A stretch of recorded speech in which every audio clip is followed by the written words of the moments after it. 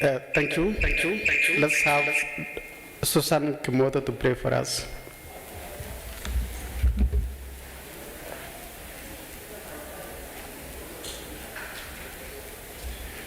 Let us pray. Father, in Jesus' name, we come before you this morning. We thank you for this day, our fourth day, oh God, in this Innovation Week. We ask you to continue blessing us as we're having the events, the 2 events for today. Be with us, help them to be successful. And at the end of the day, we are going to give you grace. We are going to give you glory. In Jesus' name we pray. Thank you. We can now take our seats.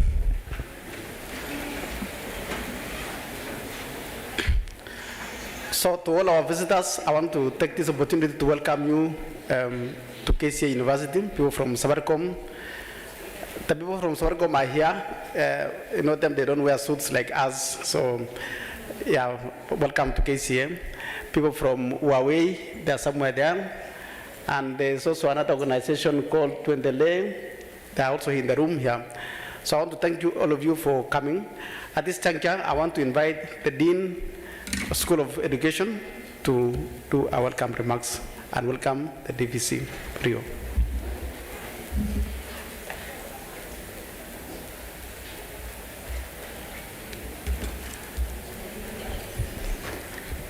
Our guests from Safaricom, the Deputy Vice Chancellor, Research, Innovation and Outreach, the Deputy Vice Chancellor, Finance, Planning and Development, KCA University, members of faculty and other administrative staff, our students, good morning, everyone. My name is Dr. Priscilla Gashege, the Dean, School of Education, Arts and Social Sciences. I start here this morning, and it is my joy and pleasure to welcome all of us to this very important gathering. And we gather here today because we want to embark on a journey of exploration, inspiration, and transformation, because we would like to do things differently. We would like to leave a mark in whatever we do. And our desire is to ignite the flames of innovation and creativity. Today, the world in which we are living in is full of challenges and opportunities, and it's therefore important to foster an environment that encourages and embraces new ideas and practices.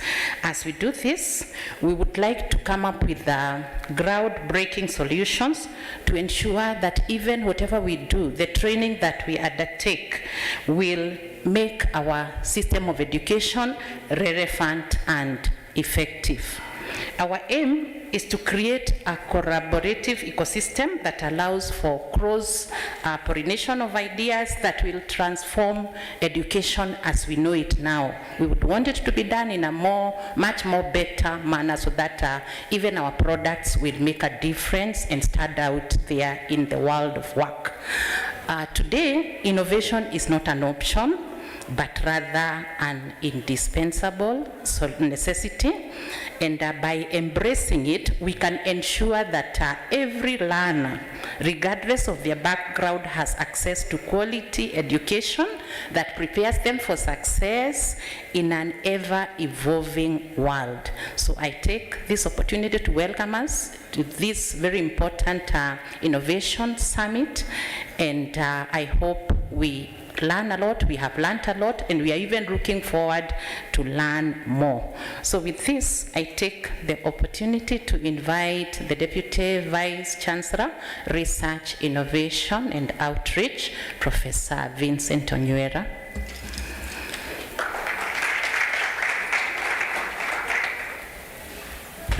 Thank you very much. Let's appreciate our Dean of the School of Education, Humanities and Social Sciences. Let us appreciate her one more time. Our Deputy Vice Chancellor in charge of Finance, Planning and Development, Professor Damiana Kieti. Our facilitators from Safaricom, our facilitators from Huawei, and all our partners here, members of faculty, colleagues, and our exquisite students of KCA University, and the students who are joining us from other universities. We are really privileged this morning to be having you here. This is the home stretch. We are on the home stretch of the second KCA University Innovation Week and Industry Summit. And definitely this is not the beginning of the end, but the end of the beginning. There's a lot in store for us. And at this juncture, without taking much time, it is my duty to invite our Deputy Vice Chancellor, Professor Kieti, to kindly step forward and make some remarks, and thereafter invite our facilitators from Huawei and then from Safaricom. Let's put our hands together. Thank you. Can I pass to you here? Asante sana. Thank you, sir.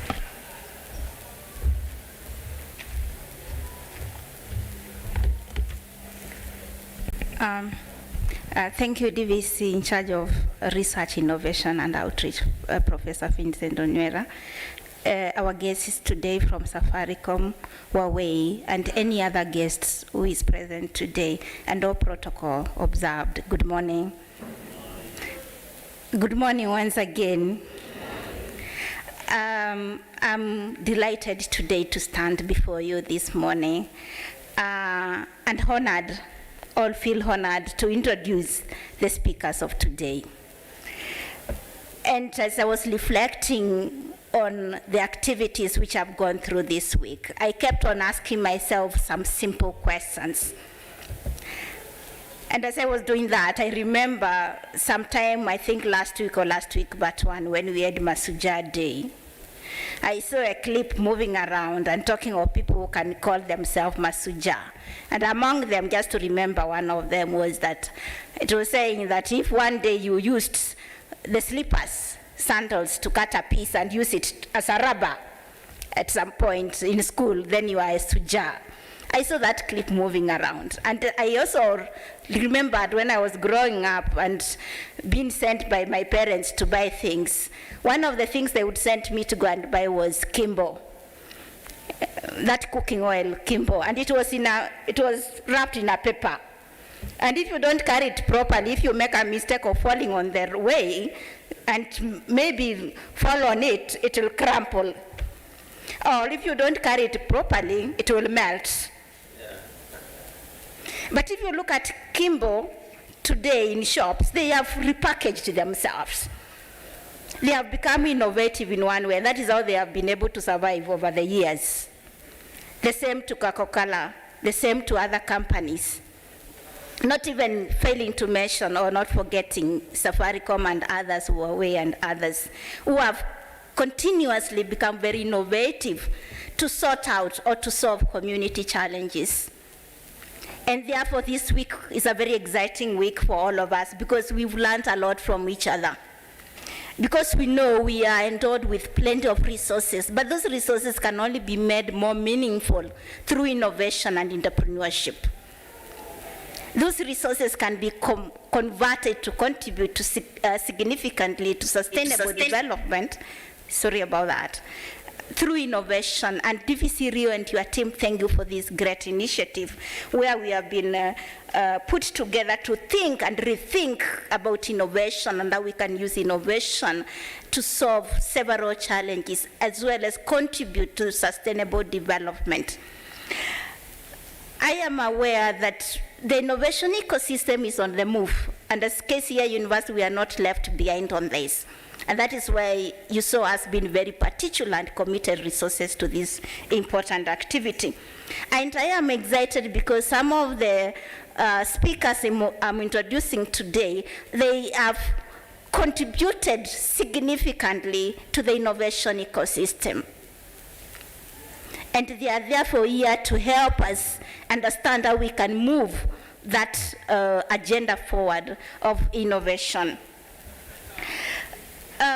Basically, contributing or creating innovative ecosystem contributes significantly to many things, including creation of jobs in situations where perhaps jobs are not there, but you can create them yourselves.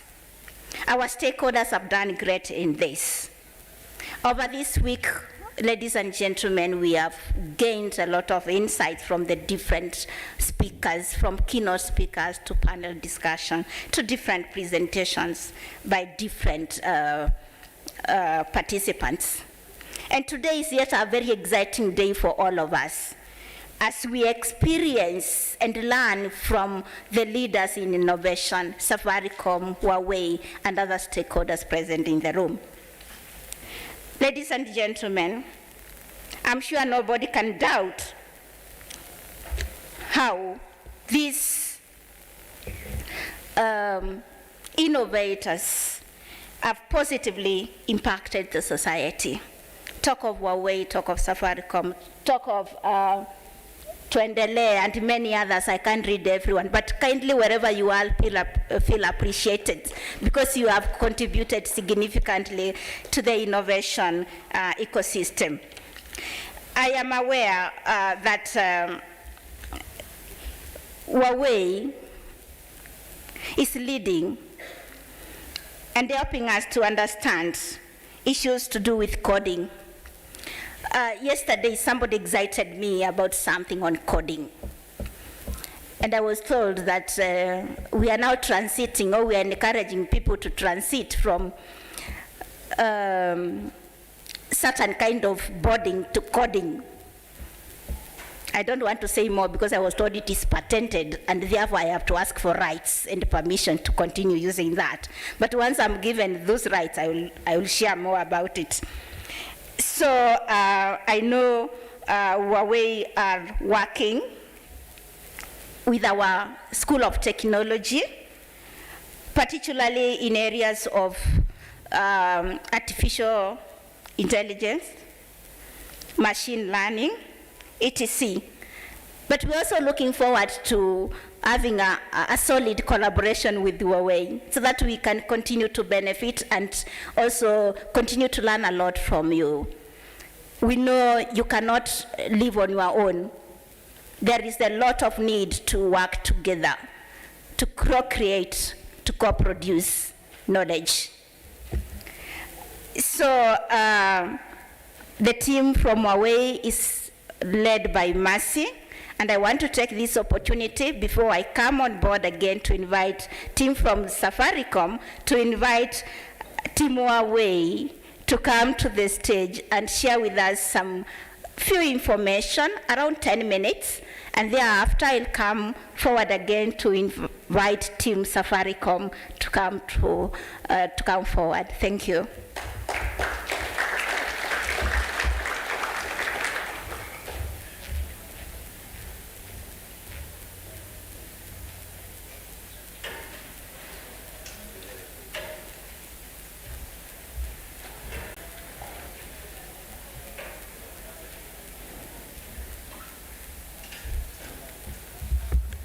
Good morning, everyone.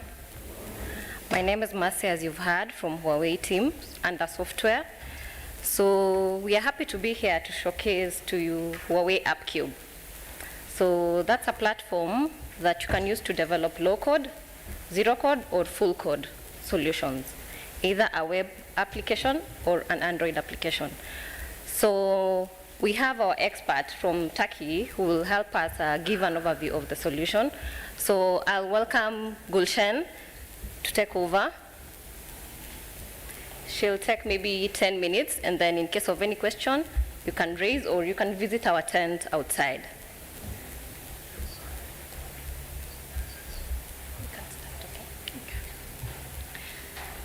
Yes, hello everyone, welcome.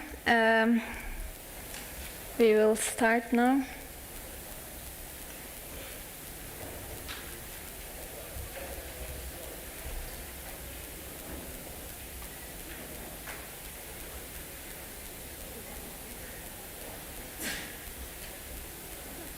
It's okay.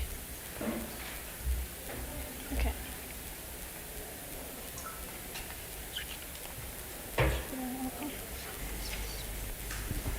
With you? Thank you.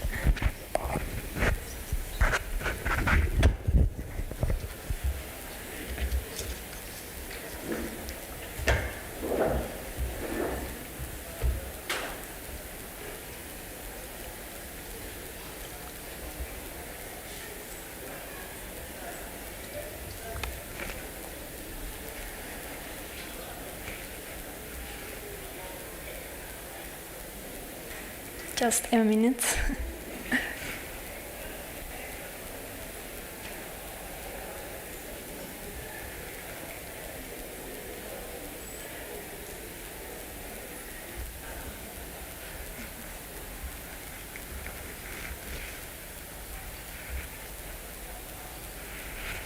Yes, can you hear me from that? I think, okay.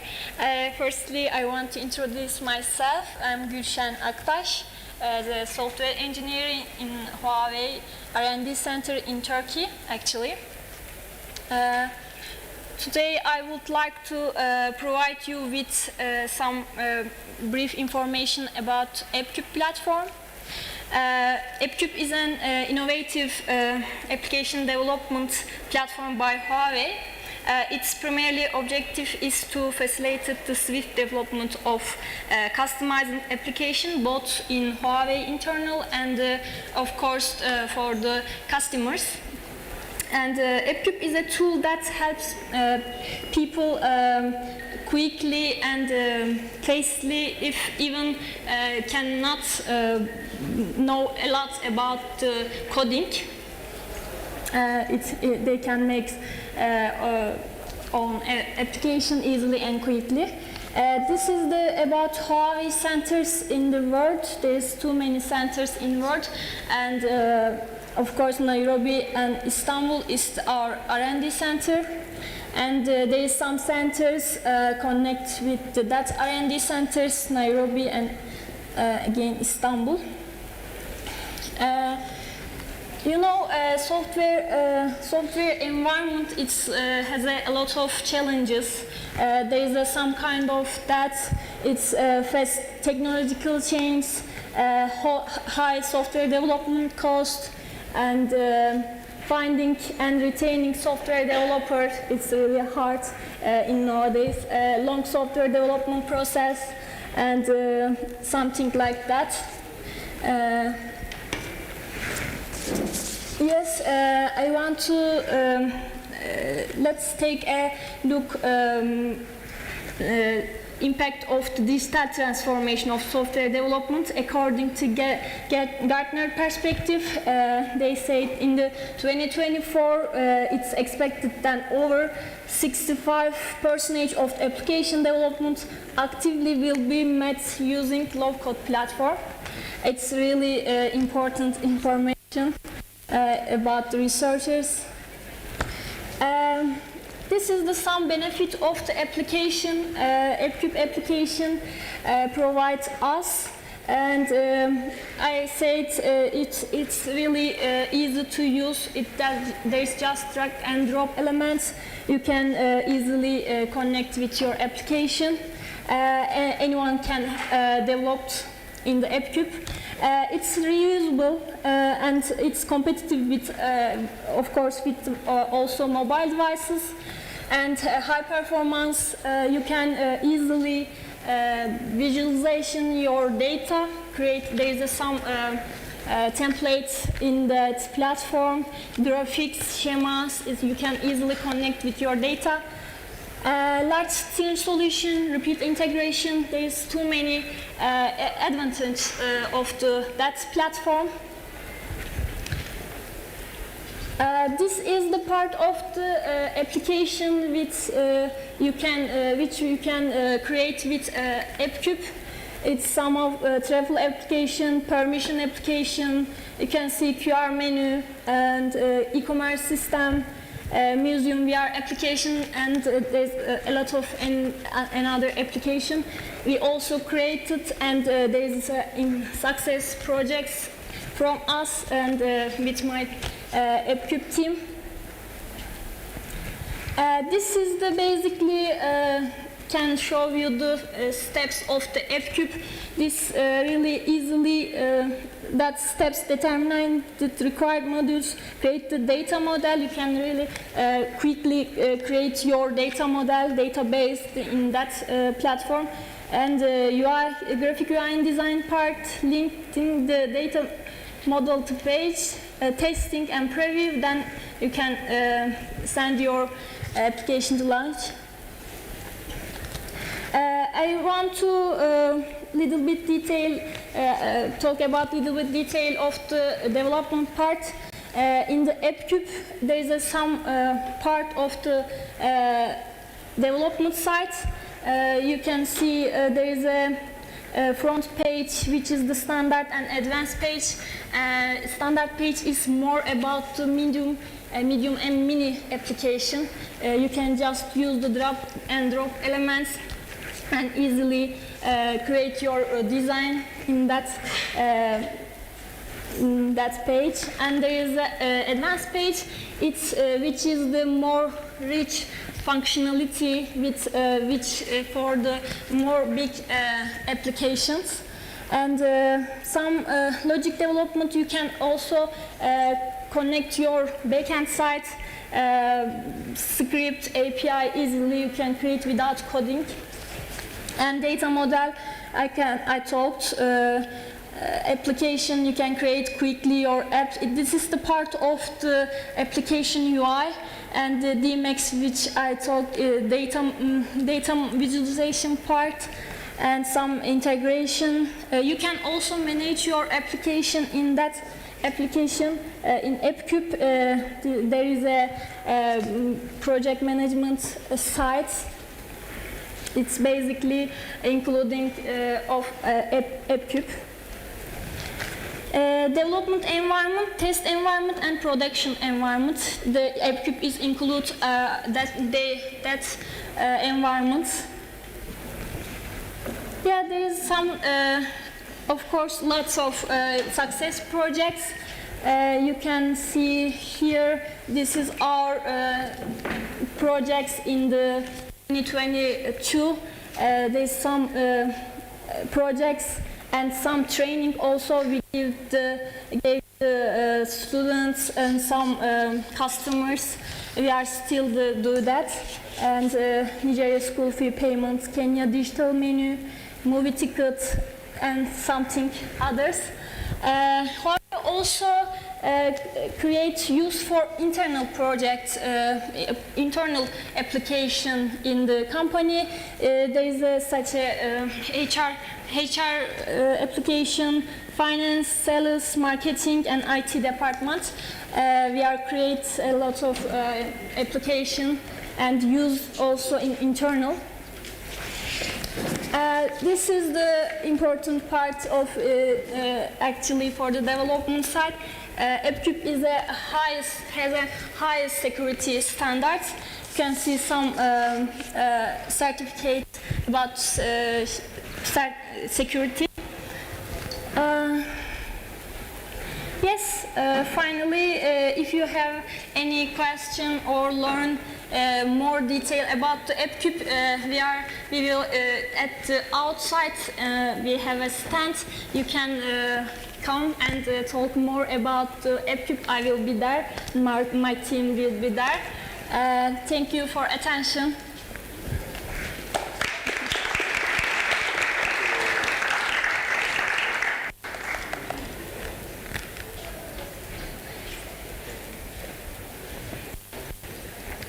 So to students, I hope you. Yeah, I hope you. This course will be offered. We have a lot of SMEs, so help us create more applications, agile applications, cloud native applications, and you can, with AppCube, you can be able to use your assets.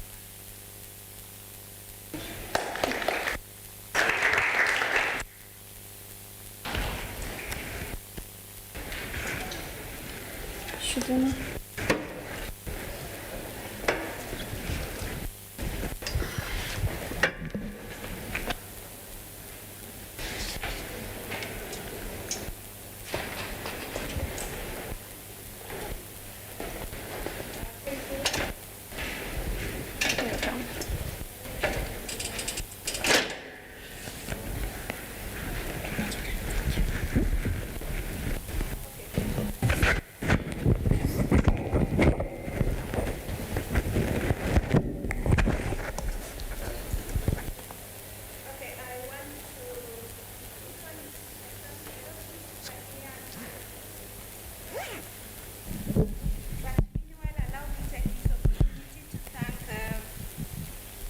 the team from Huawei, that is Mercy and Gulsan, for the wonderful presentation, and I'm sure after this, participants will be able to interact with you outside and get more information about this exciting EPCube. I hope I have pronounced it correctly.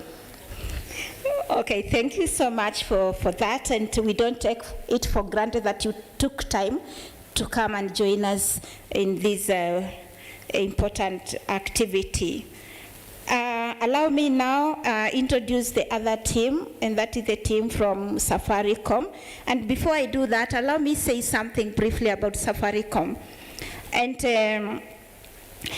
Safaricom have been running a program with universities, and we are privileged to be in that list. And we know that basically in that list we are number one, the others follow. And this particular program is, I think, called Industry Digital Talent Program, something of that nature, where you are trying to mentor people, prepare people for the job through training and internship. And I'm told this did not come just like that. It was an innovation in itself, because you realize you are spending good money to train people when you get them on board. And that good money was running up to 800,000, I'm told. That is good money, but I'm not sure whether that is the right word to use. But, and then you became innovative and said, no, this cost can be cut by being able to reach out to our source market. That is where you get your employees from, to train them and prepare them. So that when they come, they are fairly prepared, and we want to thank you for that initiative and for making us part of that great initiative.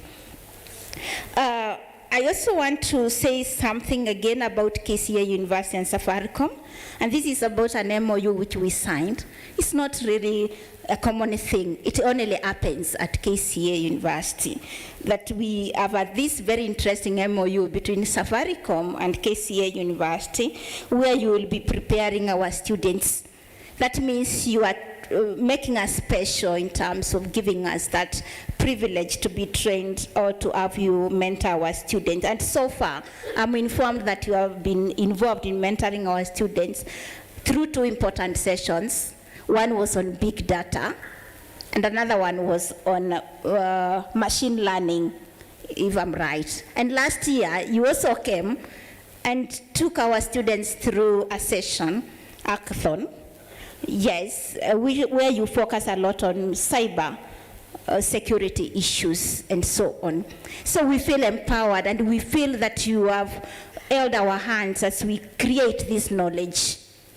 And you are helping us create right graduates, so that when they get out there, they are not half-baked, but fully baked. Today's session is also going to be very exciting. The masterclass session, which is going to happen immediately after this. And I'm told in this session, students will be prepared, and all of us will be prepared to be more innovative, and also to be able to know how we can use the available tools in Safaricom to enhance innovation. And that, I'm sure, is going to be a very interesting session to every one of us here, to see how we can be able to move and get more innovative, and even use whatever is available within the Safaricom ecosystem to enhance our innovation. So having said that, I don't want to say more, because I might end up diluting what is supposed to come. So I want to create that curiosity in you, that you are looking forward to hearing what Safaricom I'm going to share with us. And I now take this opportunity to invite the Safaricom team led by Juliana Rotich. Juliana Rotich, kindly step forward with your team. You will introduce your team, but I'm also told that before you begin talking, we will have a photo together here in front. So I want to take this opportunity to ask you to introduce your team first. Thereafter, we'll have a group photo with the team from Huawei, And then we now leave you with the stage to take us through this exciting session. Thank you.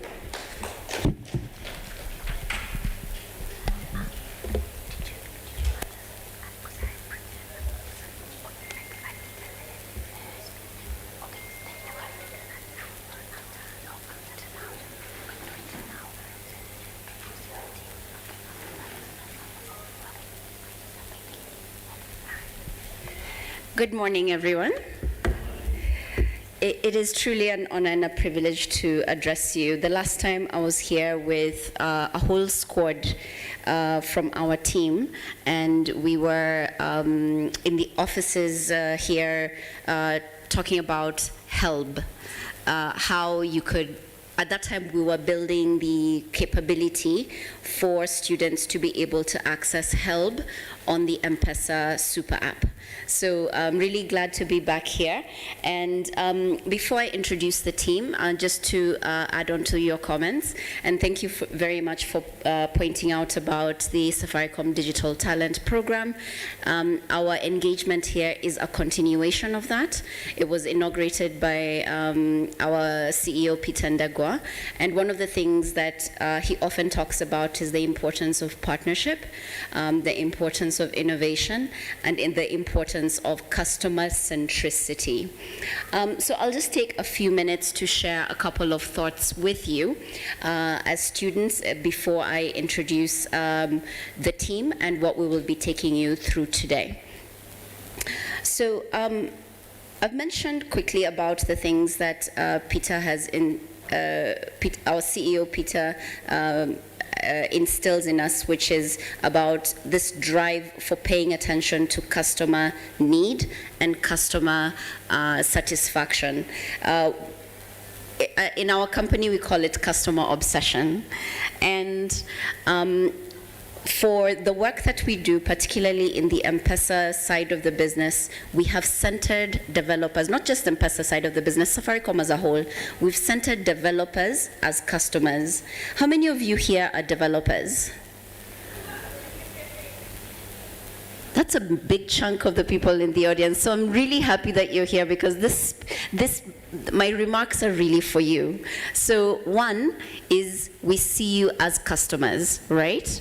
And the team will be sharing about some of the ways that we have served, we continue to improve in how we serve you. A few years ago, about a year ago, we tested and we did a quick survey to just see what is your experience of working with us and utilizing our platforms. You gave us feedback, we made improvements. It used to take about 4 days for a developer to get API keys. That has been reduced to 2 minutes or even less. So we continue to center you and to work hard to make your experience better. And that speaks to the idea of customer centricity in the service of innovation. The other leader that I'd like to just share a quote is the late Bob Collymore. He would say, there's a quote where he says, "There's no shortage of innovation, there's just a shortage of useful innovation that meets need," right? So in your dorm rooms, in your day-to-day lives, whenever you see something that you just look at it and you're like, okay, this could be done better, right? Either it's too slow, if you see there's a long line, if you see that there's a problem, that is an opportunity for innovation.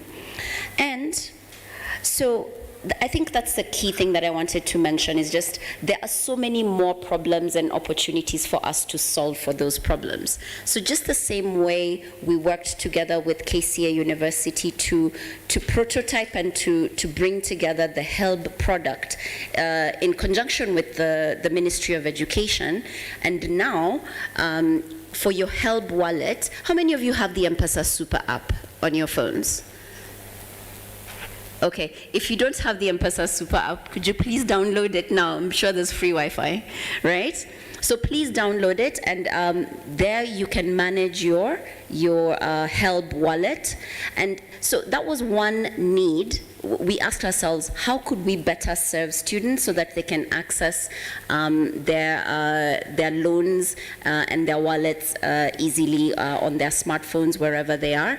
And we came up with that. So point is, wherever you see a need, let's work together to provide a solution. The other point that I wanted to make is that the cost of innovation is down. Previously, you needed a lot of capital, but these days, you don't necessarily need a lot of capital, right? You used to need a bank of servers, or you needed to have a lot of money in order to innovate. However, that is not the case today. Most platforms give you a way to engage and to learn and to know how to use it. There are sandboxes. We will show you the Daraja sandbox and how to use it. We will give you a preview on how to create mini apps. There is no cost to you other than your time and your interest and your intention to make something, right? You don't need, in fact, most cloud hosting services have a free version, and we're continuing to work with some of our partners to make sure that we can also give you sandboxes that, an area where you can play around with it without needing to pay for a full hosting package, right? But generally speaking, the cost has come significantly down in 2023 compared to 5-10 years ago. So this gives rise to something called permissionless innovation. You don't need to ask anybody to create an application, right? You don't.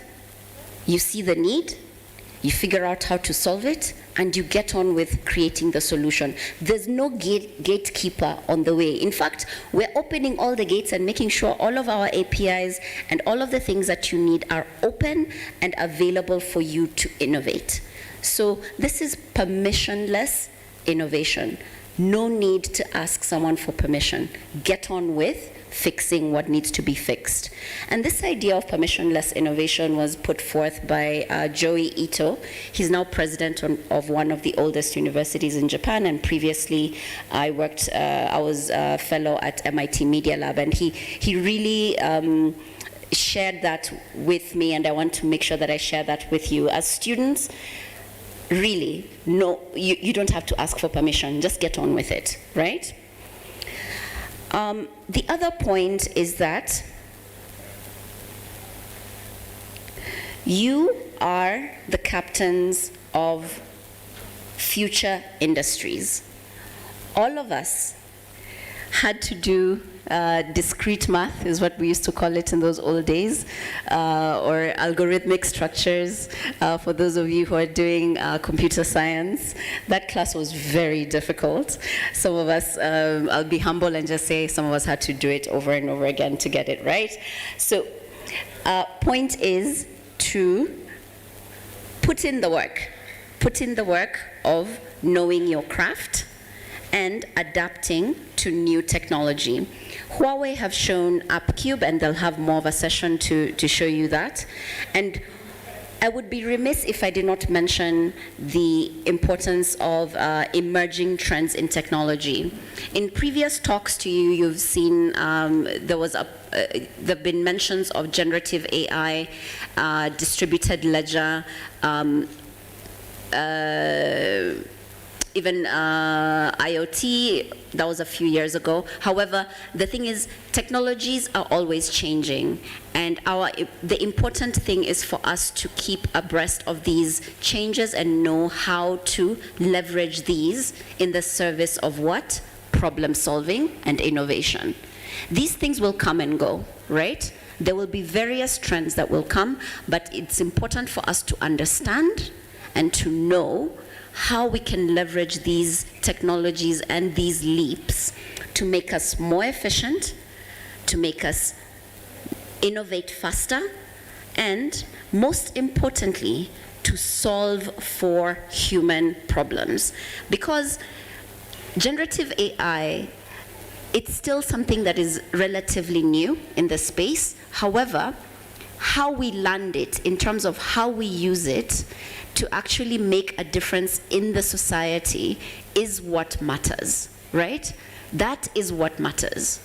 We have to center each of these technologies in improvements for our society, for ourselves, and for the people that we serve. And the last thing that I'll mention is that there's a quote by a lady called Margaret Mead, and I'll just read it just so you can understand the importance of collaboration and of community.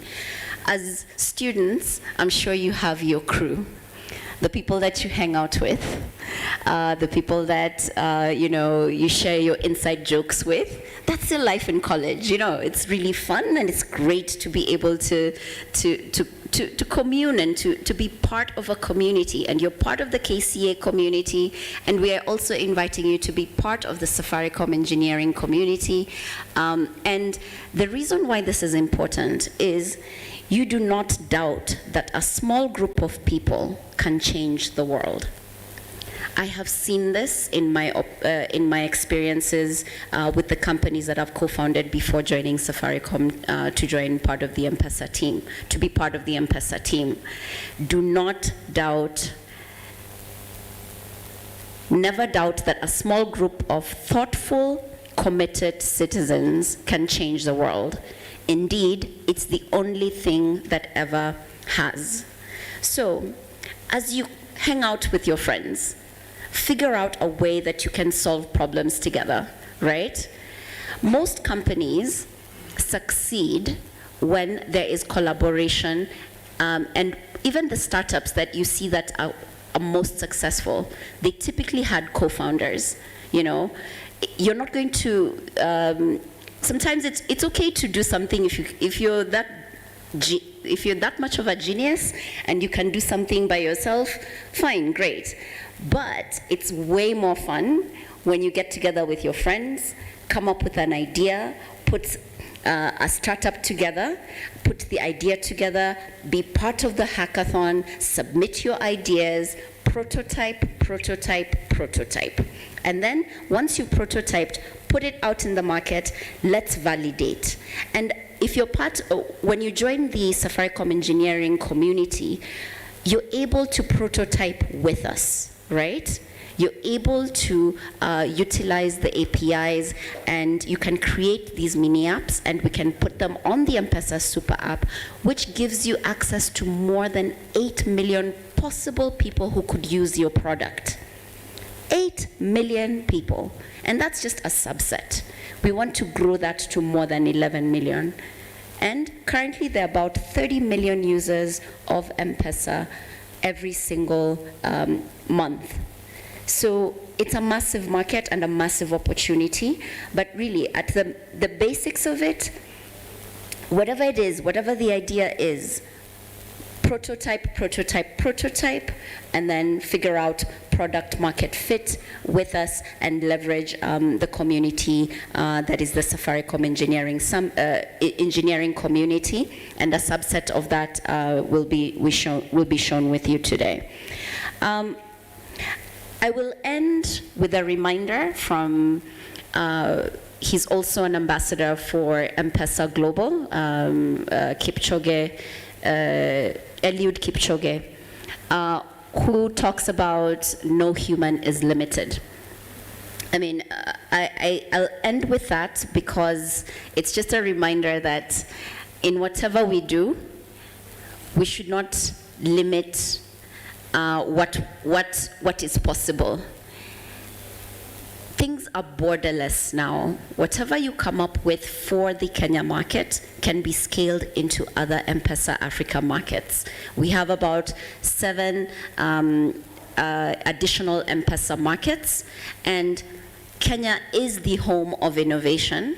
Kenya is the home of champions like Eliud and others, and it is the home of future captains of industry who are here. I see each of you here, and I see the potential of you innovating, working with us, being part of our community, and helping to drive progress through technology and the ideas that you have on how to make society better. I will stop there and invite my team to join. Thank you.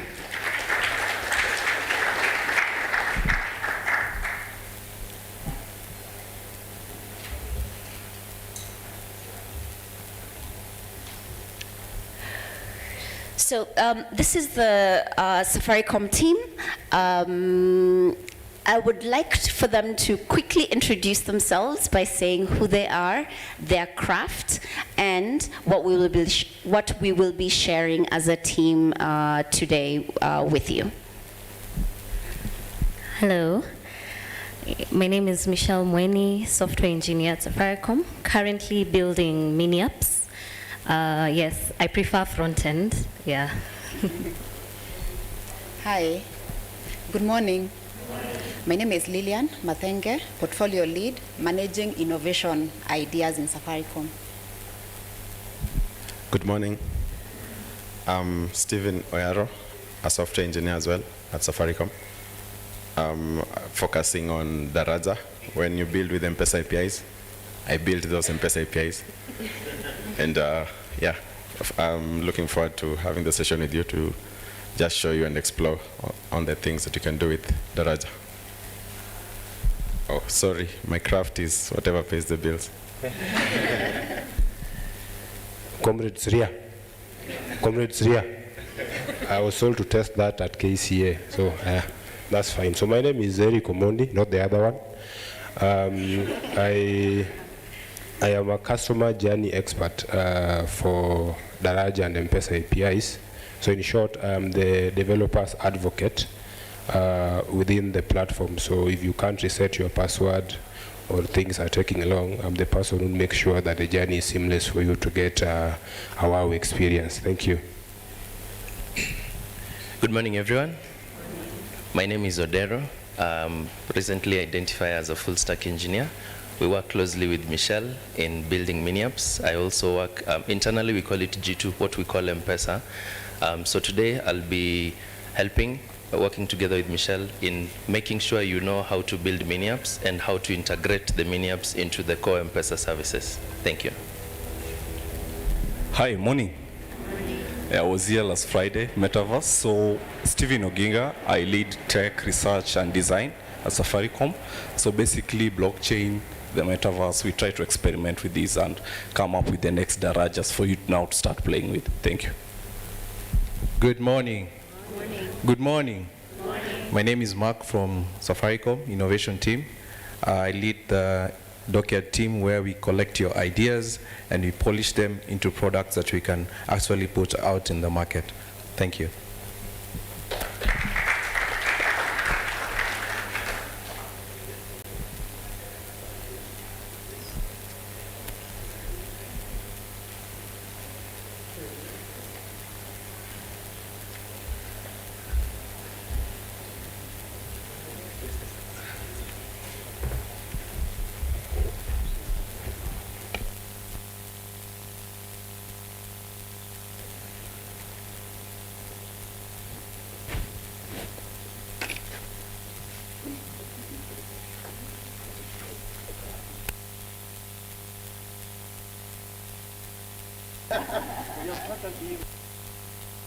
We have a powerful team here.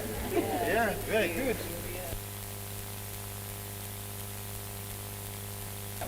Yeah.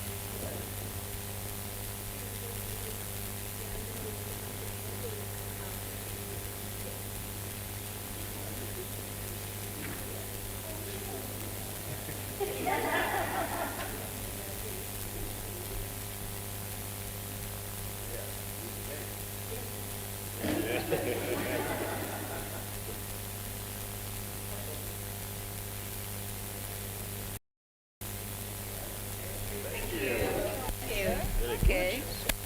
Starting now, the next person can Yeah. You take over now. Yes, yes. Yeah. So, go. Okay. Yeah.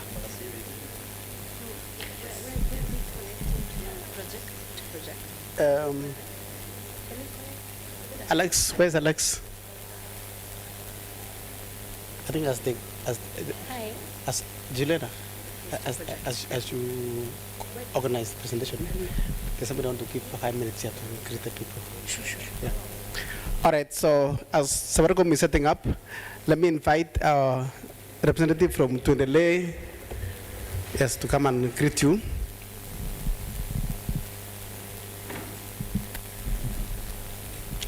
Very much.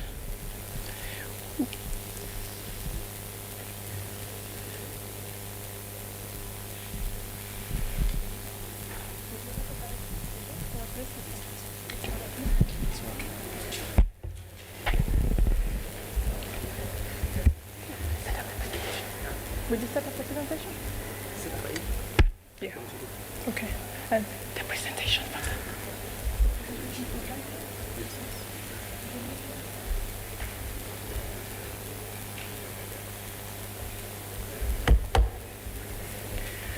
Ladies and gentlemen, young ladies and gentlemen, good morning. How are you all doing? I was actually very excited as I walked in and saw young people with energy walking into the room. Yeah? The same energy that you had walking into the room, I hope is the same energy that you will have doing the upcubes, the darajas, and all the other innovations that you have in mind. Because that energy that you have inside you is what will propel whatever product you expect to bring out of you and into the market. So that's my first encouragement as I stand here. And as we wait for them to bring up the presentation, I just thought there's something I can bring up to link what the previous presenters have said with what we are about.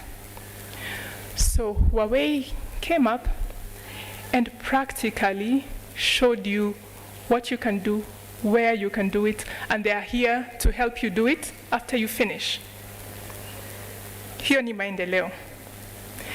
Now, Safaricom came up and reminded you of some things which are already available that you can use. And I picked two things that are very good link that I want to use to transition into our presentation. First, the importance of collaboration. I can assure you we all work with collaboration. And then second, problem solving. And there's no better place than here in school when you have resources, some time, and not too much pressure to start looking for solutions for the market and collaborating with others to make things happen.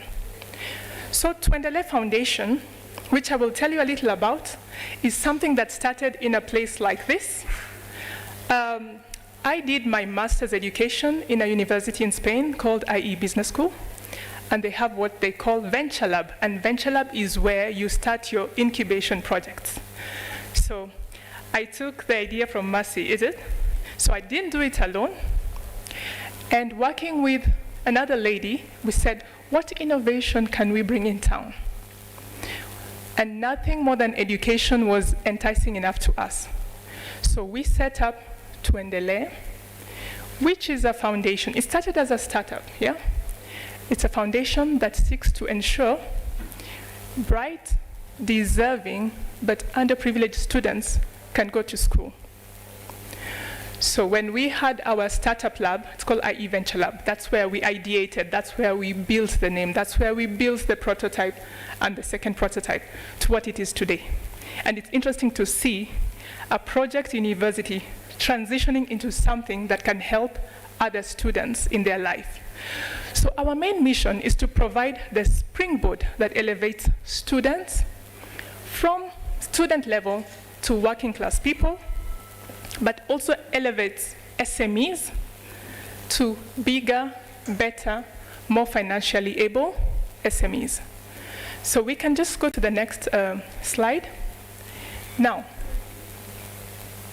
how do we go about doing that?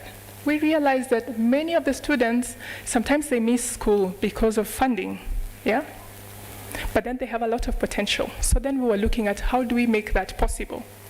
Studies have shown that up to 16% of the people in Kenya are below the poverty line. If you're in poverty, it's hard to get education. If you don't get education, it's hard to bring better qualified people into the workplace. If we don't have better qualified people in the workplace, it becomes complicated to get qualified workforce to solve societal problems and to be better.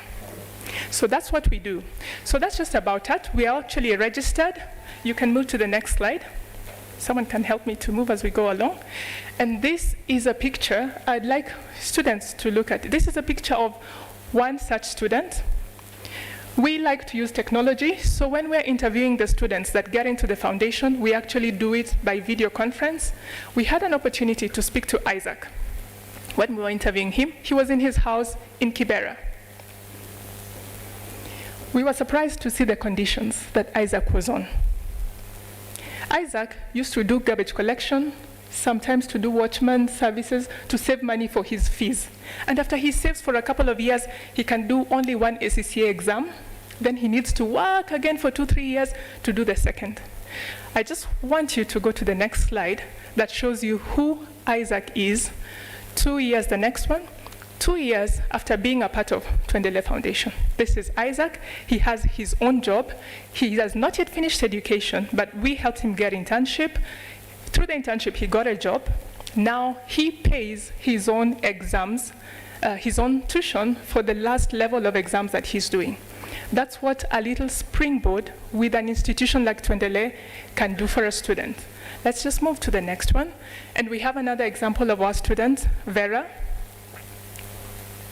who, because she gets help, by that time she couldn't do it through Daraja, but it was so little compared to what she had. And being an orphan, she had to also pay the fees for her younger brother. So between paying her own and her younger brother and trying to eat, it was complicated. But we came through with some bit of support. She had an internship in BAT that transitioned into a full-time job. That's what a little springboard can do. I just want you to go to the next slide. Where are we going with it? Just move next. We are just saying that if we work together with various people, there's a lot that we can do together. I thought it'd be interesting to share a bit about our values. One, we say that Tuendelee is a family. And you know your family members. Like them, hate them, they're part of your blood. You can never really get rid of them, right? Like it or not. Once you're part of Tuendelee, you're our DNA, you're there for life. You could move from a student to a working class person to a donor, but you're always part of our family. Now, let me interest you with a gentleman. He doesn't know I'm going to speak about him right now. He's taking the video. This young man here, Dickens. He recently got admitted into KCA. Hopefully from next year, you will see him here. He's a student. He does videography. He is interning with us with his skills he loves, but at the same time, he's going to study. He already started studying. So at Tuendelee, just in line with our second value of giving, you give what you can, what you have, and what you want to give. But what you give wholesomely. So if you want to do that up, if you want to innovate, whatever you want, you can, you have to do it with all your heart to get the best. We are all about achieving and achieving excellently. That's our third value. And lastly, we believe in teamwork because we always do it together. Just like Rotich said, it's all about collaboration. We do it better when we do it together. And that's why the name Tuendelee came up, because we realize you can never develop alone, you can only do it with others. Let's go to the next slide. So just a little bit about where we are right now. We have a couple of partners like Vision Institute and Strathmore where our students study. We have Evisha, which is an online learning platform for accountants. We have a foundation in the UK, SME Founders Association, with which we work on SMEs that we support, and Wingubox, which is a locally developed app that gives HR and accounting services. So we collaborate with all those people, and I'm happy to say we are also in discussions with KCA to see how we can collaborate. Can move to the next slide. So we have grown in leaps and bounds over time in terms of how many people get to apply, how many people we support, how many people we get to mentor, but also community impact. For us, it's very crucial to support the community from where we come from. And we do that using the students who are part of our program. Yeah? You can just move to the next slide. Since inception and our registration in 2017, we have been able to increase the number of students who get to study, who get to finish, who get jobs. Almost all the students that got into our program are already working. We have increased employability because we're not just about scholarship, but we are also about mentorship and internship. So we have people who have signed up to be mentors to support the students. We provide practical internship for the students that helps them to be ready for the job market. And we tell the students, as someone else is supporting you, stretch your hand and support someone else. So what started as Twendele Foundation, seeking to give quality education to those in need, has this year given birth to Twendele Consulting. So what are we doing with Twendele Consulting? Because our immediate focus has been business, finance, accounting-related students that we support. We started with making sure they're best prepared for the job market. Then we said, we need to give them the job that we've been preparing them for. So now, through Twendele Consulting, we actually serve small and medium enterprises by giving financial management services, consulting on financial strategy, and also do bookkeeping services for them. Yeah? So it's just one of those things, as was said, you can innovate, you can bring anything into the marketplace that you want when you see a need. And where is the need? Our students are getting qualified, they're getting the job, they're getting ready for the job, but where will they go? They need jobs, and at the same time we have small and medium enterprises that sometimes do not have the capacity or do not need a full-time person, but they need financial management work done. And so you might ask, what does this have to do with Innovation Week and with us who are here today? One, most of what we do, we use IT systems. And what we are looking at doing is, research says that in Kenya, almost 5,000 SMEs are registered each year. They are quite a number. All these SMEs need some good service. For you to serve them, you need to reach them through the right technology. So if I throw the ball to your court, if you look at the foundation, if you look at the consulting, if we want to serve the SMEs that need proper services, and you guys, hackers today and tomorrow, are here, innovators, developers, what can we do together to make this a reality, to make it more efficient, to make it better? And part of the reason we came here today on Research and Innovation Week for us is because we see that potential. And we can do it well when we do it together. Maybe you can just move to the next. So I thought it would be interesting to just show you a bit of our business model and how it works. So what happens is we have donors and partners right at the top. Maybe it's a bit small, it's not so clear, but these donors and partners give donations that go into the foundation that sponsor the students. We give the students mentorship, we support them with internships, and then this student who has got these assets, who is at the center, I think Rotich is the one who said they look at the developers as customers. For us, the students are at the center because they're the main customer. Once they're prepared with all those, then we expect them to do two things. The arrow going down into community outreach, giving back to the community, and our students have projects that touch the community, we support them to do it. And also, on the side, to go and serve the SMEs. The SMEs pay for the service that goes back to fund the scholarships as well as put something in the pocket of the students so that they too are earning an income. And we have partners like donors, universities and other learning institutions, and other players in the market. just next. So we are looking at more students that we can support, more SMEs that we can support. So for your information, if you or your friend is doing a course related to business, related to finance, related to accounting, you're welcome to apply. Our website is www.twendele.org, and actually, as we speak, there's an application process that is open up to 12th of November. So feel free to share the information across. And in the long term, if you look at the next slide, we've just started, and this was like a startup, but where are we looking at going? So if you look at the next slide, it just shows we are looking at growing into other courses. So we hope soon we will also be supporting the ICT team here. We are looking at growing outside of Kenya, and we are looking at establishing our own training institute that will have its incubation that serves the students as we go into the job market. So we are getting into the final slide towards the end.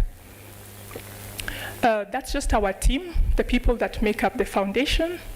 And lastly, I think there's why KCA? Why KCA? KCA because we already have students studying here.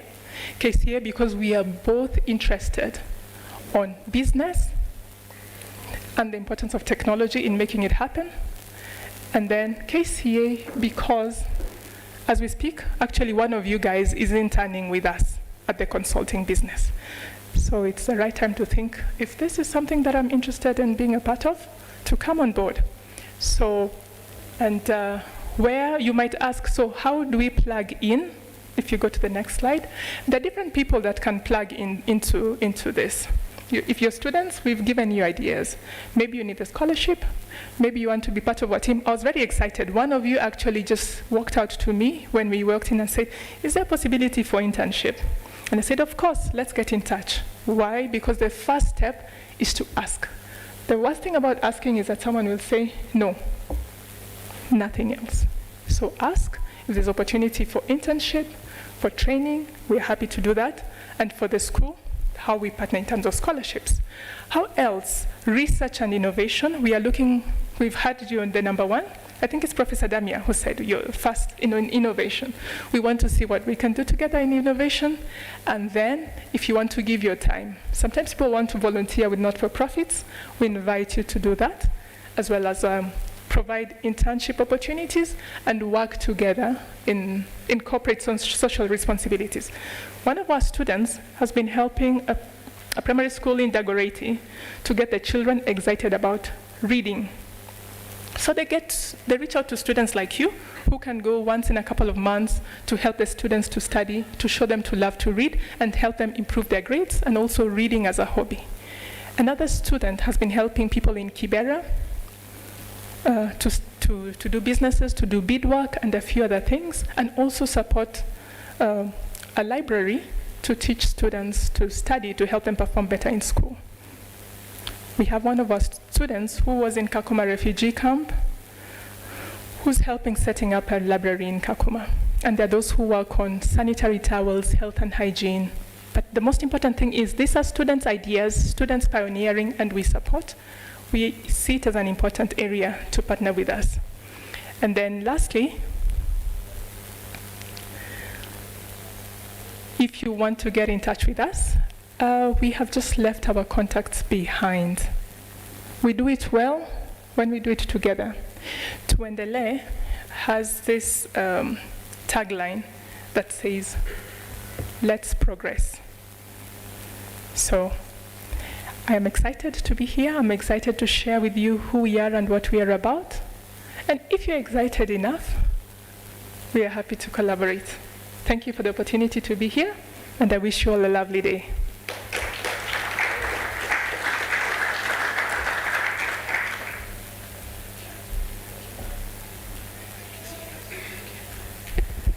A round of applause for Madam Gaha.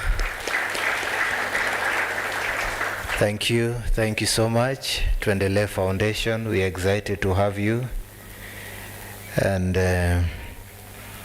those of us who are not able to get the advert for the scholarship, you can see me, I'll be able to share so that you apply by 12th. And it's exciting to hear those offers for us here. And to our students, on the sides, when I was having a discussion with Madam Gaha, those of you who are in innovation, I think if you listen to a deeper voice, you'll be able to learn and gain mentorship and progress and support. So thank you, Madam Gaha, and Tuendele Foundation. We are excited to grow that partnership. A round of applause for her for the last time. Thank you so much. Now at this moment, I want to bring back to you the Safaricom team, the next speaker who is supposed to carry on from here. I'm sorry, I'm not able to mention your name, but I think you're well briefed that you can be able to carry on from here. Please, you're welcome. A round of applause as they come. Thank you. Thank you.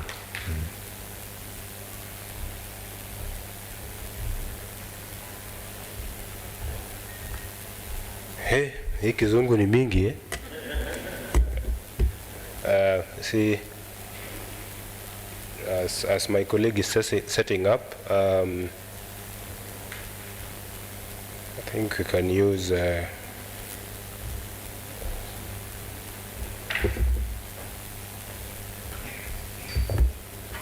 yeah, as I said, my name is Eric Omondi. I represent Safaricom, M-Pesa specifically. And I think the theme of today's event is about innovation. And in the Kenyan space, if you are speaking about innovation without being cognizant of the M-Pesa journey, I think you are missing something, because M-Pesa, according to me, is first was an invention, and now an innovation is something that was already invented. Now you are building solutions on top of it. So right now we are innovating around M-Pesa, and I will give you a brief history of whatever is on my slide right now. M-Pesa API. So before I go to M-Pesa APIs, I know everybody knows M-Pesa. You use it every day. So it's something that allows you to pay for either bills or even utilities at the comfort of your phone. And the convenience is making it more popular among the industry players in the payment ecosystem. So with M-Pesa, when it started, you could only send money to a customer. We introduced Lipa na M-Pesa. Now you could pay to a business. We've continued innovating around it. Now you can pay to a pay bill. You can do something called Pochi la Biashara. All those are innovations. So in that list, we also have something called M-Pesa APIs. I know we said our target customers here are developers, but business owners are also our target audience here. You might be a developer in the university, you might also be a business owner. So as a developer first, before you start coding, you must have a use case, because it will be we will just call it pretty code, but what is it solving? Either it's solving a need of a customer, or a business owner has a need. Somebody will tell you, I have a website, I want people to pay via M-Pesa on my website. So that's a need. So as a developer, you go back, code, and that's why we are availing APIs. So APIs, for people who don't know what APIs mean, API means an application programming interface. In a layman's language, this is the leg that connects two systems. It allows two systems to communicate. So for example, if Equity and Safaricom is sharing one customer, how can the systems from Equity communicate to M-Pesa to make sure that we deliver the services to that one customer we are sharing? So that's the leg of programming that does that communication between these two systems, the APIs. So the API conversation started in Safaricom way in 2014, and if you tell me APIs are things that companies normally hold to their chest, I think we are one of the first companies who have exposed our APIs freely to be integrated to, if not many, because it's a trade secret. Like, we have never known the formula of Coca-Cola We just drink it, but we have never known the formula. So APIs are, we exposed it on for the public in 2014, and we allowed partners. Previously, they were integrating via a system called broker. A broker is a system where you're consuming APIs via VPN. But because startup developers like you, we don't have that initial cost to set up a network. It was disadvantaging people who are innovative and they have those creative ideas. So we decided to avail this API via the internet. So you can consume our APIs as long as you have an internet connectivity. So you can even buy a bundle of 20 bob, Tether, and everything runs smooth on your system. So in 2014, we launched, 2018, we launched Daraja, the version that is being consumed via internet. And the other one still remained. It is still being used by banks for VPN. And this is the first self-service developers portal that is exposing M-Pesa APIs. There is no any other. And we felt as an industry leader, it was good to just be a playing field. We enable you, play around with your innovations. We try as much as possible to expose whatever resources you need to make sure that you have something that you can say it's an innovation. So what you need for Daraja APIs is an internet connection, as I said.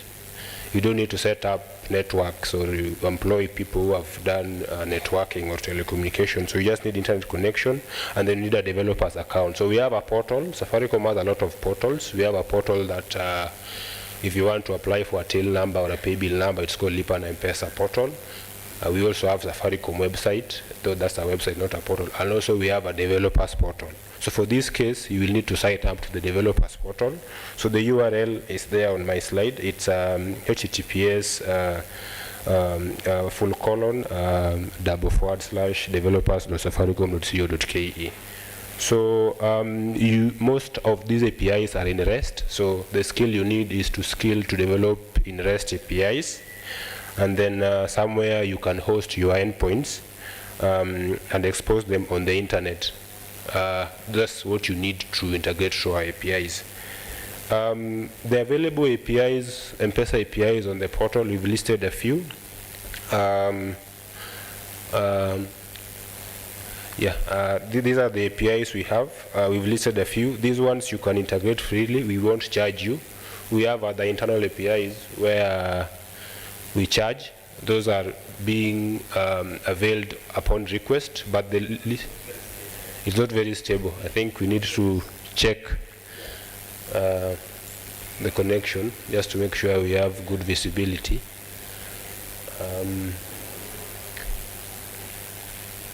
Okay.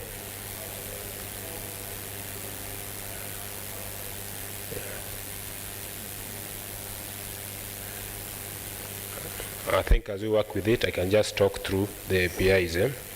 So we have dynamic QR, we have C2B, B2C, reversals, M-Pesa Express, account balance, pool API, transaction status. So I have listed the APIs there. I'll briefly explain what they do. So dynamic QR is an improvement of a C2B API. So a C2B API, as it is abbreviated, means customer to business. So this API is consumed mostly by businesses who want customers to pay. So how that API works is once you have a system, you identify a place within your code or your system to listen to payment posts from M-Pesa. So once you've identified this section, you register URLs with us. Once the URLs have been registered with us, whenever somebody pays to your pay bill, we will post those payment details on that URL you provided with us. Once you've received confirmation from M-Pesa, you can proceed and give these customer services or products. So most of the industry players using C2B API are either supermarkets or even e-commerce sites like Jumia. So there's a way they know. We tell them you've paid. So if you go to a supermarket, somehow you might receive an M-Pesa message, but the cashier is telling you, I've not received it on my side. So that means Safaricom normally posts those payments to their system. If you've not posted, they won't give you goods. So that's why sometimes they ask you your number, which is a long journey. They check if you've posted a payment for that particular shopping. So that's C2B. So dynamic UR is built on top of C2B. It is shortening that journey of you going to M-Pesa, Lipa na M-Pesa, key in a pay bill number, account number. That journey is long. So with this one, if you have your phone, you just scan a QR code. It picks all the other items on the background. So what you only need to do as a customer is to key in your PIN. So it just picks the amount, the pay bill number, it picks the till number, so it makes your work easier, and it won't make you start shouting your number in front of a lot of people. So you just key in your PIN, then they give you the goods and services. So that is the dynamic UR. Then C2B is the one I've just explained. And then we have a flow there. We have another API called B2C. This is normally used for disbursements. A typical case scenario for this API is the people who gamble. I don't know whether it's a good practice, but if you're using Betika, once you've won your bet and you say withdraw, somehow, miraculously, that money gets to your M-Pesa immediately and you can order something in a restaurant. So they are consuming B2C API. So what normally happens is, whenever you've won, they invoke this API, we deduct the amount you've won from their pay bill or their shortcode, we disburse it to your M-Pesa number. So that's B2C. So you see, with this API, it makes your life easier. You do everything within the app. You do your betting. You send your money within the app. Then it's disbursed within the app, and it's it's real time. So that's the power of API. It's just simplifying the experience of payments. The other API we have is M-Pesa Express. This is a popular one, mostly used by e-commerce sites. So for this one, if you go to a website, for example, you go to Jumia, you buy some items. Let's say I bought a Bluetooth speaker. I select I need 2, then I select checkout. After that, I'll receive something on the screen of that website telling me pay. So if I click pay, I'll be given options whether I want to pay via MasterCard, Visa, or M-Pesa. So for us to get M-Pesa on that website, they are consuming this API called SDK push. It just picks the amount. Yeah, it just picks the amount. I think Steve, my colleague, will just tell us an example of how that works. So what it does, it picks the amount of this Bluetooth speaker, it multiplies with how many you've selected, it picks the till number of the owner of the e-commerce site, it prompts you to just key in your M-Pesa PIN. So that's SDK push.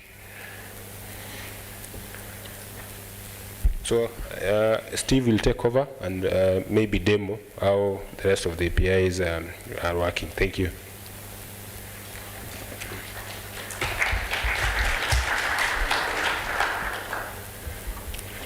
Thank you, Eric. I wanted Eric to begin because I noticed that I usually assume so many things, and I assume that people know. And as he told you, is usually the bridge between the customer and us now. We fight a lot.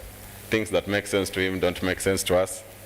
But in the end, we usually agree to disagree, probably. Yeah, so he was just explaining about, this will be the last API that we talk about here. There's quite a number of them. If you need to know more, you can visit us. We have a booth at the, is it called the Student Center, Ama? What do you call it? That place with a, yeah, I wouldn't know because enye tulikuwa nayo JKUAT. It wasn't kama here. So for M-Pesa Express, that's what Eric was talking about. Basically, here is where a customer provides their phone number, and then the business would dictate how much they want that customer deducted. And then, of course, we will prompt the user to enter their PIN and also note what business is requesting the amount from them and how much it is. And then if they correctly enter their PIN, the transaction is complete. Of course, I think most of us are developers here. It's just communications between systems. When they complete the payment, we would know the business. I just wanted to, who is willing to support my favorite YouTuber with probably 5 shillings or something? I would need your number. No one? Okay. Thank you. You can come here so that, or it's fine. You can just, you don't mind me displaying your number, do you? Okay. Yeah, so I'll use an example of conversations. This is a YouTube channel that usually talks about cars. And TinyPesa in this case, tinypesa.com, they built on top of the M-Pesa Express APIs, where if you would like to support maybe conversations in this case, you just enter your phone number, the amount you would like to support them with, and then it will go to their account. So, hey, what's your name? Who? Pa. Okay, so thank you. Can we have your number? 0723 326 919. How much are you willing to part with? Without you risking walking home. Yeah, let's give you 5 shillings. Yeah. So you just click on send money, and then ideally what would happen, this system would send the request to M-Pesa, and then M-Pesa will pick that phone number, ask our friend here to pay with the amount, and then once he enters the PIN, the system would be notified. So I've just clicked.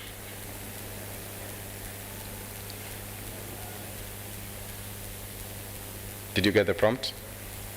Yeah. So basically this system currently is waiting for M-Pesa to let it know that the money has been paid. And as you can see, just like that, it has, we've received the funds. So to demonstrate this, and Juliana had spoken about a sandbox environment. So you can be able to test this live on Daraja. This is, if you do not have an account, you can create one with us and then test whatever we are talking about here. So when you go to developer.safaricom.co.ke, and then we can go to the APIs. We were talking about M-Pesa Express. We can just simulate, and then can I have another volunteer? This one is from the system itself, and the good thing about this next leg, it will be reversed. So whatever amount you provide, it will go back to you because you're using it to test, and it will come back to you. Hope, because I know you, we're going to use your number. Is that okay? Ama kuna mtu amemba namba hapa umekuwa ukimnyima? Okay. I think for you, it will request for 1 shilling. So if you don't mind, you can say your number out loud.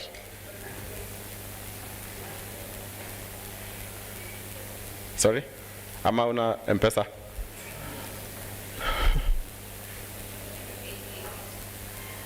Zero 0768 68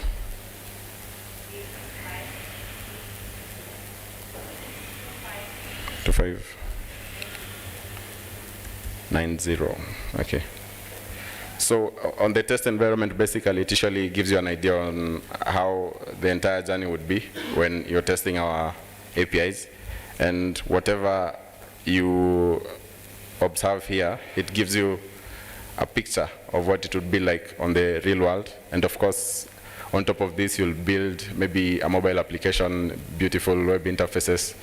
However, whichever way you choose to make your solution can be also through USSD. I think most of the parkings usually implement USSD. So what you see here, whatever name that we display here for account reference and then payment of X. So that's what Hope will see on her line. And there are other things which, if you read the documentation, you'll be able to understand better, like these credentials that you see here. The pass key, which used to take about 4 days to get, but immediately you go live now, you'll be able to get it. So I'll just simulate the requests and hope that the demo gods are with me. Let me know if you get the prompt. Yeah. So yeah, that's the overall idea. There's so much to it. Of course, you have to be able to understand the technical things that go into it. You can implement it in whichever language you prefer. We support, let me just simulate this again. It's okay, you can cancel. Yeah, we have like a boilerplate code that you can get for whichever language that you choose to use. And I think mostly people nowadays build on frameworks. So this might or might not be relevant to you.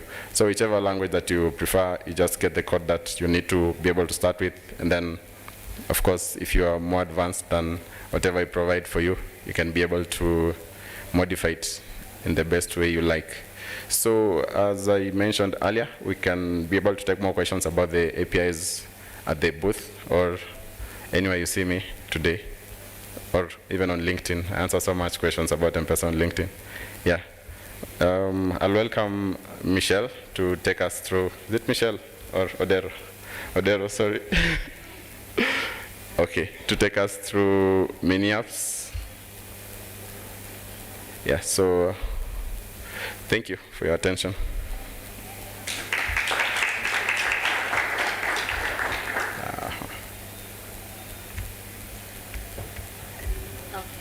So as I wait to, there's a specific link I am waiting to join. Yeah, he's sending it to me.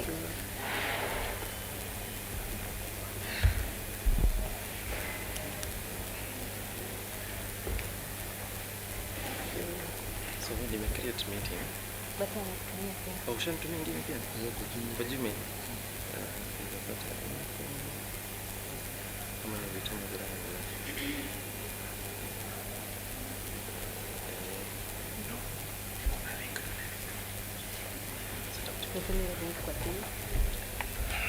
Things is faster for me.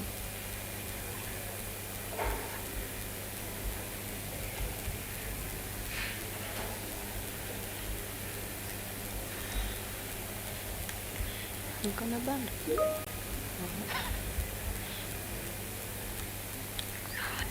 Don't open.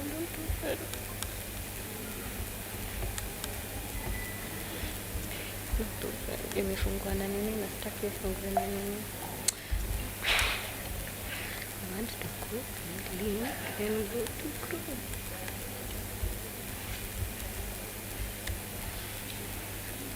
I don't even know how to joke around. Okay, hataki jokes.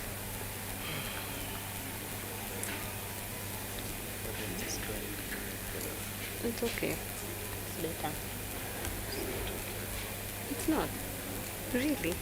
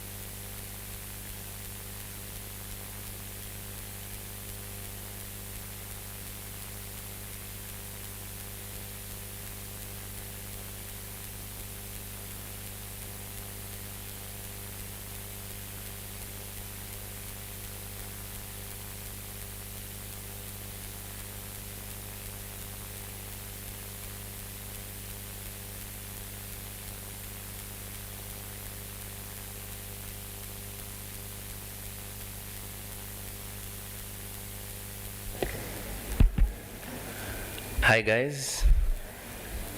Hello. So we are trying to be a bit innovative here with our technology. How many here have ever written code? How many have ever written code? Ever? HTML and CSS is code in this case. Yes, you're allowed. Nice, nice. So majority of us are familiar with HTML and CSS. We want to introduce to you a very interesting technology on top of Daraja, on top of business, on top of Huawei Upcube. We want to give you this interesting perspective, a way in which things can be done, a way in which you can have your innovation and your idea, if you have a startup, if you have a business, so that within a very short time, you'll be able to access our markets. I'm a share screen.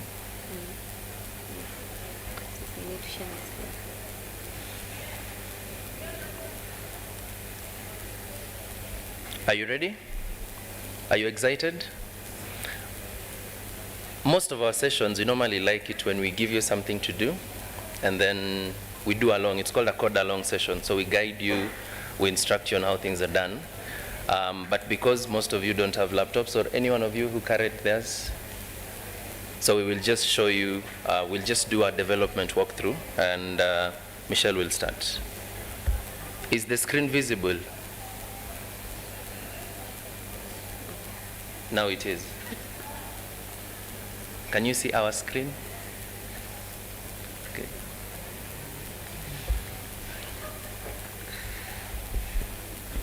I'm usually scared of this podiums because I'm usually short. So most times I'm usually below the podium. So I'll try and tiptoe. So building a mini program is kind of exciting. Like Odero has said, it's HTML, CSS, JavaScript, the most basic of code you can ever think of. And Juliana said something about having an environment or a sandbox where we can actually join and test things out. So what we tried to do is create a sandbox on our environment called the developer community. So you as a developer, we send you an invite via your email and you join. And once you join, you have now access to the development tools, that is, because building a mini app, it requires its own IDE, its own environment, that is. So, and that is what Odero will show, how we do the step-to-step on the environment. But how do we get there? You have to first register with us. So where you'll see me and you want to be part of this environment, or you're to be invited so that you have access to the tools, so that you can practice, we'll just send you an invite. Once you accept, this is the first thing you'll see, what is on the screen right now. So basically how to release a mini program. Then it's not so visible, so I can talk through it. So the first thing you'll do is you'll create a small mini program from the IDE, and then you can add members. So that is adding your own, let's say, team, if you have a team. But on the developer community, we try and tie it to just you as the developer, so you don't have access to basically add very many people. But once you want to go live, we transfer like your idea or your mini app into a workspace that you will have to register through Daraja the platform. So, and then after that, you push your mini app to the workspace, and then from there, it is either you have it on UAT or you have it on M-Pesa app, live production. Yes, environment. So UAT sandbox, you can always play around with it, but production, that one will have to undergo security scans, UAT, quality assurance scans, that's QA scans, and etc. So on the workspace, you'll get to go to development tools. For the development tools, it's Windows and Mac OS that is supported as for now. I'm sure most of us maybe are running Linux or or any other, basically any other that is not Windows or Mac OS. So unfortunately, that would be a setback, but you can always create a virtual environment on your Linux for Windows and then install the application there. Yes, in terms of documentation, everything else is there for documenting, and if you want to see if you'll have all your applications. Unfortunately, it has just started. Okay, it's not started, but if I can ask, who knows how old M-Pesa app is? M-Pesa application, not M-Pesa. Or who can take a guess? Anyone? Yes? 3. Close. Close. That's close. Any other guess? Anyone else? Yes? 5? Okay, now I'll return you back. So any more guesses? Anyone else? Yes, at the back? 4 years? Yes? 2 years? Yes, M-Pesa is 2 years.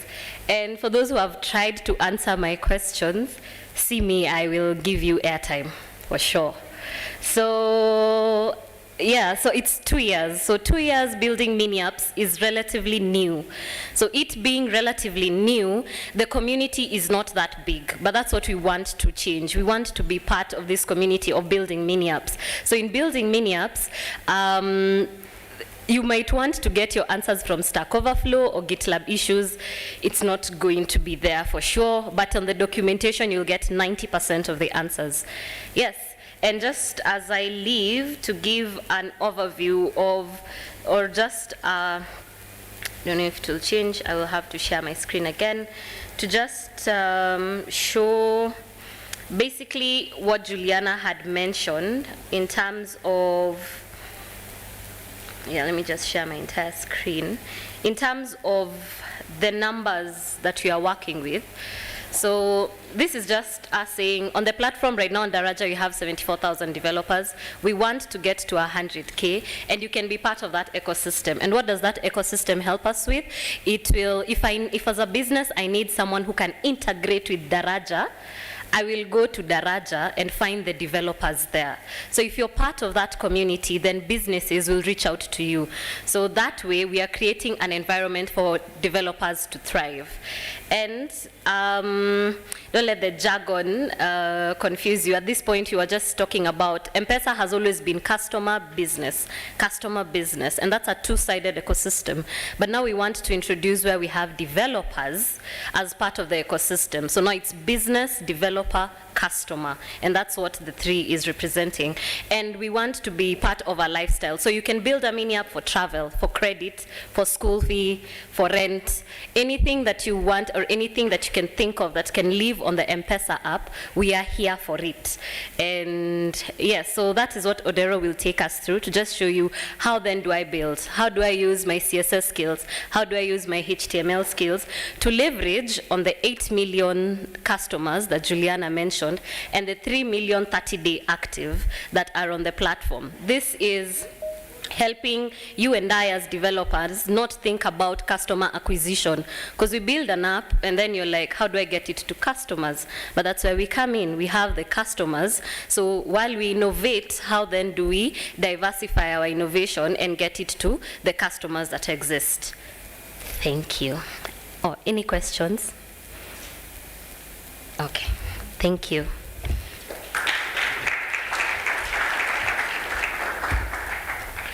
Let us clap for Michelle properly.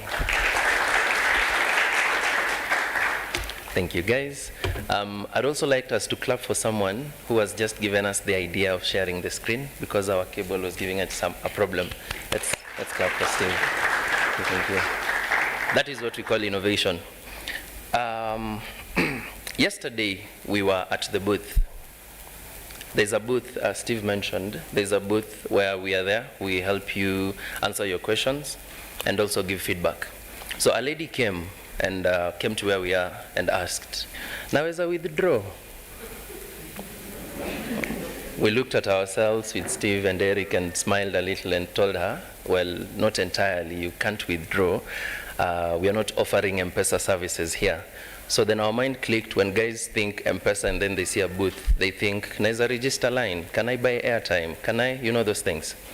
So we sat her down and said, we're not here to give you that M-Pesa service.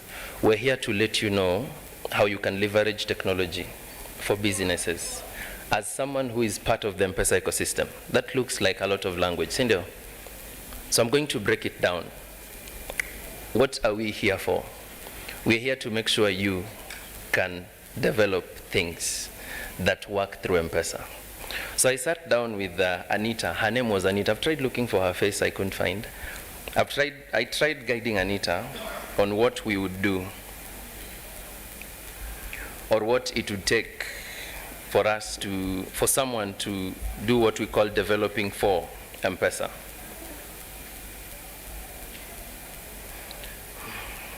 Issues.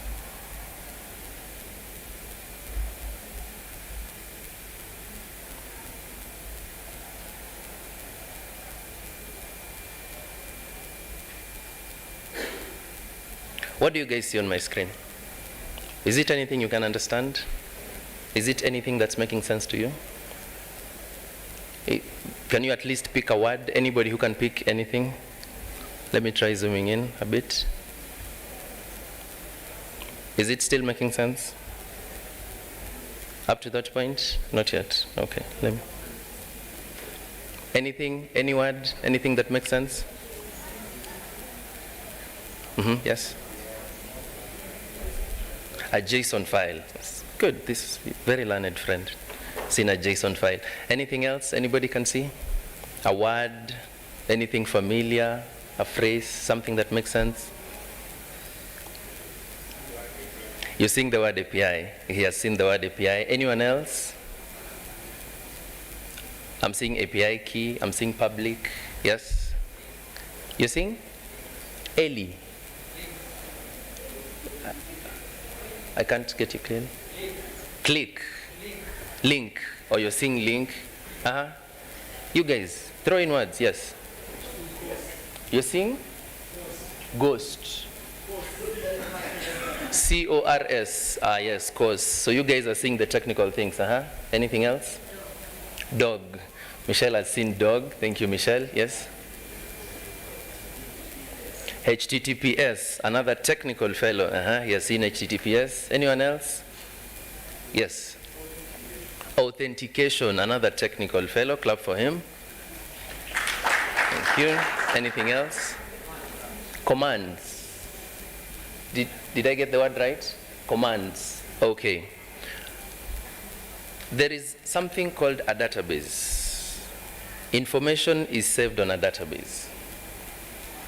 There is something called a service. You know what it means to serve? I go and get information from the database and then I bring it to you. The way you'd send someone, or when we become parents, we look forward to bullying our children, telling them, nilete remote. So they go, they get you the remote even though you can just go get it. Yeah? It means you're serving, you're getting information from someone and then you're delivering it. When Anita looked at the mini apps that we have developed, she was wondering, how does information get here? How do I get information from whatever it is or wherever it is that is stored into the M-Pesa Super App? This is what we call an API. When we query an API serves as information. It comes in the form of a JSON, as he had explained. What I'm going to show you is how to pick this information, put it on a mini app, and then share it on the M-Pesa app, right? So this is step one. I have shown you the URL. Let me just show you. I can't share the URL, it's part of the browser. But api.publicapis.org/entries. I've just picked a random public API. So that is step. Up to there we are together. What I've shown you is a simple API that queries information and then presents. Step two.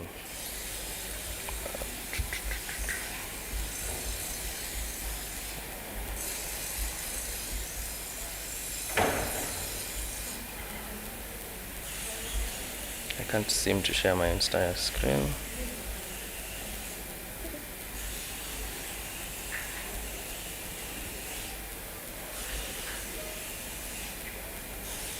Just a minute. I can see. I can't share the screen for that option, so I'll have to.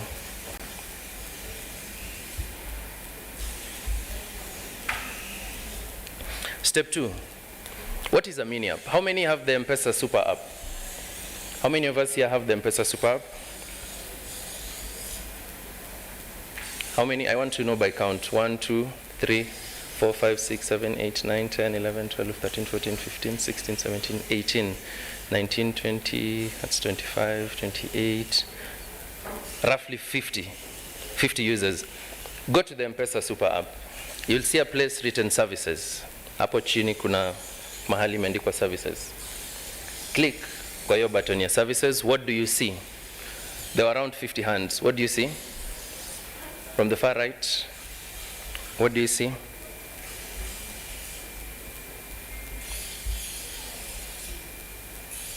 Yes? Anyone? When you click the M-Pesa Super App, you click on services. What do you see? Yes? Yep. Education. When you click on education, yeah, help. Yes. So that's help. What else? Chap, 20. Yes. Frequency. What do you see under frequency? Global pay. Anyone else that's seeing anything? We've seen help. We've seen global pay. Discover more. When you click on discover more, what do you see? Maendeleo. My Nairobi. You've seen My Nairobi. My Nairobi. What else? Anyone else who's seeing anything? On this other side. Hello. My right arm. You've seen Hustler Fund, the very famous Hustler Fund. Anyone else who's seeing anything on this side? So those things that have been mentioned. Yes, brother. Your hand was up. Masoko. You've seen Masoko. We've seen Hustler Fund, Masoko, Help, My Nairobi. Those are what we call mini apps. When you click on any of them, it will open. When it opens, it gives you an opportunity to experience services. How do we develop mini apps? How do we get to a point where we can now develop that which we call a mini app? I'm trying to see if my screen will load. Are you able to see my screen? Are you guys able to see anything? Anything that's visible? So remember I had shown you an API. What I'm going to show you now in just very few steps is how to query data from that API and show it on your mini app. This is very basic because as you advance, you'll get to learn components that are used to build so that your user interface or the mini app that you'll build will be very sophisticated. Step 1, we are here with Anita. Anita is seated right next to me. Anita is wondering how we build all these things. So I tell Anita, this is simple HTML, CSS, and JavaScript. This is simple HTML, CSS, and once you have an API that you can get data from, you can build anything. You can integrate to AI. ChatGPT nowadays gives people open APIs where you can give a text and then it gives you a response.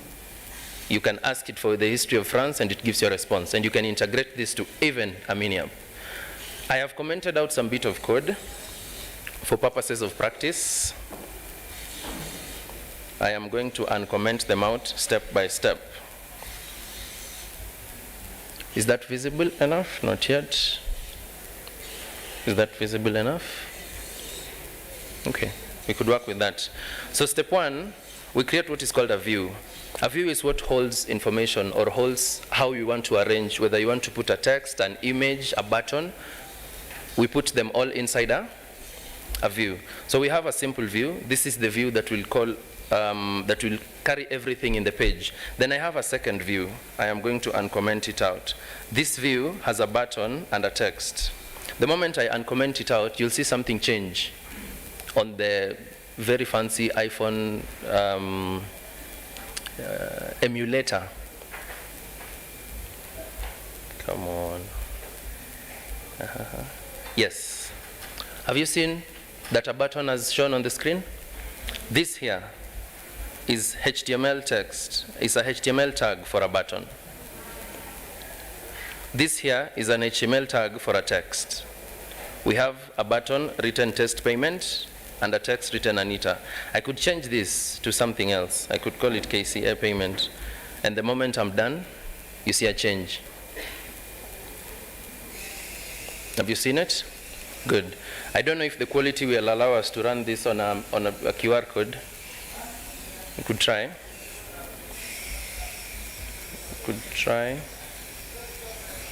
Generate a QR code so that you scan. I don't know if it will be visible. Let's just try.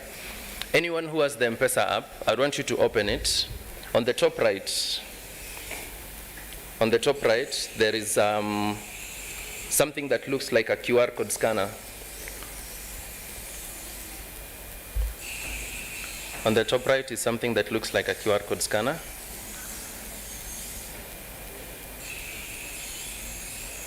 Let's give it time to load.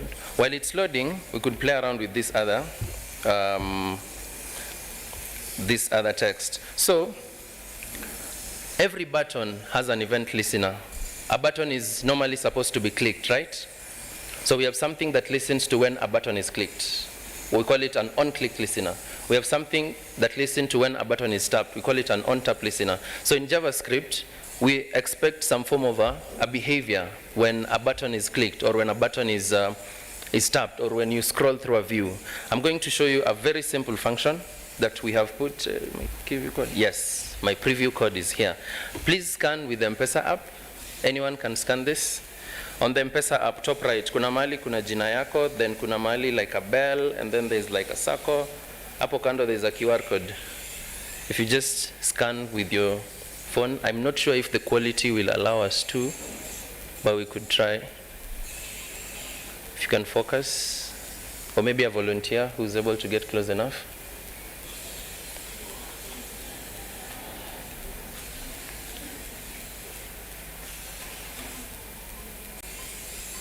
Anyone who's managed to on this side? Anything?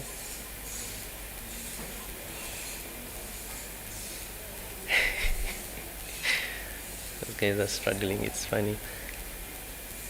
Everyone who's managed to? Yes. You'd see, you have what I have developed here already experienced you're already experiencing it on your M-Pesa Super App. How cool is that?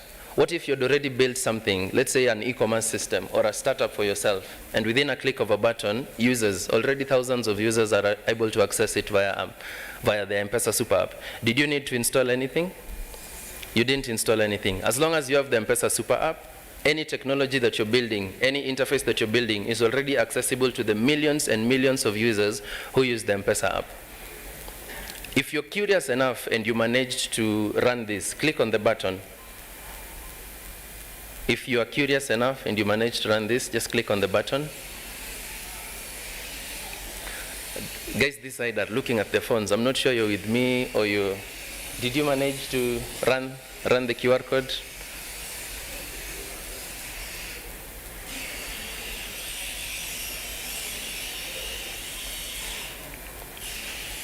Anyone? I saw someone struggling here with, did you manage to scan? It didn't work. Okay. Let's try.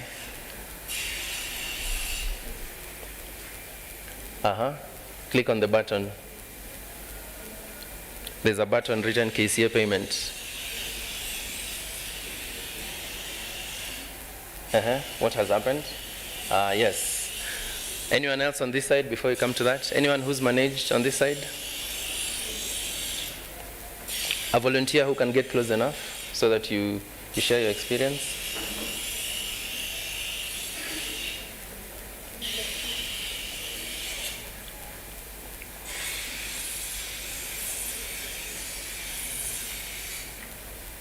Thank you. It has worked. Good, thank you. Click on the button.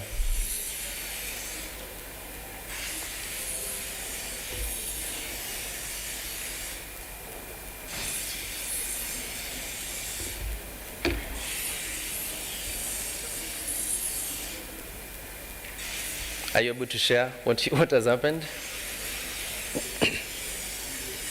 Okay. Let him do it again. While he's doing it again, so that he shares with us, I'm going to show you something that I wrote before we came here. We were doing a demo on how a payment integration is done on the M-Pesa app. It's the easiest part on the M-Pesa Super app. Yet, some people struggle. For you to put Lipa na M-Pesa on an Android app, anyone here has ever tried integrating Lipa na M-Pesa on an Android app? Anyone? Those who are saying they were developers, this is your time to shine. Or on a website. Not very confident, yeah? I want you to go try out. The Daraja team work very hard to improve the quality of the products that they give, so then it's easier and faster for you. But on this other hand, on the M-Pesa app, it's one function. It's a simple function call. If you can see it on my screen, let me try zoom again, get the emulator off. Yes. It's a simple function. All you do is put the pay bill number, put the account number. You can allow the user to have the amount very dynamic, so that anytime a button is clicked, if let's say you have a business or a business idea, and you're selling, let's say, shoes to people within the institution. So you have a way in which data is shown. I'm going to show you that as the next step. Once a user has selected the shoes that they want and the amount, it is dynamically loaded onto the next page and then fed onto this function. Within a click of a button, yes, there, I see it's been shared. Thank you for sharing. So the pay bill number does not exist because I didn't want you to move money from your wallet and then later on you come and say, oh. But it's a pay bill number that we use on our test, 1112223. We use it for testing on our test environment. Michelle had mentioned UAT. We call it a user acceptance test. The moment you click on the button, the M-Pesa app takes care of all the payment flow. How money moves from the wallet of the user into the wallet of the business is not on you. It's on the M-Pesa app. It's done. It's called heavy lifting. That is done for you. All you need to do is do your coding and integration seamlessly so that everything else moves fairly from that point. I think I'll have to reshare my screen again so that you go to the next and final stage. On the next and final stage, this is step 2. Step 3, stop screen recording. Allow me to share my screen again. I had mentioned and given you a brief of what an API is and how we can query. We have another function here called onload. Onload is a function that is run the moment the app is loaded. The moment you click on it and then you see information on the website, or you see information on your Android app, or you see information, in this case on the mini app, the onload functions. So it's listening. What happens when I open the app? In this case, I've given it a very, very, very simple and very basic request. It is a GET request. Anyone knows what a GET request is? I have a software. Do you have vacancies at Safaricom? We take this guy. Yes. Anyone other than him who knows what a GET request is? I know this is a very technical session. I would have loved we do while you also do it on your phone so that we move together. We have several HTTP requests. A GET request is when you ask information to come your way, yeah? When you're fetching. A POST request is when you're sending data to the service. There is a delete request, there is a patch request, there are quite a number. There's a put request. So we are going to do a very basic GET request. This request is querying a URL. I'm going to get very technical now. It is running a query to a URL. This is the URL that we are querying. Is it visible? Let me zoom in again. This is the URL that you're querying. Once the URL has given us data, there is a function called success. What does success do? Anyone who can guess? Success function, what does it do? On the fly. Success? Other than him? Success function? Yes, you want to try? Yes, the function has successfully run and given us data. There is one called fail. What happens? Who can guess what fail does? Yes.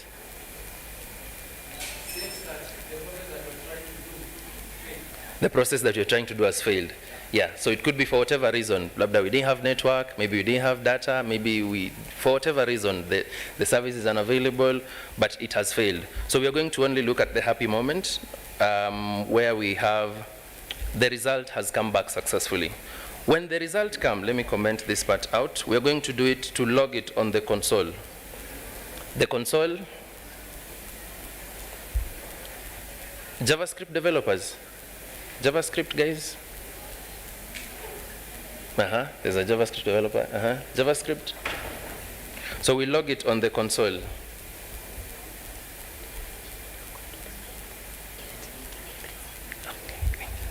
We're going to log this on the console.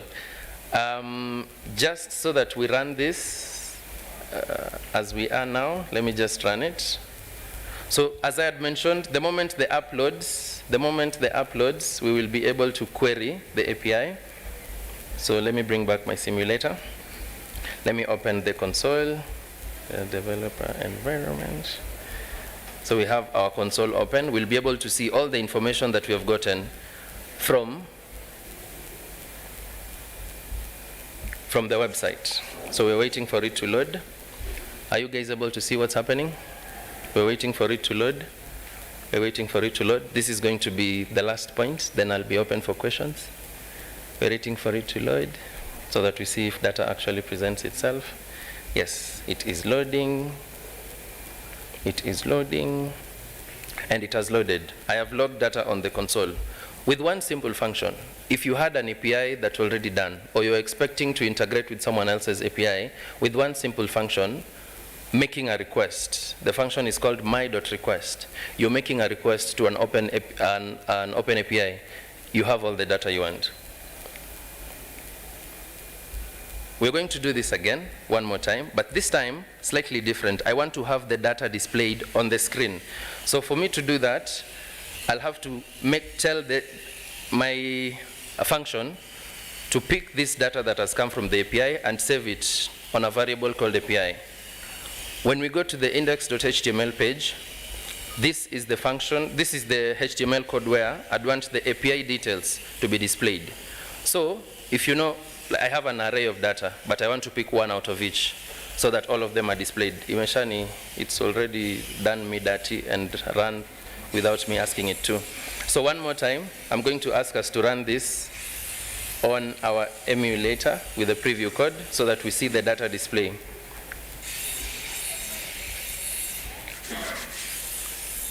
With one function, we've been able to query data from an API. We've been able to test a payment flow seamlessly, using basic HTML, CSS, and JavaScript.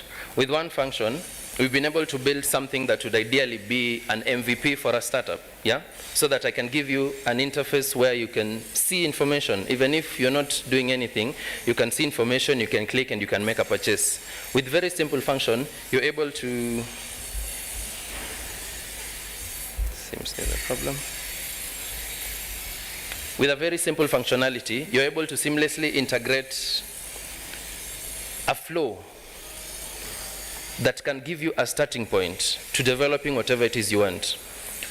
For my call to action, while it's loading, you're looking to build a project for your school, for your classwork or something. You can explore mini apps. You're looking to build a startup. You have an idea. You can explore mini apps. You're looking to start out on your software engineering journey, and maybe the likes of Kotlin and Flutter are a bit too sophisticated to give you something to start off. You can explore mini apps. You're looking to, maybe you have a neighbor who runs a business and is very pro on the business bit, but is not as technical. You can explore mini apps. Mini apps gives you a very easy starting point with basic HTML and CSS, and you get to integrate with other external services and external APIs. Anyone who wants to run this one more time as I conclude? Or anyone who has a question while we are running it? Questions? Yes.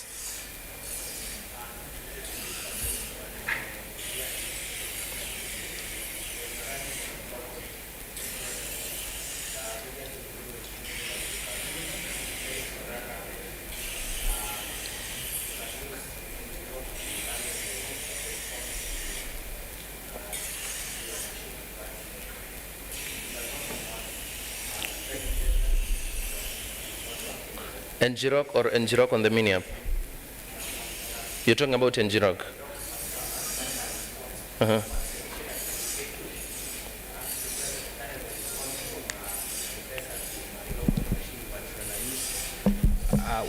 I'm saying when I've made an SDK push, I've made the payment, so I want to tunnel the response back to my local machine, but I can't use it when I don't have a live server, so I opt for ngrok. The moment I use ngrok, it's not returning the response on my local machine. So how do you go about that in the case of local development and you don't have a live server and you want to maybe develop an application? Yes.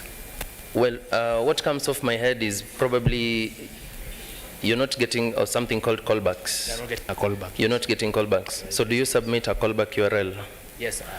Do you test that the callbacks URL works externally without integrating into into the M-Pesa systems? Yes. Okay, that looks like an isolated case. I think Stephen might be open to converse with you more. He does not get callbacks when he tests with ngrok. When he gets a URL, he does not have, when you're running on your local machine. So probably we can have the conversation with that. Looks like an isolated case because it's a callback issue. So it could be the callback that's not coming or the URL it's not receiving it well, but we can break through. Yes. Anyone who's been able to run the code or anyone who has a question? Yes.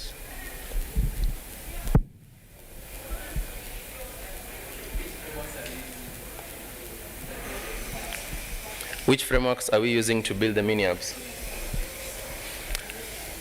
Most people look at it and they think React. Most people look at it and they think Next. But this is basic JavaScript. It's not even as sophisticated as building anything on top of any framework.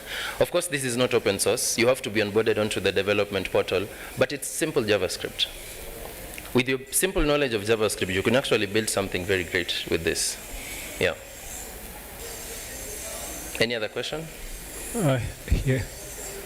Yes. Mine, I don't know if you talked or covered something on M-Pesa Global. If you could just explain just a little bit how it all works. Then mine, I had an experience using M-Pesa Global whereby it disabled the payments where it cannot be able to charge, but it went ahead. There's a part where you can be able to disable the repeat payments on the card, but there was a way that I disabled, but at some point I found it had already gone ahead and charged it without me knowing. So yeah, and that you see now it's your M-Pesa balance and yeah. Okay, so from off of my head, different partners handle cancellation differently. Some partners, when you cancel now, in the middle of this month, you will pay for that month. Some partners, when you cancel now, they don't calculate anything beyond the day that you canceled. You see how Netflix, how Spotify calculates their cancellation policy is different. So it's not entirely on M-Pesa. It could be a partner cancellation policy issue. But thank you for the feedback. I think we can look into it and try make customers more aware of some of these policies. Yeah. Does that answer your question? Okay, thank you. Yes, you have a question? Anyone else with a question? Okay. Anyone else with a question before he goes so that we see how many number of questions are left? Thank you. Okay, that should be the last question and then we will conclude. Yes, thank you. I have a question. Now that you can build our startup on top of mini app, do I have the access to push notifications? Push notifications. What certification? Push notifications. Push notifications? Yes. Do you have access to push notifications? You want to push notifications to the customer? Yes, for example, I run an app, something like an app for stock, something like an NSE app, Nairobi Stock Exchange app. Now I want to notify user when there's a time to sell or a time to buy. A given time, yes. How can I push, or this it's just the web view, I can't push the notification to the user via the app? So at the moment, the M-Pesa app itself is able to send a user notifications. But at the mini app level, we would encourage you to find alternative ways of communicating to the partner, to your users. Let's say you have, let's say, email broadcasts, or a way in which you can get your users to do something, a call to action at the moment. It's not yet on the mini app level that you can alert. Because once your mini app is on the M-Pesa app, everyone who has the M-Pesa app has access to it. And you could find that, let's say, about 73% of them are the only ones who could be interested with your product. The other 20-something might not want to engage. So we allow the partner, things like even getting phone number, getting the usernames, it's not given to everyone. There is a policy that is followed on what can you do with, so that you as a business are happy, and also the customer is also happy with what they do. Yes, another question is that when I register as a developer, do I have to have a business first? Because I can be developing, but I'm just an MVP before registering a business.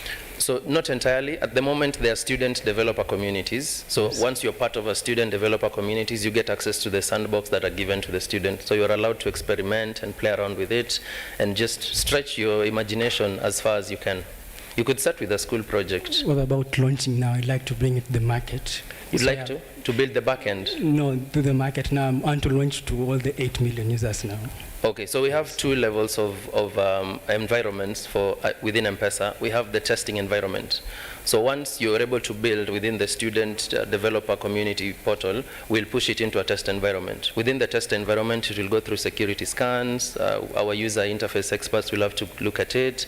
And if it's going into a business, then we'll have to have conversation with a business person so that we see how best fit it is to be pushed into the global or the production M-Pesa app. Yeah. Thank you. Thank you very much. That marks the end of my presentation.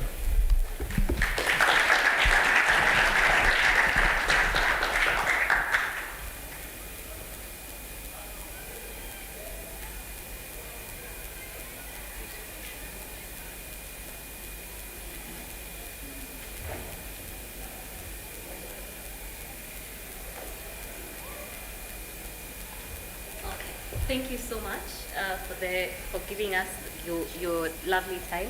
I'll invite Lilian, our colleague, just to speak on innovation, and she'll delve deeper into it. So, karibu sana Lilian.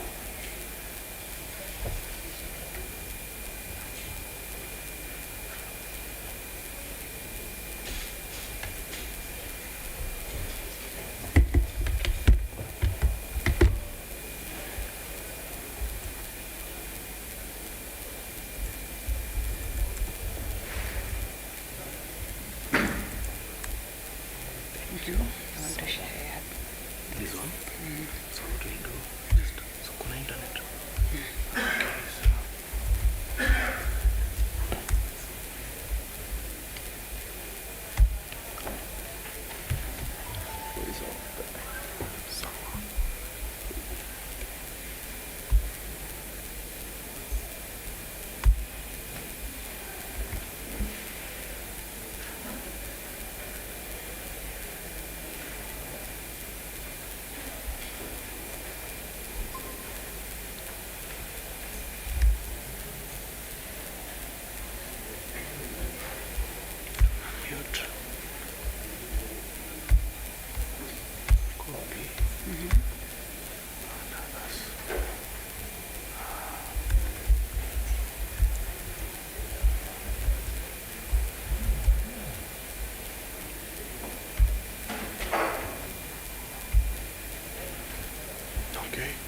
So you just wait, you can just share your screen.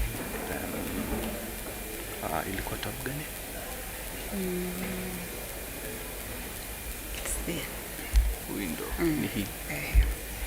Sawa. Yeah, good. Utatupatia just 1 minute. Okay, son.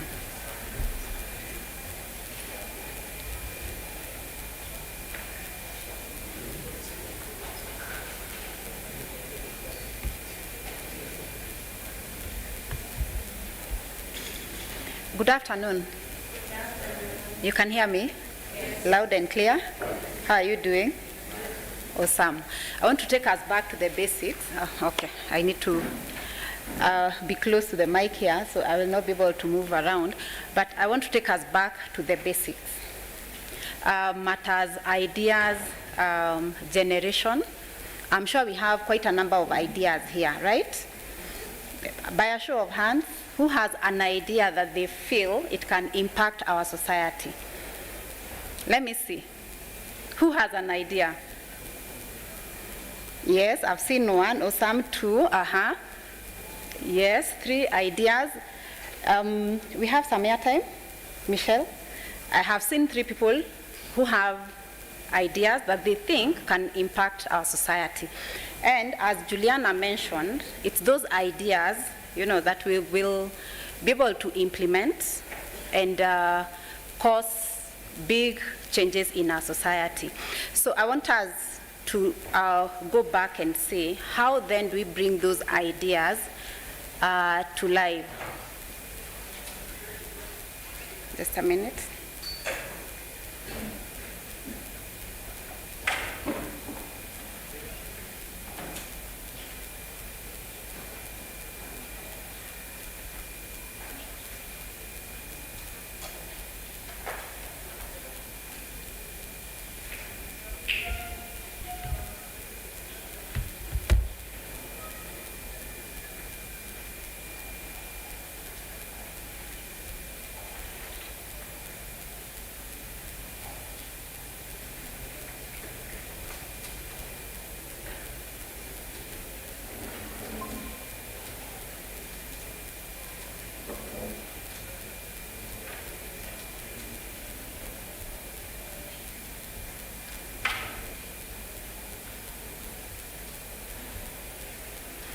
Okay, thank you, Steve and Tim.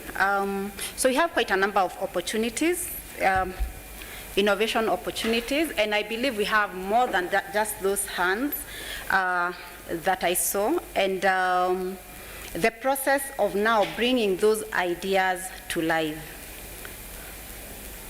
How do we bring the ideas that we have to life? And I'm going to take us through. It won't take much time. I can see a few of us are leaving, so just give us about 10 more minutes and we will be done. So why does innovation matter? This has been spoken through, I'm sure, for the last several days. You've discussed about why innovation really matters, so I won't dwell much on that. I will dive into the innovation process, and I'm going to discuss something called design thinking.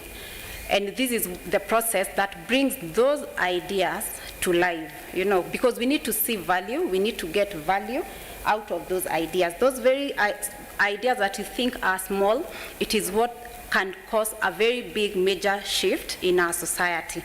And to start us with, the first step or the first stage is in design thinking is to empathize. What does that mean? It means getting that user-centric information or data or research from the people who you think will be impacted by this idea that you have. So going to the marketplace, if it is an idea that is touching on such an institution, doing some research, amongst each other. If it is an idea that is going to impact on the farmers back at home, getting to interact with them and really being empathetic and understanding what is this that they really need. And the main aim of this stage is to develop the best possible understanding of your users, the people who will use this solution that we want to build, getting to understand their needs and the problems that underlie and the development of the product or service you want to create. So I know part of our coursework is research, So maybe as you come up with your research topics, you can think of whatever it is that you want to research on. Is it also something that you'd want to build? Is it something that you'd want to implement? So, and that would mean then you're empathizing, and even when you're collecting the data, you're getting deeper into those problems. The second stage is define. And this is where you state your user needs and the problems. You get back now to analyzing the data that you'll have collected. You define the core problems, and Juliana mentioned about working as a team, collaborating. So you sit down as a team And yes, you can come up with an innovation as an individual, but it is recommended that you work as a team. You sit with a team, you define the problem, you come up with a problem statement, and at this stage, you're able to collect great ideas, and you're also able to come up with the great features and functions that you're looking to addressing. And this requires a bit of analysis. Yeah, it is where you really go deep into analyzing the data that you collected during the first stage. And after that, we go to the third stage, which is ideate. This is where now you challenge the assumptions and you create more ideas over and above what you had created in defined stage. You now narrow down, you go deeper into the process and try to look at the problem from a different perspective and ideate the innovative solution to the problem statement. There are quite a number of ideation processes, how you can ideate. You can call a team of people, put them in a room and brainstorm over your idea. Yeah, you can look for subject matter experts. If, for example, it's an institute like this, you can get to talk to lecturers and students. You can bring people together and get to ideate together and be able to work on the idea. The fourth one, which is the second last, is prototype. This was also mentioned earlier on. And this is where you get to produce an inexpensive, scaled down version of the product. Very, very inexpensive, yeah? Why are you doing this? Why are you getting a prototype? It's just to validate the assumptions. Remember, in ideate, we came up with assumptions and we tried to validate them.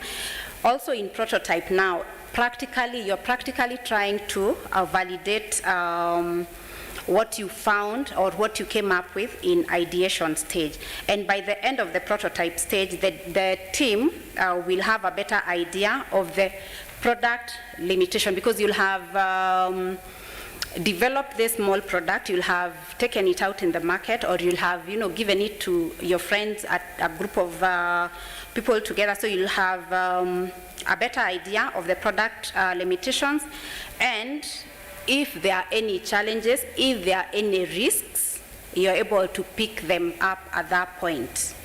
Yeah, you're able to pick them up, and you're also able now to look at ways of resolving and working on those risks, and also working on any other problem that might arise.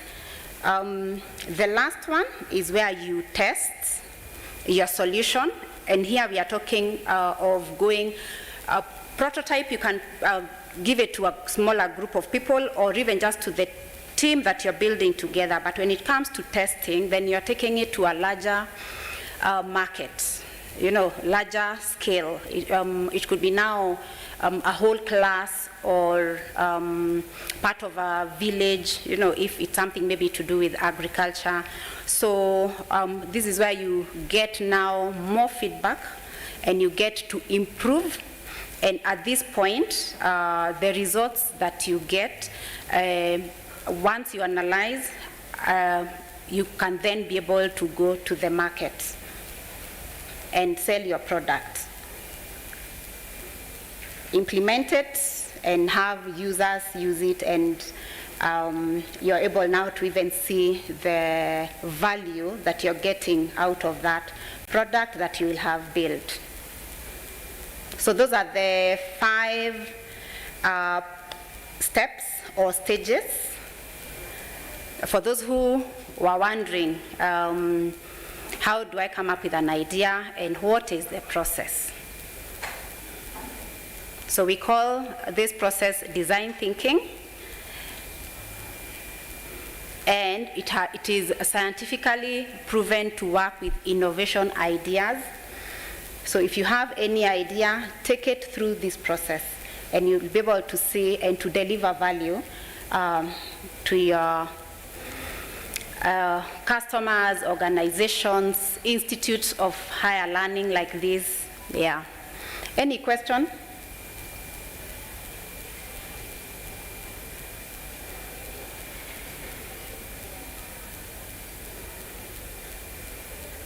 Comments? Is it clear? It's clear? Yeah, I think that is it. I don't know who will take the mic after me.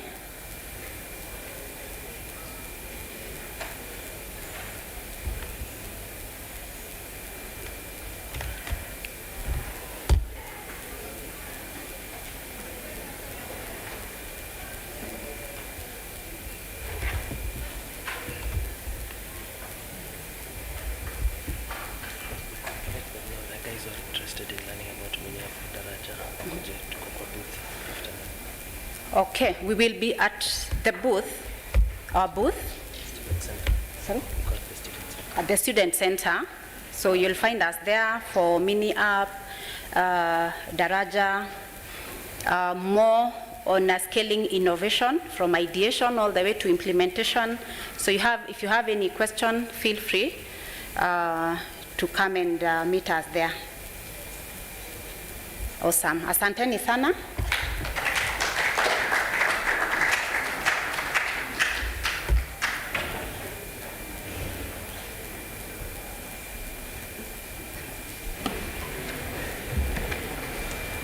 Hi guys. Yes, I'm back. Still waiting for the MCs. Maybe I think last Friday, as we went through the Metaverse Summit, guys had questions. Blockchain, generative AI, and I was really happy the conversation was about how can we make money out of these technologies.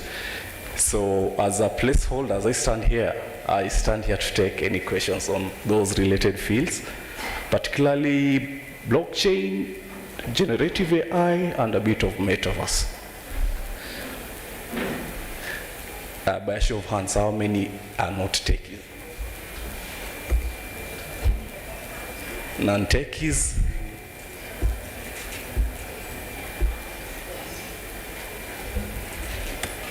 You mean everyone is a techie here? Okay, then I'll take questions then on.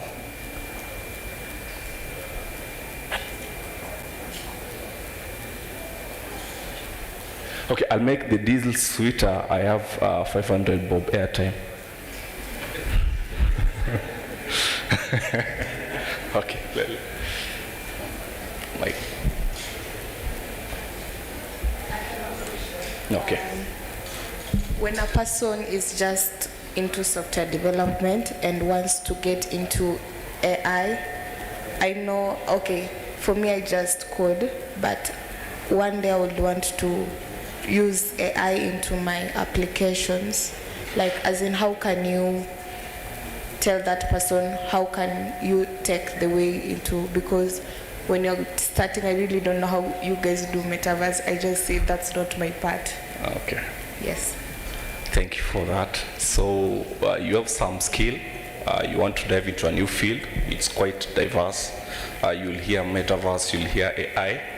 But what I get is you have the core skills of development. Then maybe are you back-end, front-end, full stack?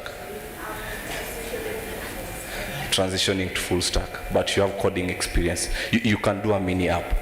Okay. So how you go into AI would be, I'd say, product-led development. Okay. Last week I saw some elections going on. There were some campaigns around.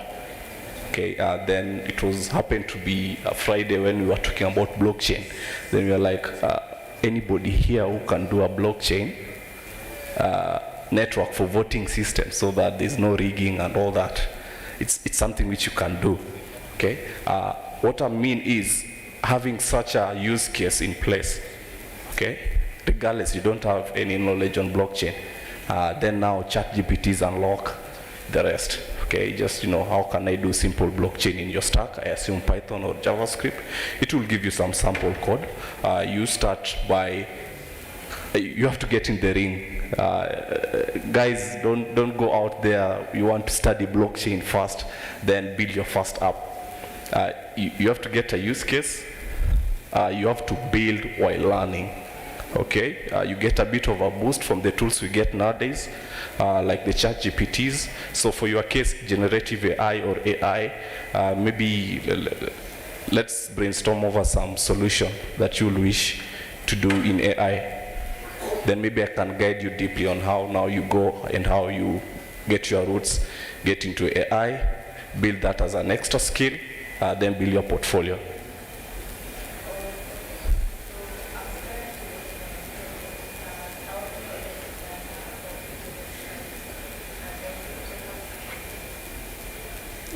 Collect data about various crime. Lovely,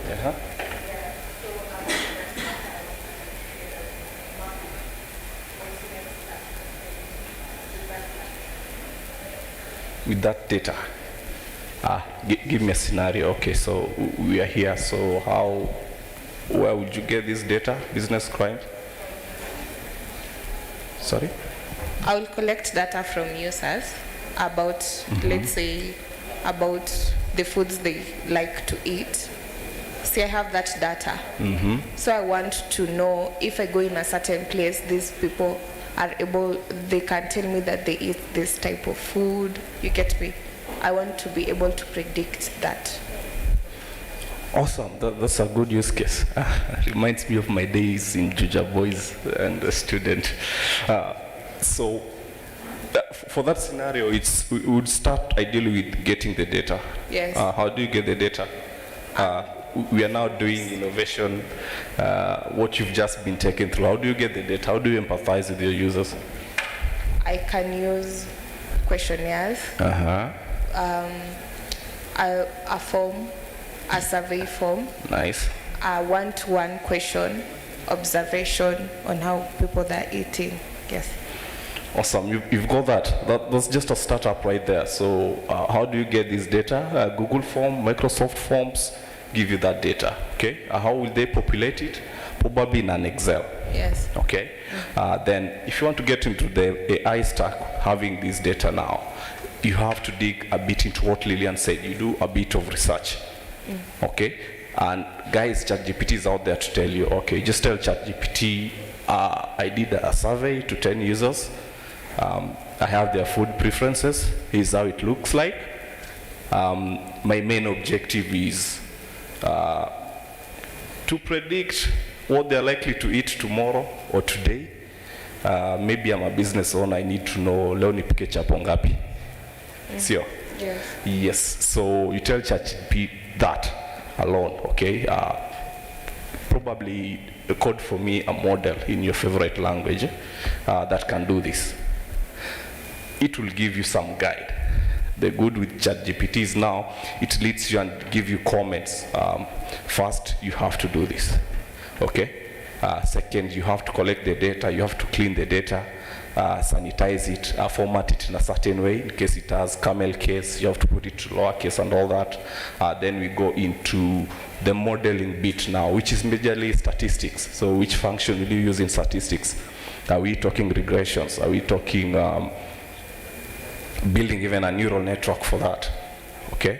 It will give you those guides. So it's upon you now, on each guide, it mentions data collection. You've mentioned forms. You dig deep a bit into data collection. It will mention for you data cleaning. You do a bit of research on what can I do in data cleaning? What does it involve?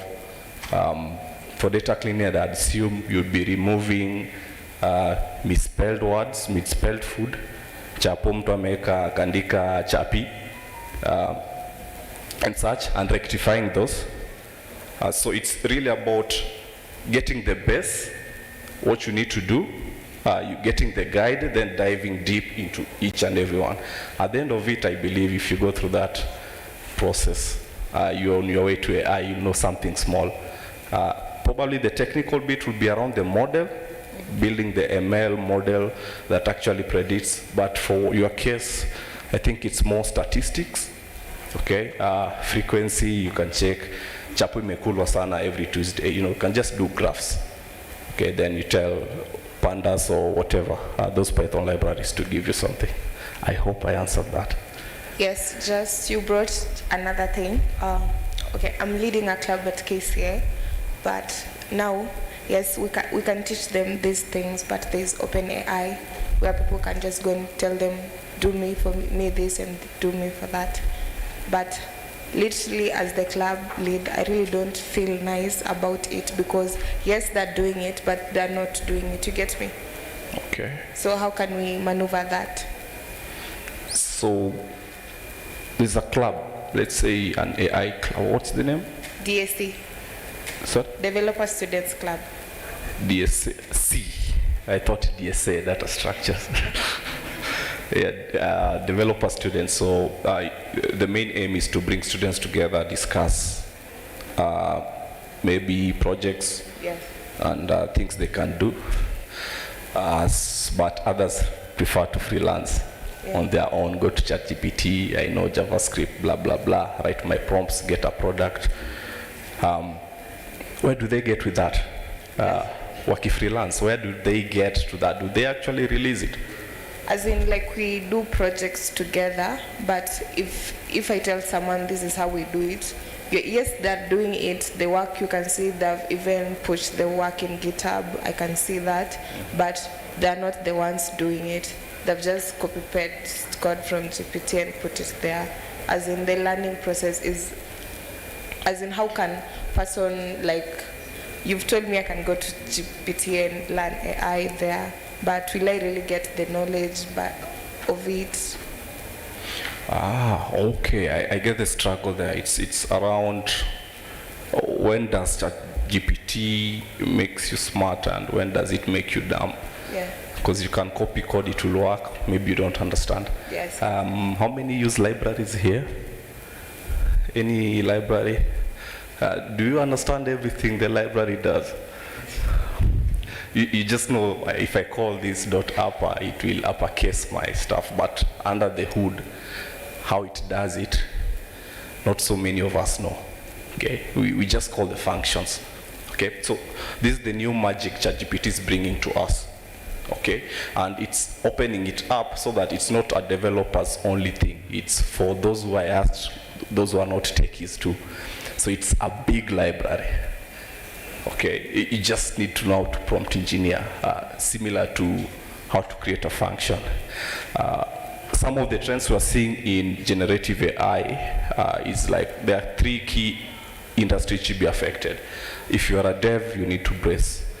ChatGPT is churning out very good code, secure code, better than what we've done. Huawei just displayed a low code, no code, where you can just do drag and drops. You've done the websites, you've done the WordPresses.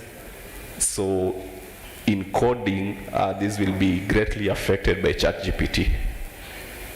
If you are a customer support, if you are in media, you are in sales and marketing, that's also another key area which really will be affected by generative AI. Not to mean people will lose jobs, but to mean those who know how to use these technologies will have an edge over you who are stuck to pure theory and you know the books what you know. So you need to start knowing how to complement your knowledge using ChatGPT. On your scenario, it's really hard because it's, like I said, it's like another library you'd even yourself pop up and use. So they popped up ChatGPT, it gave them the code, they pieced it out together.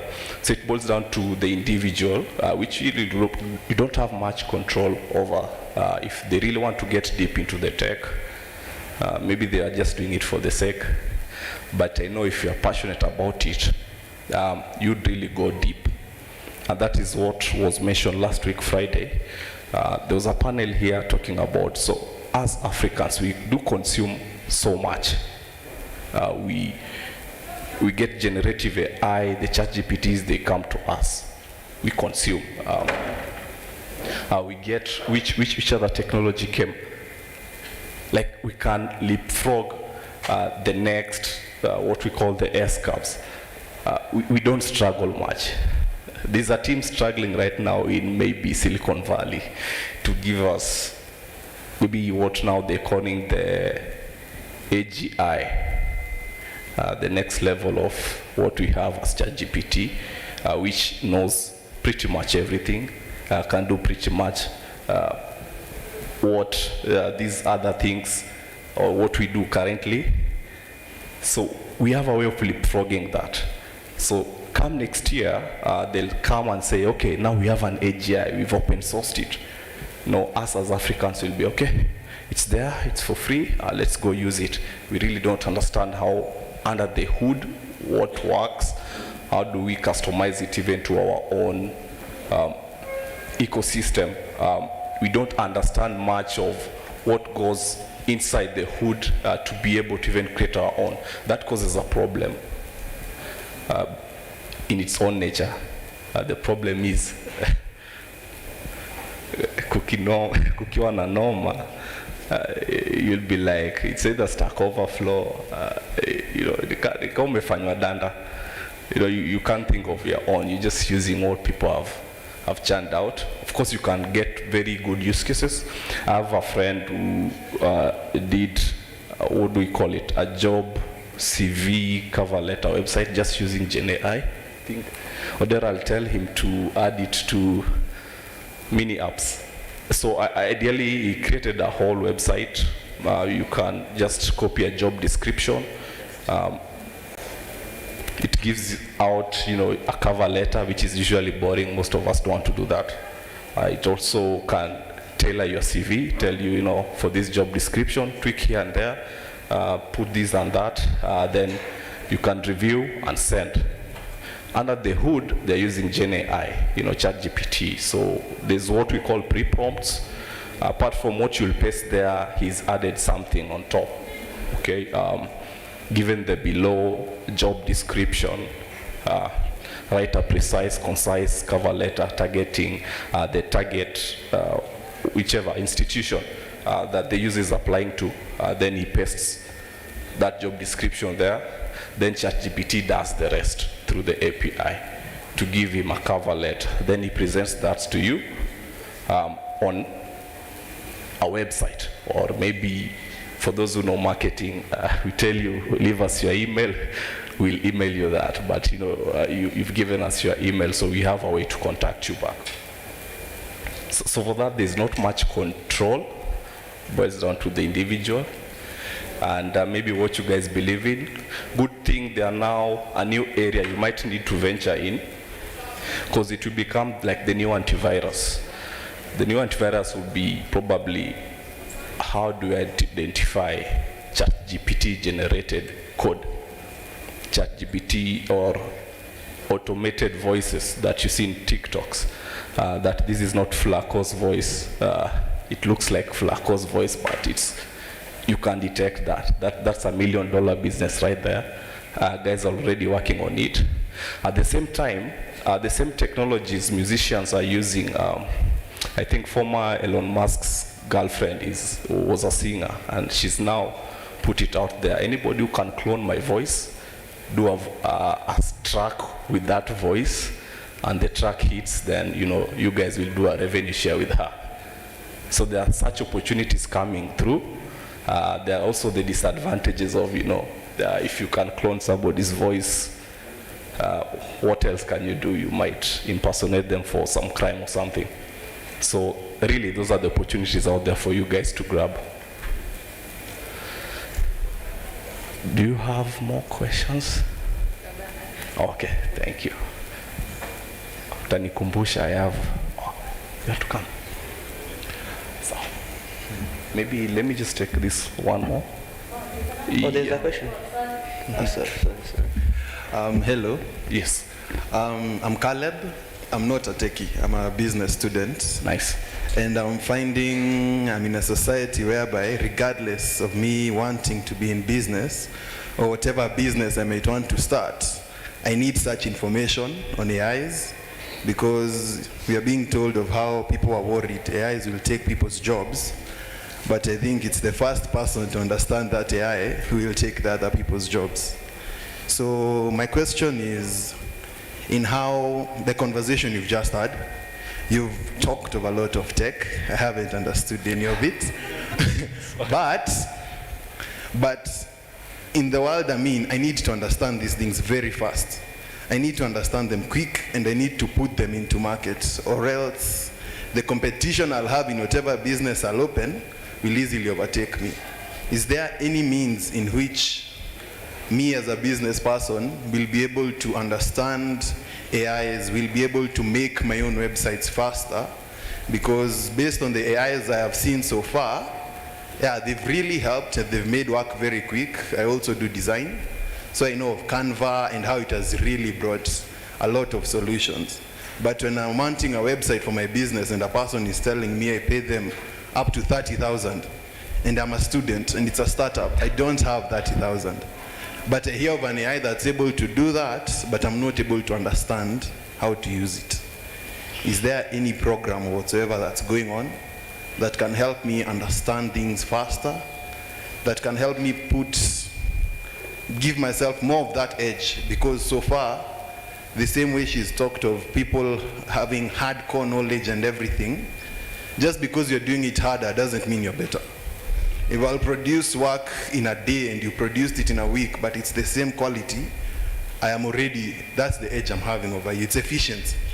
So how can I understand this different part in tech that I'm finding is a requirement for me who's in business, but still in a very quick time frame, without a lot of being forced to attend a certain class, to go and change a timeline? Yes, I can change my time, but how can I be able to do it from my own house on YouTube or from an app rather than a class design that will take me 6 months? That's interesting. Particularly because I think we all trying to avoid, we want to be faster, launch faster. Then comes the pain of, I have to learn this, or this is the trending thing, I need to do it because A, B, and C said it's more secure, it's more that. But you have a business idea, you need to launch it. You are competing against dons. Somebody just get to hear about your idea, they can already set up a dev team complete to do it end to end. So it's really about now leveraging the tools like what we have here for Huawei, whereby it's the knowledge gap within programming has been reduced to, what you do in design and Canva, just drag, and like he mentioned, put a URL here to where you want to fetch that data from. I believe for a startup or for what you're doing, maybe a landing page, you just need to collect data. Really boils down to, no, bro, you'll have to do some work. Hapo sio the shortcut. Yes, you can learn about web design using ChatGPT, but again, when it comes to even copying that code, putting it to IDE like he showed us, you just need to have that basic skills. Alternative, you can outsource. I think $5 you get somebody, but at least ChatGPT gives you the structure. What you need to tell that developer, put for me payments, API, I need to pay this helps you make the business decisions. So if you're not techie, I think the best is you outsource that. If you don't have the money, then there are partnership people do, okay? So you hey, sell it out to a dev here. If they believe in the idea, they'll actualize the idea for you for promise of a revenue share. So really, we're in a world of no excuses. It's just, what alternatives do I have? I don't have that knowledge. Is there somebody else who has? Does it require money? Or can we go into a partnership? So it's just how you sell your idea. He'll pick it up, do it for you. You guys do, the collaboration we talk about. But kuifanya peke yako, it's a bit taxing. It's a lot. It's a lot. You don't want to go through that journey. Actually, just focus on your key strengths. Outsource the rest. Thank you. I think I'm done with my placeholder. Thank you.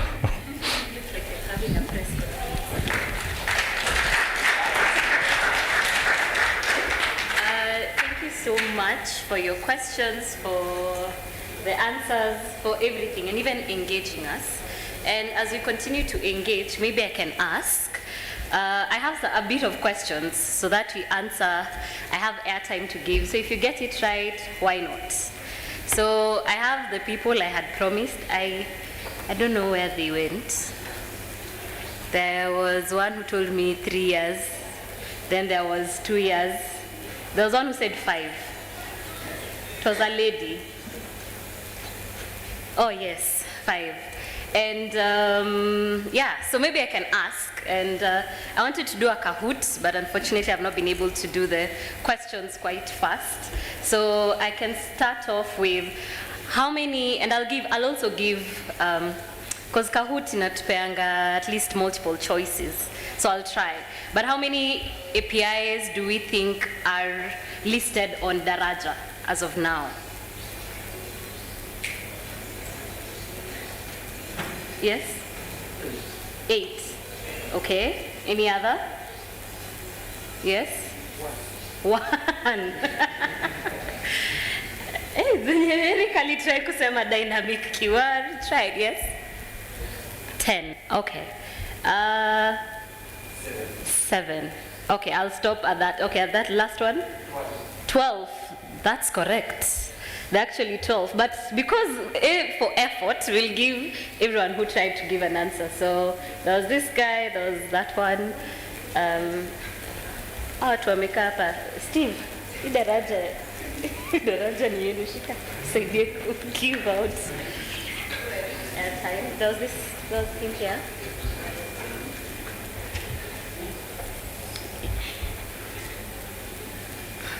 Him here at the front.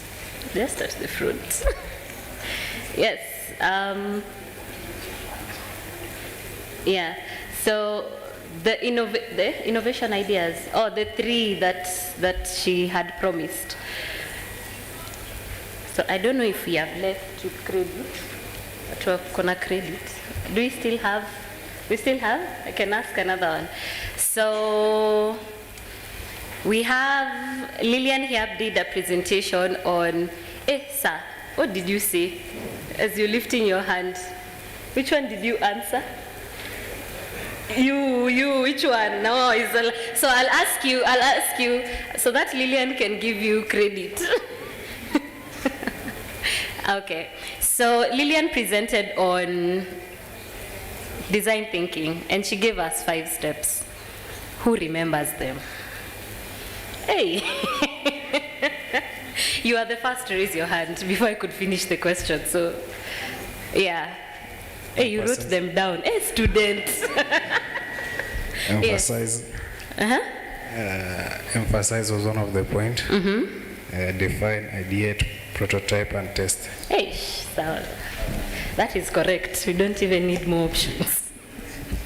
Yes, that was correct. We have more credit. Okay, I asked this question. So this one is speed, because I asked it the first time.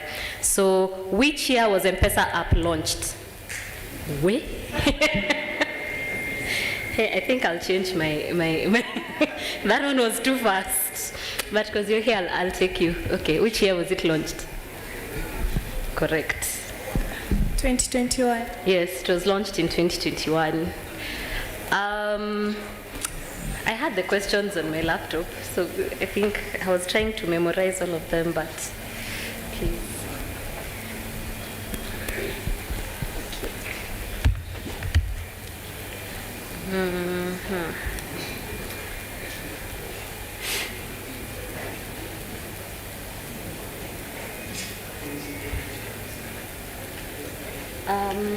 I wanted to ask something on AI, but I don't think.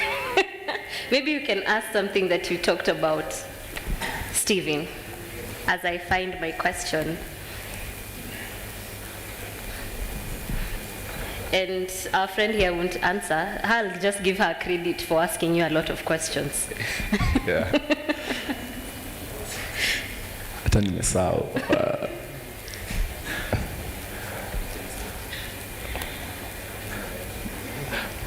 Who's there? I didn't mention this though, or probably general knowledge.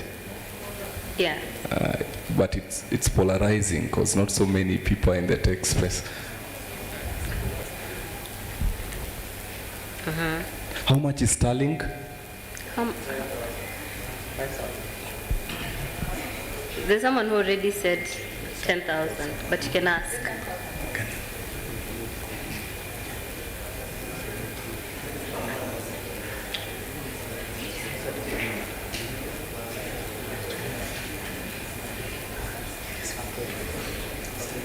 I'll ask mine later, kindly. Okay, a nice one here. So what's the difference between machine learning and AI? Want someone, that one there behind. Lady, please. Him.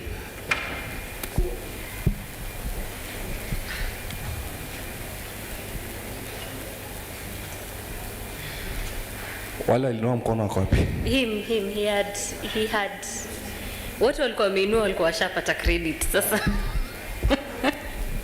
So the difference between artificial intelligence and machine learning is just the structure. AI, it gives you prompt, while machine learning, it's about how it works. Can I come again? All right, AI, it's giving the prompt to the machine, while now machine learning, it's how the things work. It's kind of like over a robot and such. Nice trial. At a high level, that's what it does. I was looking more of a bit technical, but for attempting, I think this is a guy. Hamino sana. So AI is a way to mimic how humans think, how humans do things in code. And machine learning, which is a branch of AI, is a way of training a program, feeding a program with data so it can learn patterns from it, and it can be able to predict values from input. That's it. I couldn't have said it better. So AI means if something has AI, it can learn on its own. Okay? If I had a robot here, maybe I trained it pale, nikieka hapa, it should be able to navigate through. That's AI. Okay? The branch, which is machine learning, now it's where now we've trained it on a particular data set or for a particular function. We want to classify this is a nose, this is a dog, this is a cat. So it's specific to a certain use case. AI is general and has what we call, it can learn on its own. Given a new environment, it's able to learn the new environment and behave accordingly. Thank you. Thank you. Okay, I have another one. Which API on Daraja is used by all other APIs? We have said we have 12. So which one specifically is used by all other APIs? Yes? M-Pesa Express? No.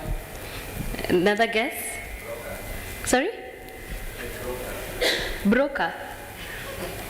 Yeah. I said the broker. No, it's not that one. Yes? B2C? No. Yes? Dynamic? No. Yes? Sorry? B2B? No.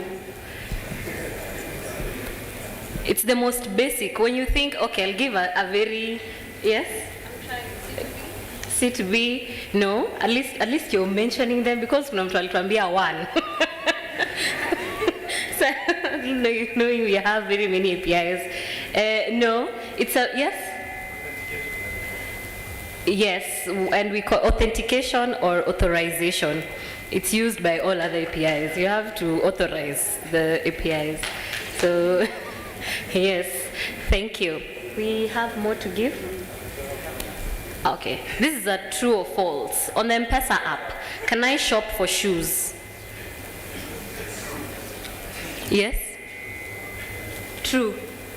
Correct. Because through how many, which is the most famous retail app?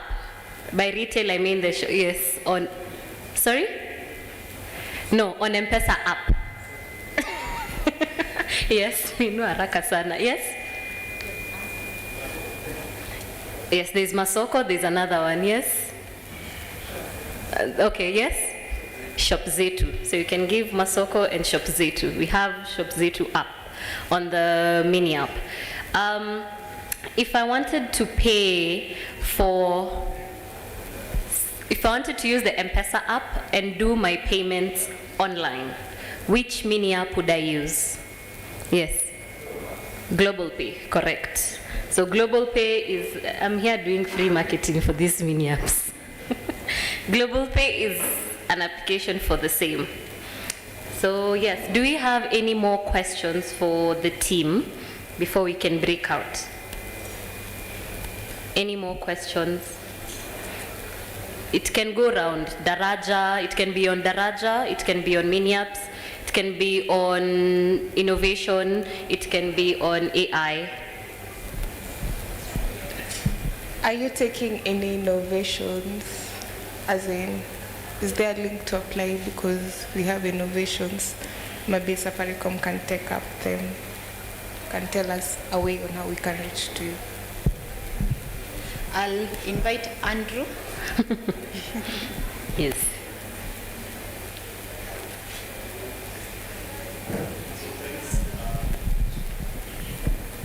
Check. So thanks for the question. I think that's a good question. So what we are doing actually, we are working through your university. I know you've set up a whole division that is looking at research and innovation. So we'll be able to engage you through that office. Talk to, I think, Dr. Rotich, if he's here, then we'll be able to engage you from that office. So I hope that helps you. Thank you. Any other question before I, okay, yes, there's a question.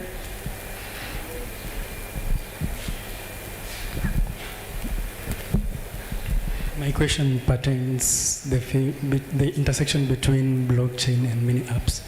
You know that mini apps is a gateway to almost every person's wallet in Kenya. Mm-hmm. And when you think of blockchain, you think of big players like Coinbase, Binance. They could tap into this market via the mini apps. Is there an initiative by Safaricom to bring these big players into Kenya, even though we know that blockchain space in Kenya is not regulated, but there are almost 4 million holders of cryptocurrency in Kenya. This is a very big market to tap into. Also, is there any, do I have to be a business also to build, for instance, I'm a developer now, can I build a blockchain solution on top of mini apps? Is it in payments or just blockchain for other? As an off-ramp and on-ramp, if you want to do yield farming on a DeFi application, so I'd be using the M-Pesa mini app as an on-ramp into the blockchain.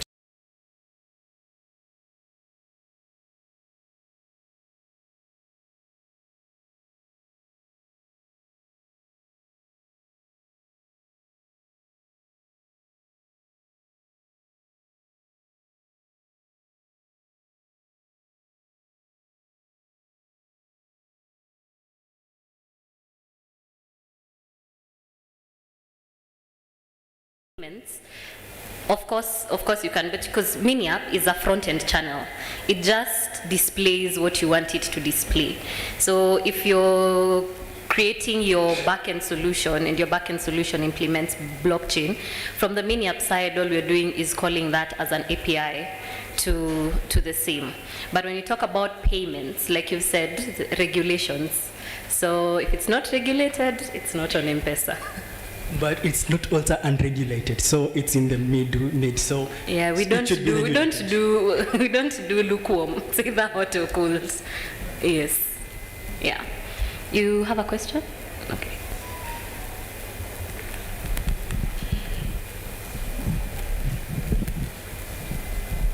Once again, my name is Shadrach. So speaking of APIs, there was a guy who was presenting a slide on how you're going to create a mini app. So I'm so passionate about it. I was doing a Flutter project on the way. I got lost and then I came back to JavaScript. So it caught my attention that Mini App is kind of, it's more lenient to use, and how can I be able to now further it as a path, like a specialization? Is there a way that I can do it as my own career choice of path? Yes. So currently, if you see that guy, he will register you with your email, and then we can add you onto the developer community workspace. That will help you to see the what do you call it, the IDE, and how you can build on it. It will also give you the documentation to help you work through it. But in future, as we continue, we are working with, I've seen Moringa as a banner here, to have a curriculum on Daraja and Mini Apps. So once that is launched, you'll also be able to see it on various sites. Also, I should have shared the QR code for our Telegram channel. We do have a Telegram channel for developer community that we tend to also help out in terms, if you have any question in how you can join, if you have any questions in how you can add we can add you to the developer community workspace, the one I had presented, and then from there you can kick off. Because like he said, it's all HTML, CSS, and JavaScript. There is no, it's the way it's bundled, it's like Angular. The way it looks like in terms of state management, it's like React, but it's just plain vanilla JavaScript. Yes.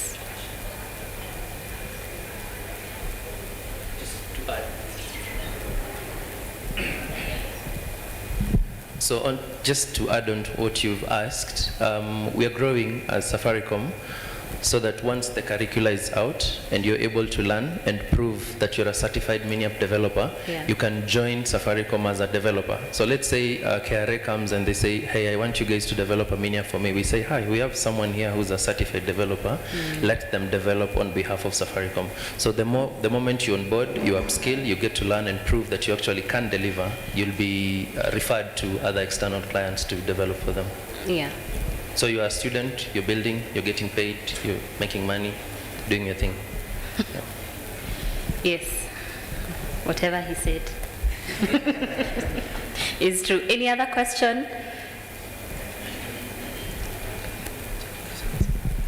Okay, thank you. The question that I want to ask, it seems like it has been answered. Further clarification on it. Like, if I joined your community for developers, like let's say maybe I'm a starter or I'm a junior developer. So if I joined like the community for developers, so is there maybe a room maybe for growth, like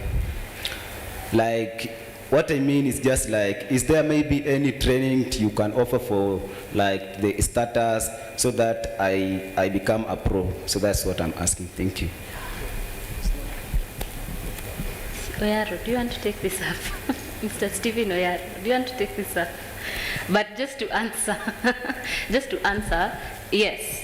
But it will depend which type of developer do you want to become. So like he has said, he's interested in Mini App developing. Do you want to just be interested in about Daraja and Mini Apps, or is it just as a developer? Because whatever we are offering is not basically what do you call rocket science. If you're a developer, junior developer, there are steps that we take in terms of upskilling. Personally, even without us coming in, I think it's what Steve alikuwa anasema hapa, there's no room for excuse. So as an individual, how do you want to upskill? Do you want to become a back-end developer, a front-end developer, a full stack like Odero had mentioned? And then from there, we'd know how to help you to move forward. For example, I started off and I decided I want to become a front-end developer. To date, even in Safaricom, I do front-end engineering. So I'll do React, I'll do Mini Apps because it's a front-end channel. Odero is full stack, so he does Mini Apps and at times he works back-end. So once we know where we can come in, first it's for you to tell us where, as an individual, how have you upskilled? Because we also, even at Safaricom, we are encouraged to upskill. So even as a front-end engineer, I'll be told I need to do cybersecurity courses to help me upskill in that area. So as an individual, you'll need to upskill so that we know how do we then come in to help you. Yes. You had a question?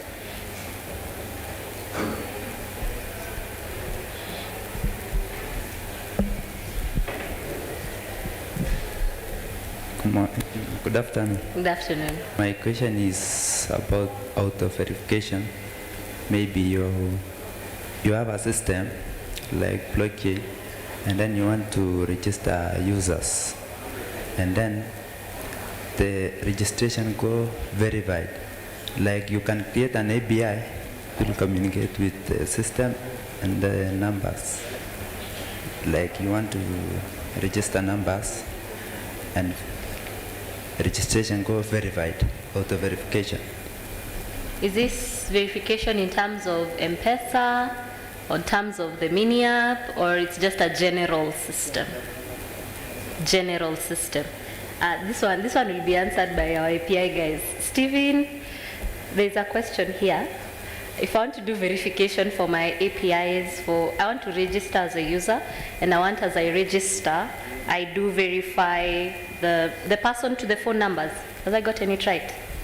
Yes, in a general system, not necessarily M-Pesa. So you have a system and you need to verify users. Sorry.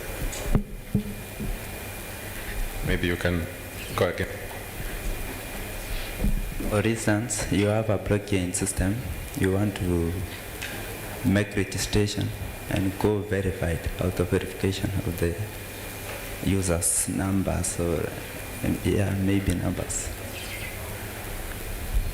Are you talking about validation of data, or verifying like I am who I am claiming to be?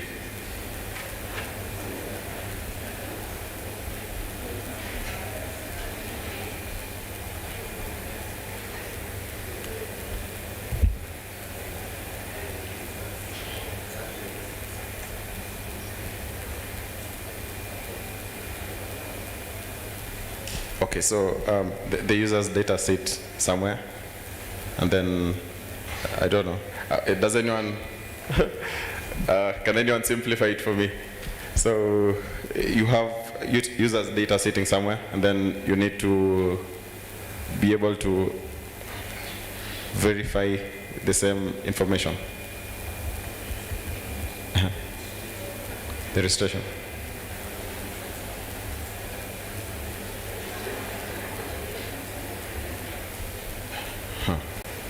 I don't think I'm getting your question clearly. Maybe you can just give a general view in terms of verification process. Yeah, for verification, of course, we, in one sense, if you already have the information, of course, you have to abide by maybe the standards that we have for there's an authentication for the various users. You can use API keys, access tokens. I think for Daraja we use access tokens, so that maybe that is if you maybe require to know the person who is supposed to be accessing a resource is who they claim to be. Yeah, for example, for Daraja, if I provide an act and then give the same access token to another user, it won't work for them because it is tightly coupled to the application that you're using. And then there are various technologies for like I think all through generally you can read about it. There's a single sign-on. Like there's so much. There are a lot of technologies depending on the use case that you have. In some cases, only the user and password would make sense. Yeah. So yeah, it's an entire field. Sorry, I didn't get what you were asking clearly, but like there are so many options depending on the use case that you have. Thank you. Do you have any other, or you have a question? Yes, as I have my own question. Yes. Yes, you can go ahead. No worries. Oh, good afternoon. Good afternoon. Oh, my question is more personal. So, what inspired you to work at Safaricom? and also, like, what do you enjoy most about your role? Me or everyone else? Okay, so I started applying for Safaricom when I was in campus. That was in 2017. And I got, I think, 5 rejects before. So it was apply, then sorry to tell you, sorry. So I gave up.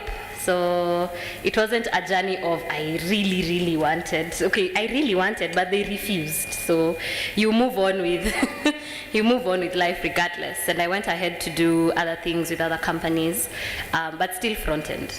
So for me, I've always been passionate about front end. And the reason I'm passionate about front end is front end is at the middle. I get to talk to the UI guys and they try and explain user-centric design, how you build for users, you know. And you also sit with API guys who will tell you how this API is, how I need to access that API. So I need to have knowledge of UI and I also have knowledge of backend.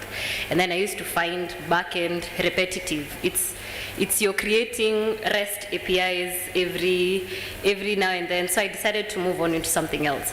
And I did front end. I did C#, I've done Angular, and then one day a friend of mine told me Safaricom is hiring. And I told them, I've gotten so many rejects from Safaricom, why should I apply? And they told me, the worst they can do is send you another reject, which you're used to. So why not apply? So I just did an application and they called me in and I started working for them. So that was, I think, after the many, I got in. What makes me excited about working with Safaricom is when I started, I was working with React. Before joining Safaricom, I was Angular, C#. I'd not done React before. So I was told you're joining the React team and you have to learn React.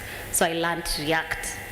A year later, just when I was like, okay, React, I got it now. I'm so confident. I know, okay, not everything, but I can do my tasks very well. They were like, okay, so let's do mini apps. I was like, why? So I've moved now from something that I know to something that I don't know, and it's a challenging option. So I was like, okay, let's challenge myself. And I was able now to move into mini apps, finding it's just HTML, JavaScript. So the exciting part is the challenge never stops. The team that we work with is amazing in terms of support. Like I can call someone when I don't know anything and they will guide me through. So, and we get also to interact with, you get to have really good mentors in the field that you're in. So that's what I like about being there. Yes. That was personal. Thank you. Oh, there's a question from this guy in the brown jacket.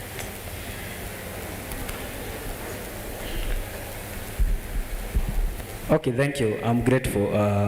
My question goes to the API team. That guy over there, I didn't catch his name. He was asking about authenticating users or verifying if they are the real users. And I can just say something to add on top of that. You can use JWT as the guy said. But the easiest way to verify if these users are real, you can use something like mobile number verification, email verification, using a code. So that is where my questions comes in. You see, when you want to verify phone numbers, you have to use a third-party service like Twilio or something, and they are very expensive. So it might be a bit easier. Just a query to ask if you guys can handle that. If Safaricom can be able to offer those verification services, or are they there and I don't know about them? Thank you.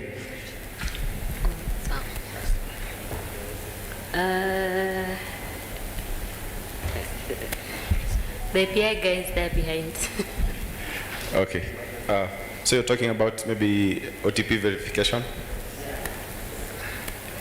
Yeah, I think the model that we have currently works with, probably it's large scale, because when you integrate to a company like Africa Stocking, they still buy the SMSs from us. So it is not something that is being offered to wakilima wadogo. So, but it exists, but probably it's something that maybe we can pick to see if we can offer it as an API for everyone. Yeah. Thank you. Maybe.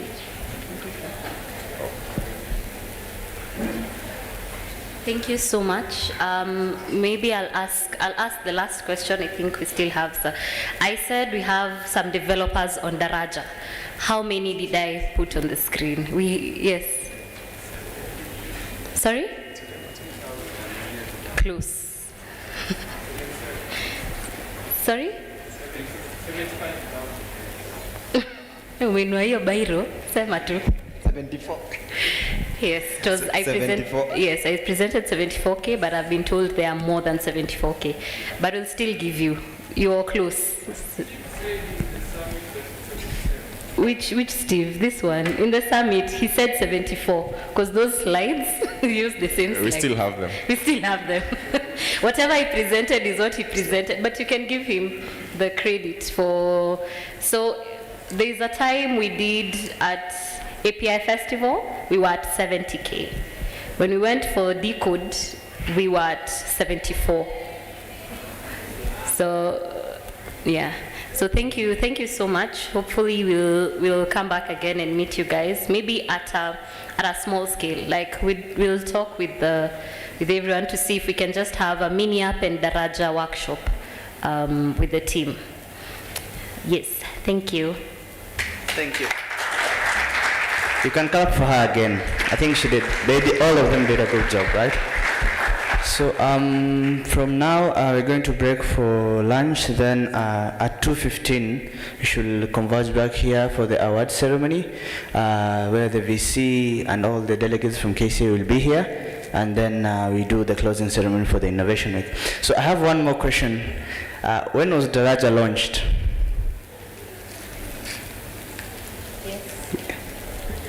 2018. I think you can. Yeah. I have one. I can give you mine. Yeah, it's correct. It's correct. It's correct. 2018. From the slides I saw. So yeah, you can give the Safaricom guys a clap again. And also, I saw a guy ask about upskilling. I think the Safaricom Industrial Digital Program, it's a good platform for you to do upskilling. They have, I think, machine learning, cloud, software development, and backend. You can go register there. It was launched on Decode, if I can remember, right? Yeah, so it's a good platform for upskilling. And I think at the end, after the training, there's opportunities there. Yeah, thank you. I saw a question. Oh, he's gone.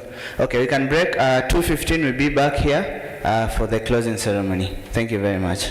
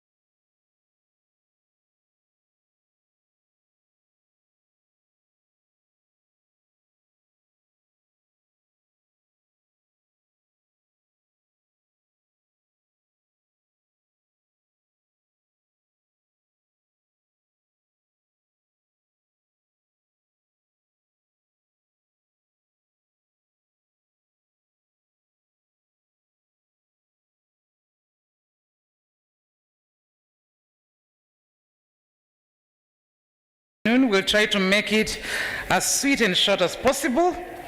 So, arrival of guests is ongoing. You have arrived. Thank you for coming. Belinda Mumo will have opening prayers. Then we'll have Professor Mushiri Mwangi, Chair of Innovation Week and Industry Summit Committee, to give us his welcoming remarks. Then after that, we will have Professor Vincent Onywera, the Deputy Vice Chancellor, Research, Innovation and Outreach, to give remarks and recognition of guests. And then we will have Professor Isaiah I.C. Wakindiki, the Vice Chancellor and CEO of KCA University, to give remarks and to invite the Chair of the University Council, who will then address us and give us the keynote speech. Thereafter, we are going to have the awards of all the winners that we've had this week. This week has been very exciting for us, and it's proof that at KCA we are thinking of the future through innovation. We are going to be told about those who made the mark. We are only going to be able to see the top 3 get some awards. However, we recognize the input of all those who are competing, and because we are starting to have an innovation department and committee to support them, those ones whose ideas have not made it to the top 3 to get the awards today, we hope that your ideas, through the support of the lecturers and the technical team at KC University, they can be developed to make something that will create a bigger impact in our community. Ladies and gentlemen, I'd also like to say after that we'll have Dr. Jane Juru, Director Partnerships and Collaboration, to give us a vote of thanks. To make this possible, KCA University organized this not alone, but with the support of many other organizations. That is the British Council, the Youth Enterprise Development Fund, Safaricom, Tuendelee, Anti-Counterfeit Authority, Communications Authority of Kenya, ICPAC, Moringa School, KASNEB, UKPAC or USPAC, and Huawei. And because of their support, we have had a very beautiful week, a lot of trainings and mentorships. And I want to hope that if you're seated in this room, it means you benefited from 1 or 2 or more of the panel discussions, masterclasses, and workshops that we have had here since Monday. How many of you attended the trainings here on Monday? By a show of hands. Ni mimi tu na doc. How many of you were here on Monday? Some people, mkono juu kwa hewa. Aha, good. How many of us were here on Tuesday? How many of us were here yesterday, Wednesday? Aha. How many of us were here the whole of today since morning? All of us. Okay, and how many of you were competing in the different challenges and are in the room? How many competitors do we have in the room? By a show of hands, confident like mine. Aha, those are potential winners. They have made it to the finalists. If you're here and you are able to present your work, it means you're among the finalists of the innovation challenge that we have had here. I also want to reassure you that throughout the Innovation Week, we have been streaming live. It means that maybe someone somewhere has seen the work that you have done, and they might be interested in investing in your idea, investing in your great idea. So you never know. And I always tell people, boast about your ideas, boast about your work. It is years ago when you were being told, don't beat your own drum. That was during our parents' time. Nowadays, if you don't beat your drum, no one else is going to beat it for you, okay? Because those days, drums were big. So people had to beat one person holding the drum and another one beating it. Nowadays, drums are small. If you beat it with 2 hands, the other person cannot beat it. So beat your own drum. Are we together? Yes, beat your own drum. Let people know what you're doing. If nobody knows about you in the social media and arenas, then you are not in the world today. You are not living fully. And that's why here at KCA, we try to stream every event that's happening here, because KCA University, we beat our own drum. and people know us for great things. Ladies and gentlemen, our guests are almost here. I would have loved to tell a story, but I as a performer, there's nothing as bad as your story being cut short because guests have arrived. So I'll just sit down and we wait for them. DJ, I request you put for us music because we have more young people. The older people can suffer today. So give us music that makes people feel like, yes. For young people. Usiweke instrumentals za jazz, tafadhali. Those ones you'll put when the chief guest comes. Yes. That one is for 2020. Put for us songs for 2023 or towards the end of 2022 to now, so that the young people can enjoy. And African songs, please. Kenyan to be specific. Yeah, promote Kenya, buy Kenya. Sindio? DJ, kama unashindwa anza na Sauti Sol. South Africans don't buy Kenyan music, so we start by buying our own.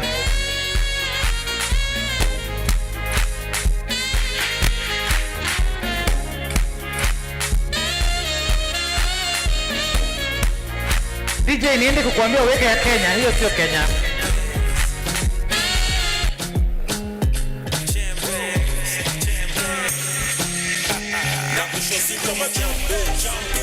Yeah. Let's enjoy Kenyan music, guys. Big shout out to Vince on the beat jacket. I had to do this for the fans' sake. I'm getting all this love on the fan page. And plus I kill it on a damn stage. Eating my competition like pancakes. Ushoto ngoso ini zabea machampes. When ni mrazi besti zako ni masanse. When ni babi wezi bishana na janjes. In fact I blow my talk it was a lunches. You hella done what you think is up with this rampage. You think you can just insult me cause this man's paid? I'm a G, name a nigga that I can't slay. Don't think you can intimidate me, boy, this man's spray. Acha moto hapa simi bobo shante. Na hika Nairo kushafungua mabranches. Nishaku mark red dot kama pantre. Kauta kizogo we comply toza changle. Chukwa hii city sindio champes. Champes. Champes. Sindio ma champes. Nah bro, you ain't no champes. Champes. Champes. You cannot be champes. Sindio ma champes. Champes. Champes. Sindio ma champes. Nah, you ain't no champes. Champes. Champes. Bishane na champes, utaingiwa punches. Zako screen saver bis zako zote manke. You gotta relax man, you're not in this rap game. Sipping on a cheap liquor, we only do champagne. Luku zako mbwakne, wezi kuwa champes. Unajirombosa bure na ulikuwa class. Nah brother, see you can't say. Me, I just stack cake. Oh, we used to school together, thank you for the upstate. Seeing you from over there, make you tell that it's a contest. We ain't too many, make you know that it's the rock step. You two are the biggest superstars in the country. So in actuality, or do you do champagne? What you mean I ain't no champion? Nah, brother, you are wrong. This boy be a champion. Hell yeah, I'm a champion. If you know that you are champion, put them up, let's go. Champagne, champagne, champagne, champagne, champagne. Sing to my champagne. Hell yeah, we be the champions. Champions, champions. Yeah, we be the champions. Sing your champagne, champagne, champagne, champagne, champagne. Sing to my champagne. Yes, sir, we be the champions. Champions, champions, champions. Ain't no question, man, I'm big brother. Comedy, I'm in dada. I'm sonning them, I'm big brother. They know I'm the king, brother. All I do is win, brother. Move like I'm Sin Cara. All about my chingwala. Pull up in an impala. Ain't nobody pressing me. Me, I got the recipe. I'm all be the legacy. But so don't mess with me. Impressively, when raising the bar, me do it carefully. Me don't want no bad vibes. Never let them stop me from my destiny. When I bless the beat, I go hard. Like I'm a beast with no heart. Man, I gotta represent. They calling me the Mozart. Okay, ladies and gentlemen, our guests are here. DJ, kindly be ready with the national anthem. Our guests are here. The DVC Rio is already here, and DVC FPND is here too, and the DVC ASA is here too.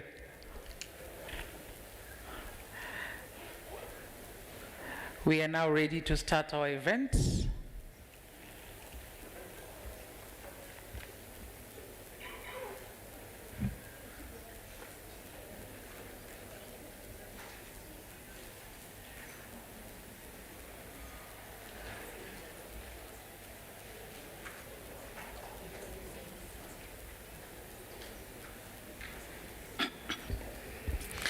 Ladies and gentlemen, by the little authority given to me, I'd like to stand up for the national anthem.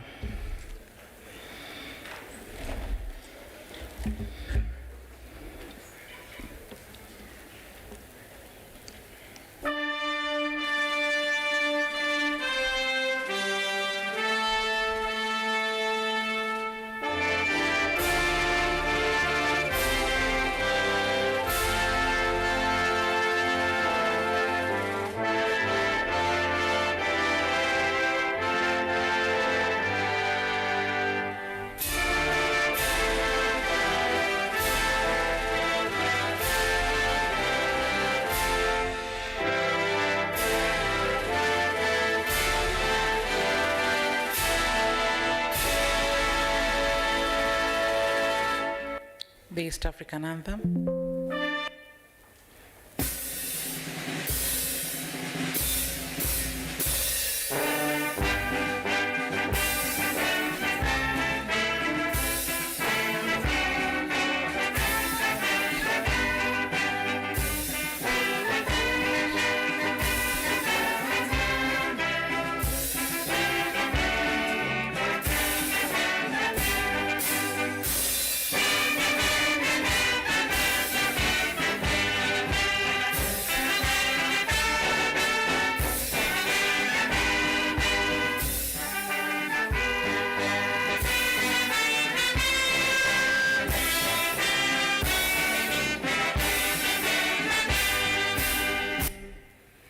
Thank you. While still standing, I'd like to invite Belinda Mumo to give us a word of prayer.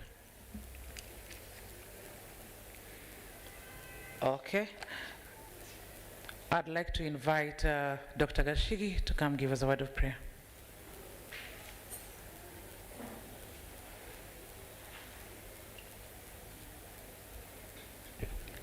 Good afternoon. May we bow down for a word of prayer. Almighty and everlasting Father, we come before thee this afternoon with a lot of thanksgiving for the day that has been. We continue lifting up your holy name because of the many blessings that you have bestowed on us. We want to thank you for the Innovation Week and Summit that has just ended, and we would also like to thank you for the activities that has taken place, dear Lord, and even for all the knowledge and inspiration and approaches that we have learned, dear Lord, that are meant to push our institution into another level. We also want to thank you for our sponsors. Thank you for every organization that has gone out of its way to see that this event has been a success. And now, even as we partake these celebrations that we have today, the closing ceremony, we want to commit it into the able hands, dear Lord. We pray that you may guide the process, dear King of Glory, and we also pray that whatever we have learned will be put into practice as we move on with the activities that happen in our institution. We commit ourselves into your able hands even as we get started in everything that will happen. For it is in Jesus' name we pray and believe. Amen. Thank you very much. We can all have a seat now. Dr. Gashigi is the Dean School of Education, Arts and Social Sciences. Let's clap for her. Today the focus was on School of Education. I am from the School of Education. Ladies and gentlemen, before I call the next speaker, I'd like to remind us that this Innovation Week was made possible, of course, through the very able work and input of the KCA University staff and students, but also through the support of the British Council, the Youth Enterprise Development Fund, Safaricom, Tuendele, Anti-Counterfeit Authority, Communications Authority of Kenya, ICPAC, Moringa School, KASNEB, USPAC, and Huawei. All these sponsors supported the festival in different ways, and we have seen a lot of panel discussions, master classes, hackathons, and challenges that have culminated into the event we are having today, where we are going to be awarding the winners. So ladies and gentlemen, with all due respect, I'd now like to invite Professor Mushiri Mwangi, the Chair of Innovation Week and Industry Summit Committee. Welcome.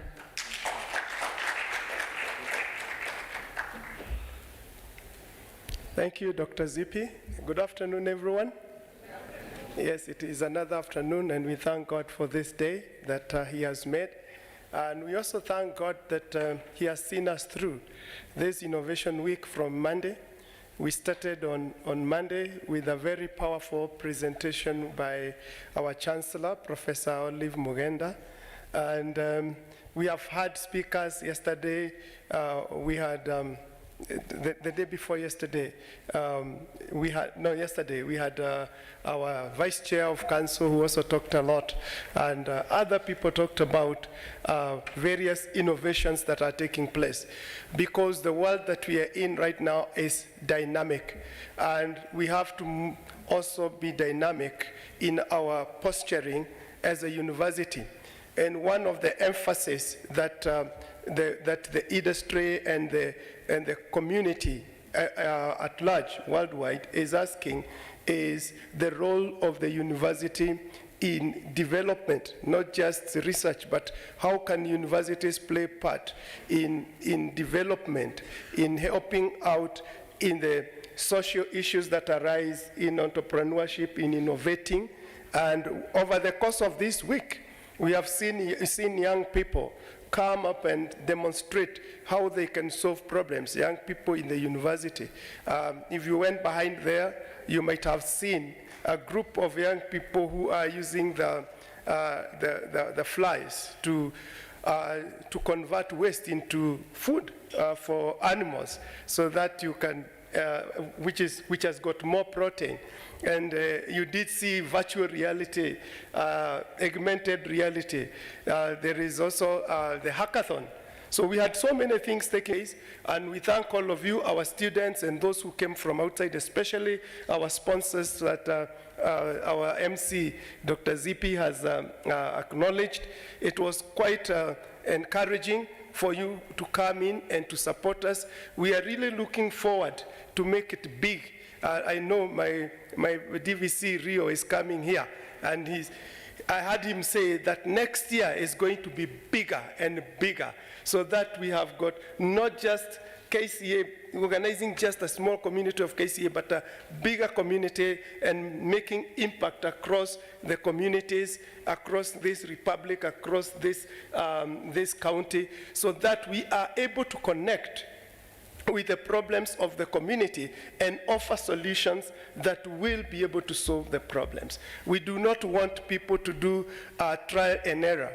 The universities are there to help us to be able to use science, to use innovation, to use our knowledge, to use knowledge and data to be able to do things that will help with knowledge and with foresight, so that we don't just do some trial and error. So we thank all of you that supported us and for coming in, our students who every day you were here to listen. The other day we had an entrepreneur giving his story here, and I saw a number of you taking notes, very detailed notes on what he was saying.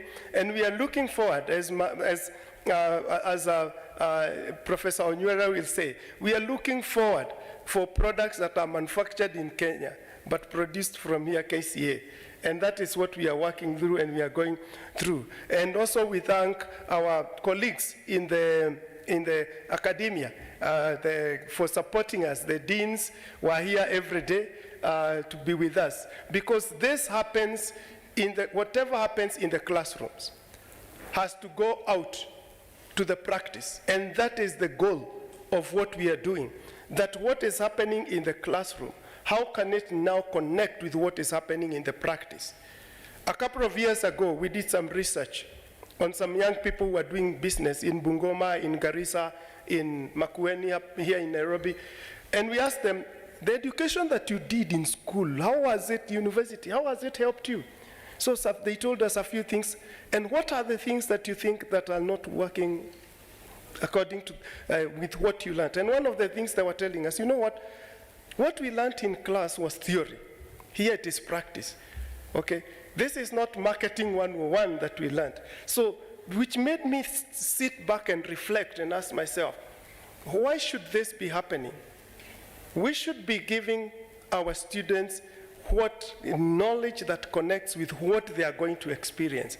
And I'm so happy that with the advent of our Research and Innovation Division, they have seen it wise to come up with this event where we reach out to the people who are practicing the industry, the ones you're seeing that have lined up here, to come.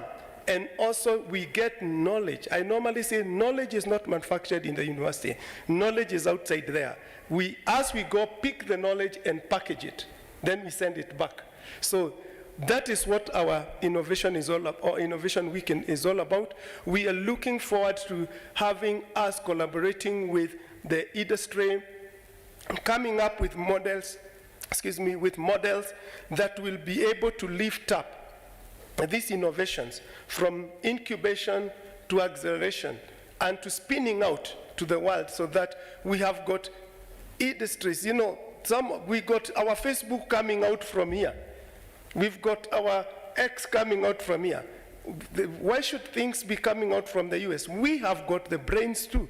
We can use them. And when I sat down and I listened to our young people making their presentation in the business plan competition, in the hackathon, I realized there is potential.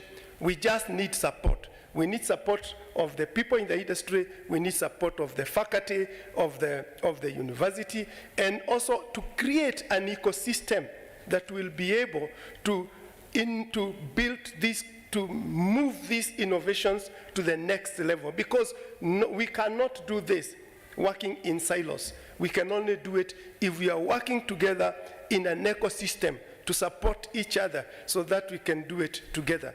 In my language, they say that one finger cannot kill a lice. You know, lice, you cannot kill it with one finger. So we need a number of us to come together. So thank you so much. And I don't want to say much beyond there, because my duty is quite small. It's just to ask the DVC Rio to come, because this is his event, and take us from there. Thank you.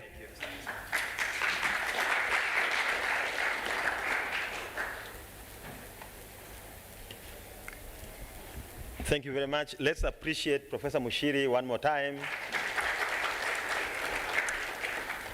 To my colleague, Deputy Vice Chancellor in charge of Finance, Planning and Development, Professor Damiana Kieti, Deputy Vice Chancellor in charge of Academic and Student Affairs, Professor Joshua Bagakas, to members of the University Management Board, to members of the University Senate, to our sponsors.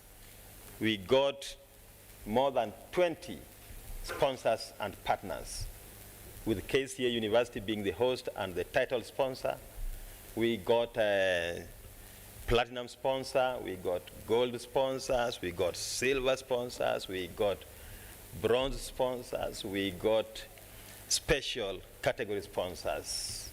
Safaricom, Huawei, ISPAC, the British Council, Commonwealth, all of you, Tuendelee, all the partners who are here, colleagues, the University Senate, our students, and the many universities who came from far and wide to participate in this event. Good afternoon. Hamjambo. This is not the beginning of the end, but the end of the beginning. We are just starting, and we want to do it. Allow me at the onset to convey sincere apologies of the Vice Chancellor and CEO of KCA University, Professor Isaiah I.C. Wakindiki, who could have really wished to be here, but due to unavoidable circumstances, is not able to be here. He therefore requested that I stand in for him this afternoon. Before I deliver the message of the Vice Chancellor and CEO, I would like to request, on behalf of the partners and sponsors, representative from Safaricom, our friend Andrew, who is here, to kindly step forward and make some brief remarks. Let's put our hands together for Andrew.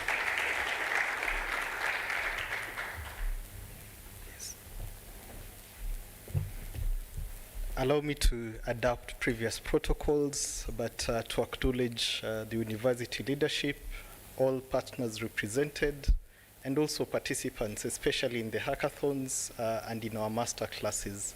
First of all, thank you to the university for the opportunity, speaking on behalf of partners, for giving us a chance to actually to be able to be part of this great Innovation Week. It's been a week. I was here when we did the launch of this Innovation Week, and I think coming back towards the end, I can still see that the same energy is there. So a hand clap for yourself. Thank you very much. And when we got the invitation as Safaricom, we said, what are the 2 or 3 things that we can add value? And as we were thinking about it, and something we really champion called the quadruple helix innovation model, where you can have the academia, the government, private sector, and also communities come to play. I'm excited because when I go towards the booths, I can see a representation. Industries here represented by the sponsors, as well as some community organizations.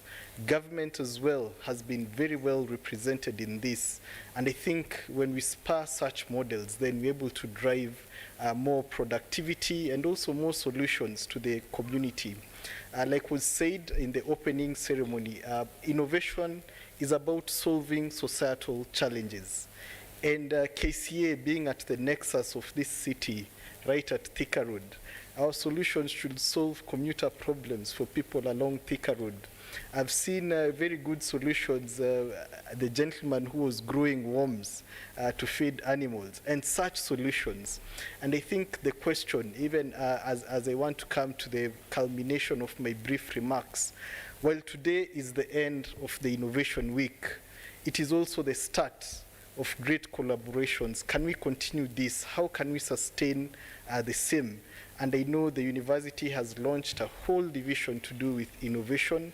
And what we've done here, I think we can offer more support, whether it's thought leadership, how to set it up, think about an MIT, a Stanford for Africa. Can KCA be one of them? Yes. Do you believe can KCA be one of them? Yes. So looking forward to the support, and again, thank you for the opportunity. We are glad to have sponsored, partnered, and we are looking forward towards the great products that will come to witness in the next Innovation Week. Thank you, and have a nice rest of the afternoon. Thank you. Let's appreciate Andrew one more time and the rest of the sponsors.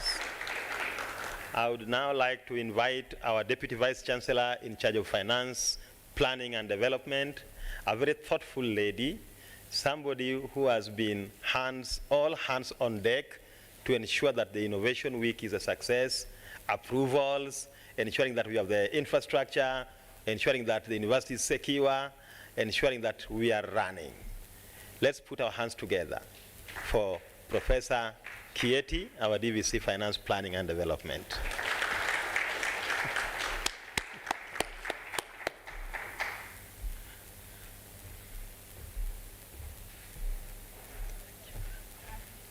Thank you.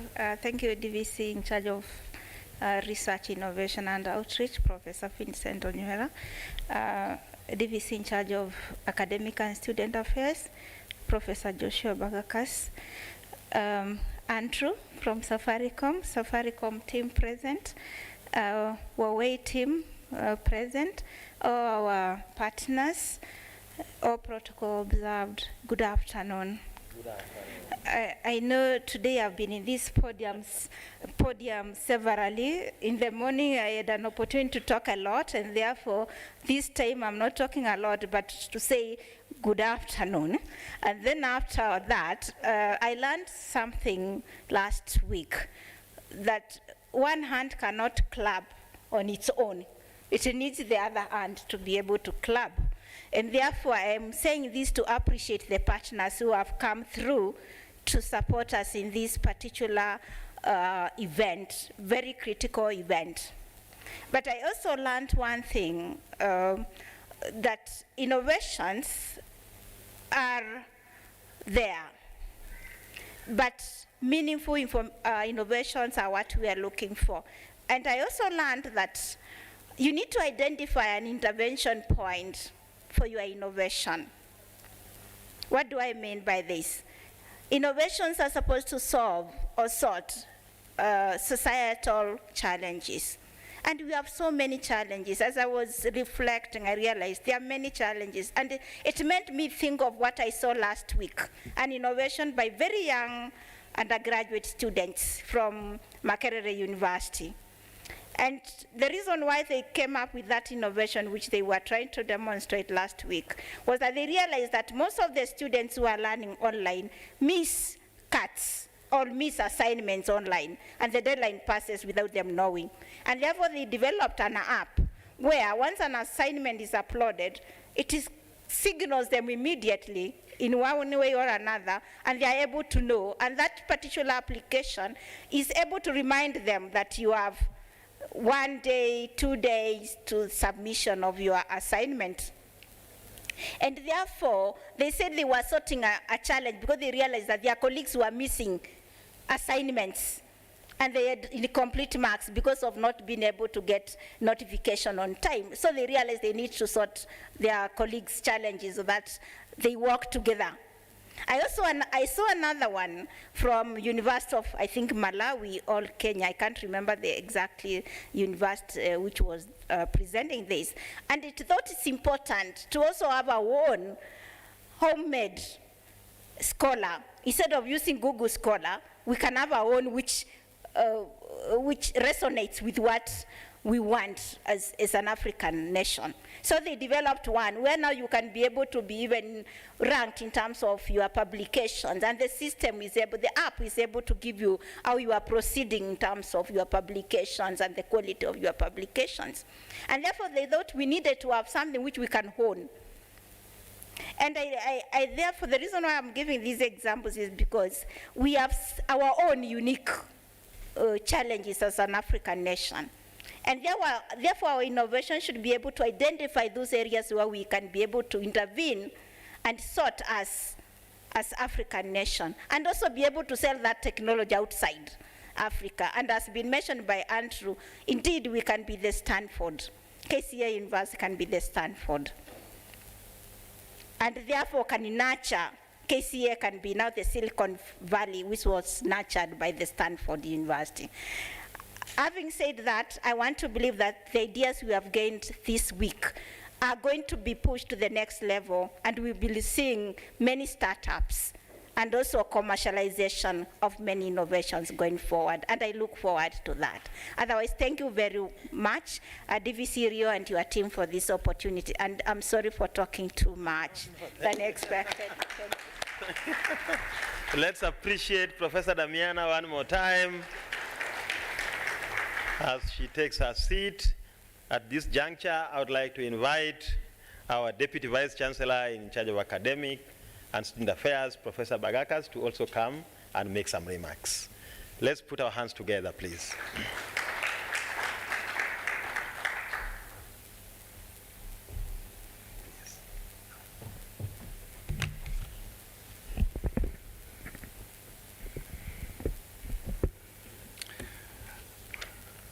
Professor Katie, you didn't speak too much.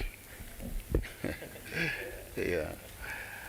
So the chair of the KCA University Council in absentia, our Vice Chancellor, Professor Isaiah Wakindiki, also in absentia, but represented very well by a team led by our DVC Rio, Professor Nywera, our industry partners, our colleagues here at KCA University, our dear students, good afternoon. Yeah, I guess we have come to what we can now refer to as the end of the beginning, because good things are actually starting now that we have set the stage. For me, I usually call it tekera mwiso. So this is really a wonderful time. I know we have had the activities of the week. We have witnessed quite a lot. We have seen prospects. But for me, the happenings of this week, they seem to demonstrate several things, but two of them come out very clear. Number one is the power of teamwork. You know, there are so many things going on at the same time. We are preparing for the graduation, which is in a few days, and we had it this week, and because of teamwork, I think we have seen things moving so well, and I can see we have achieved so much. So the power of teamwork comes out very clear, and I'm actually sure that the teamwork is what gave our Vice Chancellor the confidence that I can continue to do other things, because I know the team we have left behind at KCA University is going to be able to do it. So I think that is one of my take home. The second one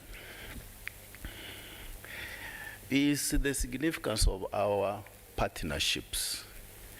In fact, you know, there was a sense that the roads were leading to Ruaraka, to KCA University. The roads from Safaricom were coming here. The roads from some of the government officials was coming here. The roads from the academics was coming here. And it shows that actually we have powerful partnerships, and partnerships which are growing. And I'm sure with that kind of partnership, the sky is the limit for KCA University. But for me, that's not the most important thing. Yes, it's the likelihood of KCA University coming out as one of the powerhouses of academia in this nation is almost obvious.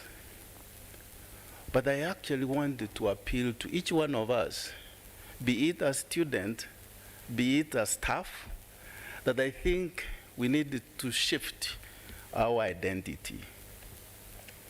And I want to appeal to each one of us that we actually need to think about ourselves as not as an institution which is gearing to succeed, but as an institution which is modeling how academia is supposed to take place in our republic.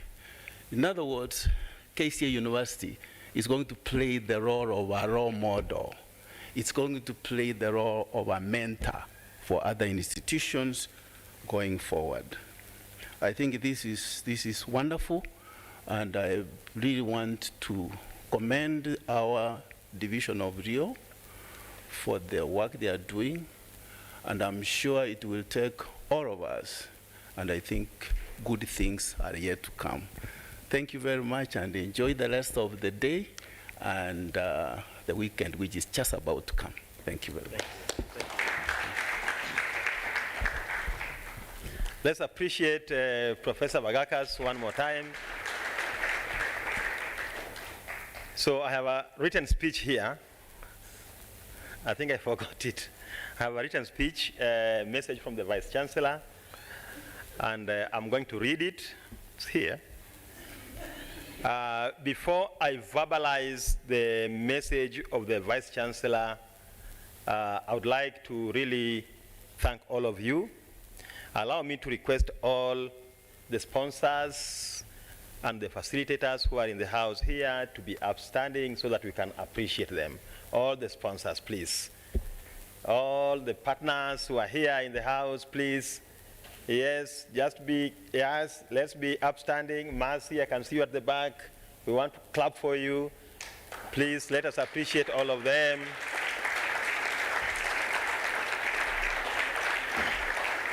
Thank you very much. Thank you very much. You may take your seats. We had 20 partners and sponsors. Some of them are following up virtually, others have left. We don't take it for granted.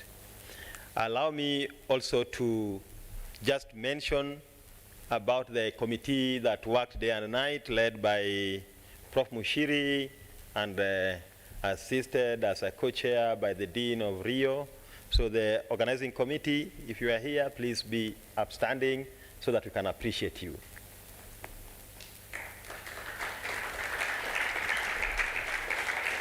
Thank you. Thank you. Thank you very much. I would like to just start by saying that the overarching goal of Kenya Vision 2030, and we know we know about Kenya Vision 2030. The overarching goal of Kenya Vision 2030 is to transform this country, Kenya, from a low-income country to a newly industrialized middle-income country that provides high quality of health care in a safe and secure environment. And that goal puts research and innovation at the center of it. Exactly what we are doing today. We are playing our role as a university in ensuring that we get to the Vision 2030. The Africa Agenda 2063, the agenda for change, puts research, innovation, and outreach together with partnership at the center of it. As KCA University, we are playing our role in ensuring that we make a significant footprint and contribution towards the attainment of Africa Agenda 2063. The UN Sustainable Development Goals, and there are 17 of them. The most important goal there is the 17th goal, which is the implementation goal. Goal number 17 is about partnerships and collaborations. Without goal number 17, it becomes difficult to meet goal number 1 up to number 16. So what we are witnessing, or what we have seen since Monday up to now, has been in line with the aspirations of the UN Sustainable Development Goals. The vision of KCA University, and I like it very much, is to be a globally competitive, innovation-driven business and technology university that promotes partnership, teamwork, collaboration, science, technology, and community. What we have been witnessing since Monday is right in line with the vision and mission of KCA University. When we started this journey several months back, we were very clear in our mind about what we wanted to deliver in this Innovation Week. We were very clear, we had an agenda, we had a plan, and we sought out to ensure that we achieve the plans.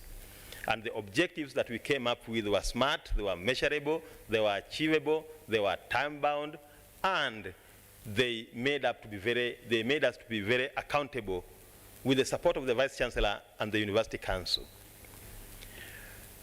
The various keynote speakers led by the Chancellor, on Monday the Chancellor talked at length about creating an enabling ecosystem, an ecosystem that leaves no one behind, and an ecosystem for research, an ecosystem that supports everybody in the research enterprise. And we are very, very happy with the approval of the Council and the support of the Vice Chancellor and CEO, Professor Isaiah Wakindiki, and the University Management and the Senate. And all of us in KCA University, we are creating a very robust ecosystem for success. Recently, the university launched what we call the Vice Chancellor's Research and Innovation Fund. And I would like our partners to hear this. A research and innovation fund with some seed money set aside to support creative and innovative ventures by our students and our faculty. And the plan is that through this fund, we'll be able to look at those ventures that have potential for incubation, for acceleration, and for commercialization. We will be reaching out to our partners moving forward, even as we plan to send out a call for applications. So students, when you see these calls, they'll come through your schools, they'll be in your emails. Please, we encourage you, don't hold back, but take advantage of these calls. The same applies to the members of staff and faculty. In the spirit of leaving no one behind, we are going to call for innovative ideas. Please, when you see these calls, don't just say, thank you very much, DVC Rio, this is noted. That is good, and that's good, and I normally appreciate it, but please go further than saying thank you very much for the email. We expect you to submit your ideas. At KCA University, we are very happy. The most innovative, creative, and world-class university with close to 25,000 students, and we have 4 campuses. So we have a campus here, Ruaraka campus, we have a campus in Kitengela, we have a campus right at the heart of the capital city, and we have a campus in Western, in the beautiful city of Kisumu. And we are establishing innovation hubs in all our campuses. Most important is the fact that we have opened all these innovation hubs to anybody in the world who has a project that has promise, in the spirit of leaving no one behind. So our innovation hubs are going to be opened, and not only for the KCA University community, but even those Kenyans outside there who have an idea that can be incubated, that can be accelerated, and can be commercialized. We would like to, as the DVC FPD said, let us solve the problems of today, right in the house where you come from, right in your compound, in the estates where you stay, in the community where you stay, wherever you are. I'm sure you are able to identify a problem. Don't wait for somebody else to do it for you. Think through it at your level, and the university is here to give you a listening ear, and we have academic mentors, we have professional mentors from the industry, so we invite you, step forward.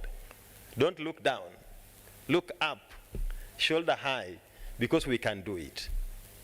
With more than 60% young people in Africa, or in Kenya for that matter, and Andrew talked about it the other day, we can transform our lives. We can change lives and transform higher education. So as KCA University, we are very, very happy. We are very pleased with thought leadership. All these things cannot happen if the leadership is not working. And we say that everything rises and falls on what? On leadership. So we thank the Vice Chancellor and CEO of KCA University, even for trusting that in his absence, as DVC has said, when the captain is away, the game still does what? Continues. So we want to thank him very much for this opportunity he has given us, and also for the exhibitors. We had close to 40 exhibitors. Some of them are in the hall. Can I ask the exhibitors to be upstanding so that we can appreciate them? Exhibitors, please. I know some of the partners were also exhibitors. We want to appreciate them. Thank you very much. Thank you very much. So moving forward, because I don't want to take a lot of time, what next? We are going to have the next big thing coming from KCA University. We have the plan, we have the agenda, we have the vision, we know how we are going to do it, we know the others are listening, and we are not competing. So to the universities, the other universities who are here, we really thank you very much. Tutarudisha mkono pia. When you have a function, please invite us and we will honor your invitation because you honored our invitation. Next year, we are going to have a major event here at KCA University. And we have already started planning for it. I have told the team in the Rio division to look for running shoes because we are going to run, Emily, so we are going to run. Next year, we are going to have a very, very big one. And I don't want to let the cat out of the bag now. Just watch this space. Finally, our partners, this is not the beginning of the end. As I said earlier, the VC has said that we are going to expand. We are going to cement the current partnerships that have been created, even as we expand and bring in more players, more partners, so that we can co-create, we can ensure cross-pollination of ideas and skills and best practices. And when we will be planning the next event for next year, we will not only have colleagues from KCA University on the organizing committee, but we will reach out to some of you partners to be on the organizing committee so that we can, all of us together, be able to co-create and deliver a world-class event come next year. I want to thank all members of the Senate very, very much. Members of the Senate, we really appreciate you. Deans of schools, we appreciate you for your presence. Staff, KCA staff, you are a wonderful breed of human beings. I saw you taking initiatives. Even where you are in a different school, I saw you acting on behalf of another school. That is how it's supposed to be, because we are one, with one spirit and letter moving forward. So I really want to thank you very, very much. The technical team, you did a wonderful job, and the KCA hospitality did a marvelous job. Our students, you are international students. Hello? KCA University are international students. And I heard our partners say, this is a wonderful breed of students. They have never seen this kind of students before. So I really want to, can we give them a hearty clap to our students? We appreciate you, our students. You are our business. You are our number one business. Without you students, then I don't think most of us will have business here. I'll go and do my fishing down there and grow cassavas. So our students, we really want to appreciate you and to thank you for being very active participants. This was your event, and you have not let us down. I thank all those who are on the virtual space, the social media space, Christine and your team. We follow everything, and we truly appreciate you. With those many remarks, on behalf of the Vice Chancellor and CEO, KCA University, Professor Isaiah Wakindiki, we now want to declare the second KCA University Innovation Week and Industry Summit officially closed as we open the next big thing come 2024. Thank you, and God bless you.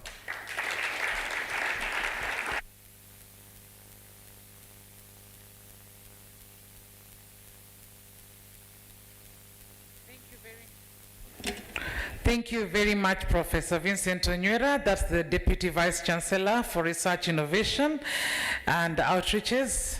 After such a speech, we don't even want to dilute it with anything. Two professors have spoken, and in between, other two professors have also said very beautiful things. We just want to say, let's give them a round of applause, a proper one.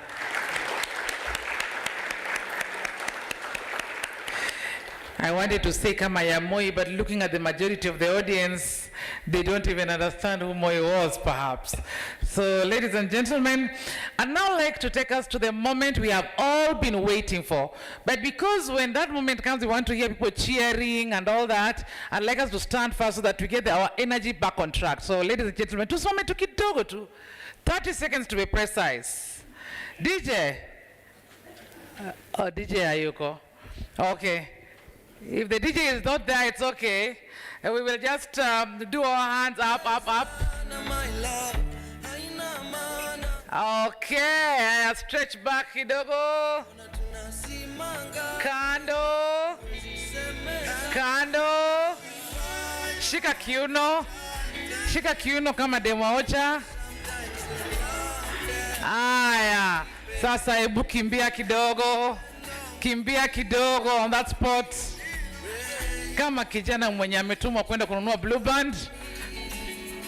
Aha, ladies and gentlemen, shake your shoulders. Shake your whole body. Knees bend.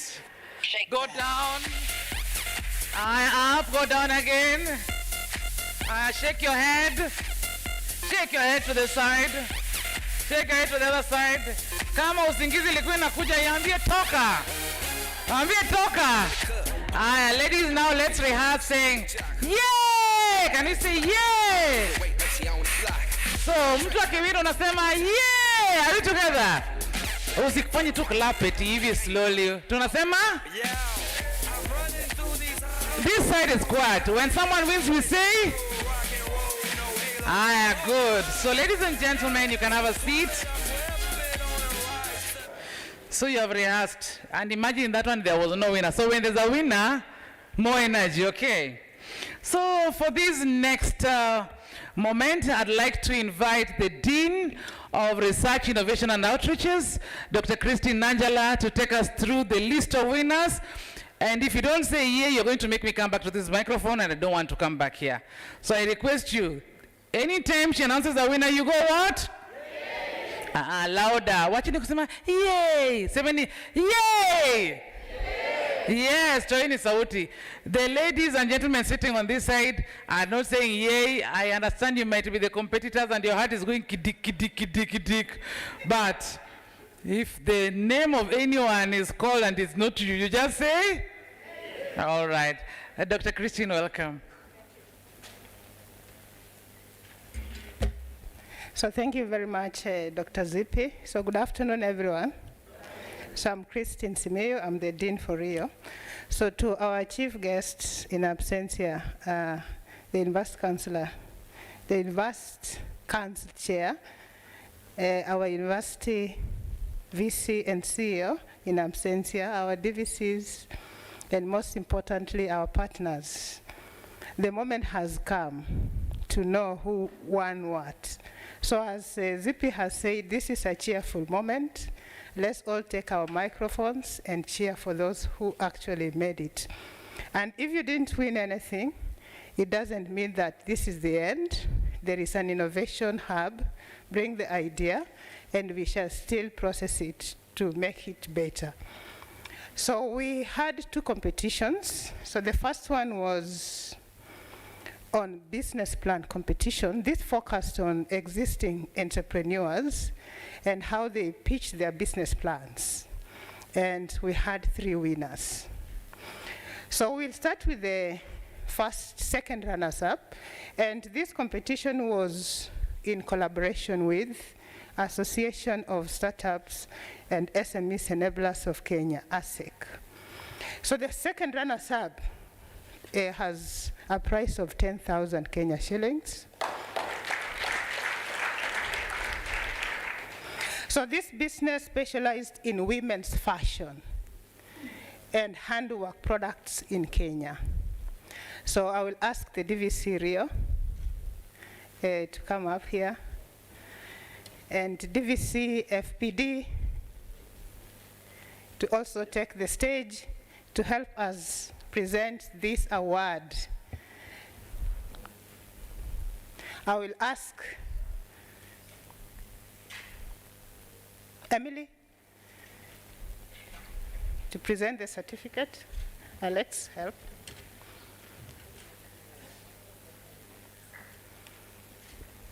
For the champions, yes. Stand up, stand up, stand up. For the champions, stand up. For the champions. So the winner is Gladwell Gitau. Stand up. For the champions, stand up, stand up, stand up. For the champions, stand up. For the champions, stand up, stand up, stand up. For the champions, stand up. Down on me, so stand up. For the champions, Congratulations to Gladwell, the girl child. Note that. So our first runners-up had a present of 15,000 Kenya shillings. And this project is focusing on components of school management systems, offering a dual solution to parents and the school. And so far, it has already enrolled 5 schools. Clap for them. It's a big thing.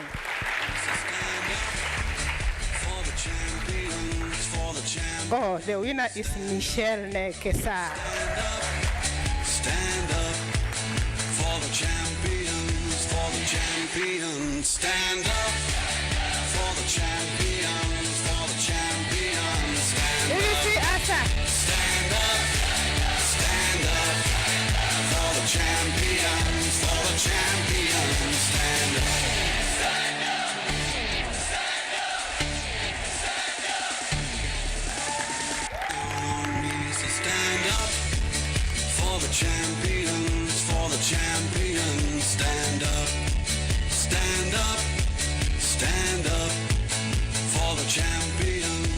And the winner for this competition, so the winner for this competition, the business plan competition, is having a business known as Uzima Hub, improving healthcare accessibility and outcomes by connecting patients with trusted providers.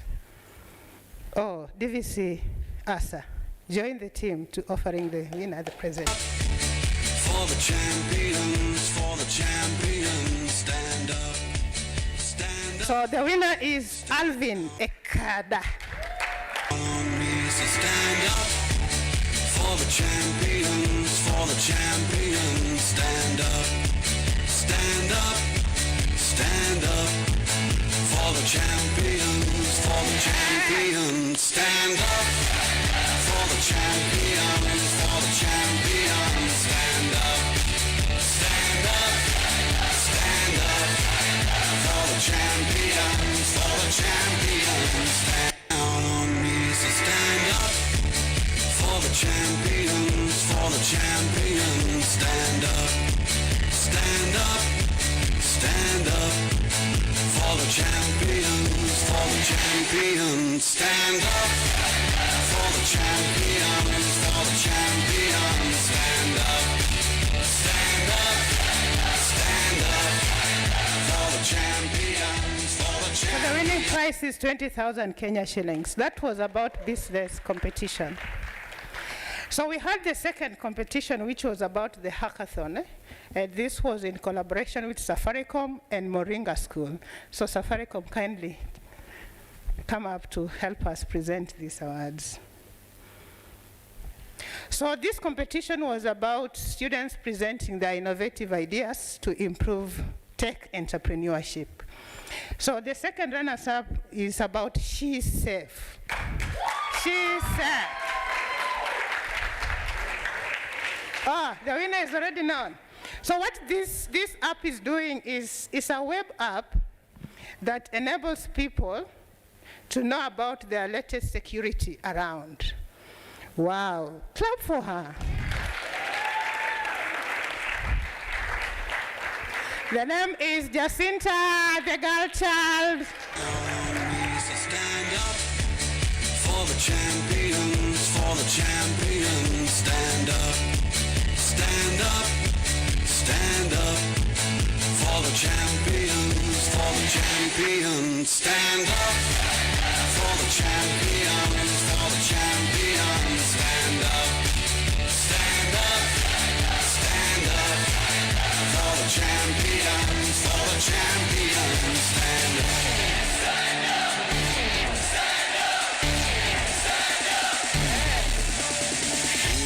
Jacinta and her team are winning 10,000 Kenya shillings. The first runners-up with 15,000 Kenya shillings as the prize is about blockchain real estate. So now this is a system which will be used to selling, renting, connecting clients to real estate sellers. Oh, why don't you clap for that? It's a great idea. Is Ian Sosi Nyabwari.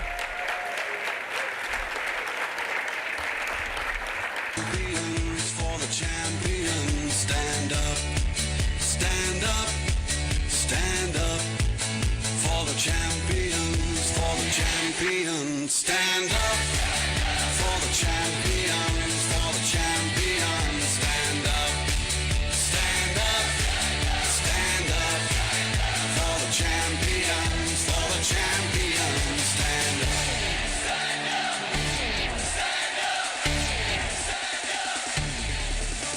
Thank you. So Ian is winning 15,000 Kenya shillings with the support from Safaricom. Thank you. So the winner in this competition is about the T-Health. So this is a health management system that uses NFC cards to store data on health records about patients. Oh, clap for us.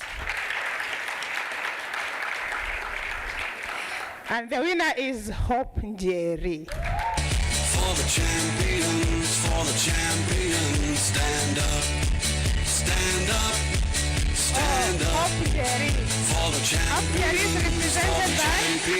stand up. Tyson Juguna, and I say Stand up, stand up, stand up for the champions, stand up. Stand up, stand up, stand up. Here we go, it's getting close. Now it's just who wants it most. It's just like that's how it is, 'cause we have our strengths and weaknesses. Oh, I have vision, can't you see? I'm on the move, make way for me. So stand up for the champions, stand up. So I will ask all the winners to come up to the podium, and any university management board member around kindly join. Photo. UMB members, Moringa School, Safaricom, kindly, and ASEC. The winners, come up to the podium. UMB members, please come. Moringa School, please come. ASEC and Safaricom. DJ, some music as we organize ourselves. We will sing a new song. Congratulations, he has done it for you. And you will come back with a new song to sing. God is good. Yes, you will come again with a new song of praise. God is good. Oh, congratulations.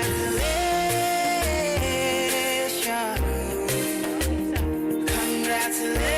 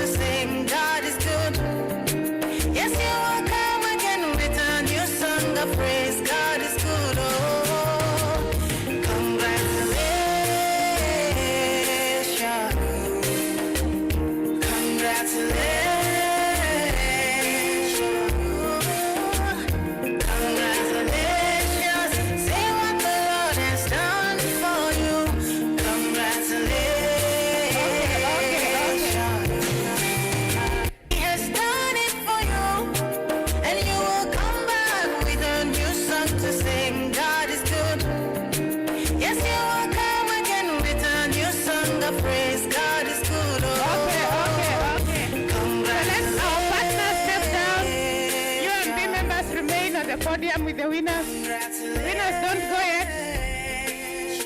We have the UMB members only and the winners. And you will come back with a new song to sing. God is good. Yes, you will come again with a new song of praise. Please smile.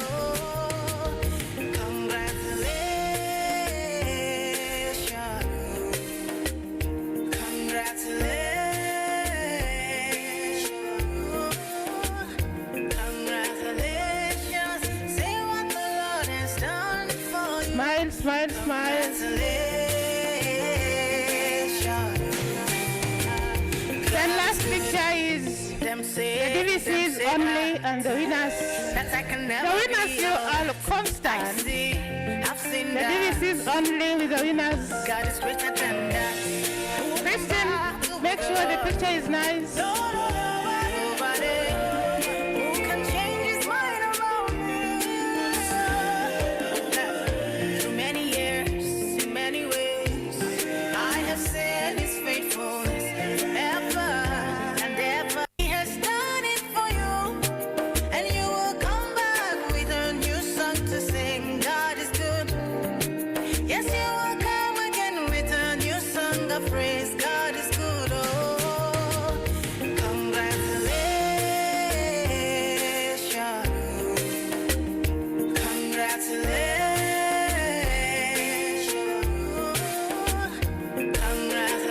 Congratulations, say what the Lord has done for you. Congratulations.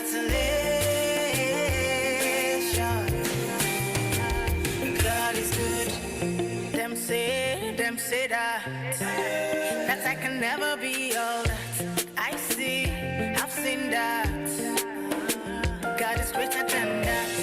Who can battle with the Lord? Our last picture, the winners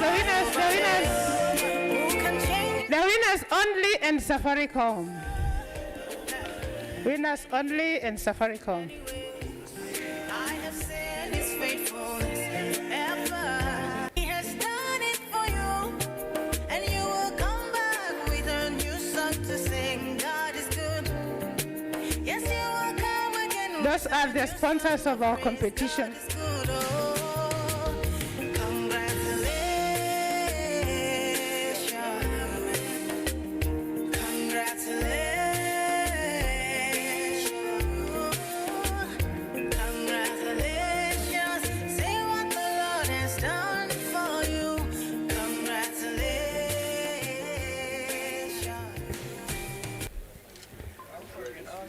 Thank you. So the winners in Moringa School.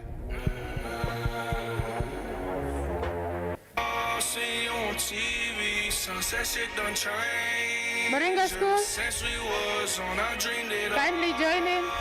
Ever since I was young, they said I won't be nothing. Now they always say congratulations. Work so hard, forgot how to vacation. They ain't never had the dedication. People hating, say we changed and look, we made it. Yeah, we made it.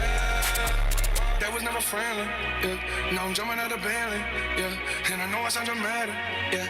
But I know I had to have it, yeah. For the money, I'm a savage, yeah. I be itching like I have it.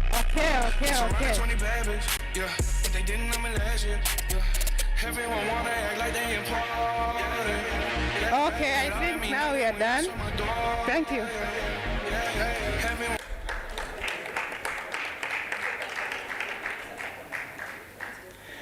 All right, so I think congratulations to everyone. We all win. So the next steps is the winners will be taken to the Innovation Hub and they will incubate it to produce the prototype. After the prototype production, they will be taken to Acceleration Center to accelerate. So Prof, the dream of Made in Kenya, produced in KCA has started off. Thank you very much, and back to you. Zippy Okoth.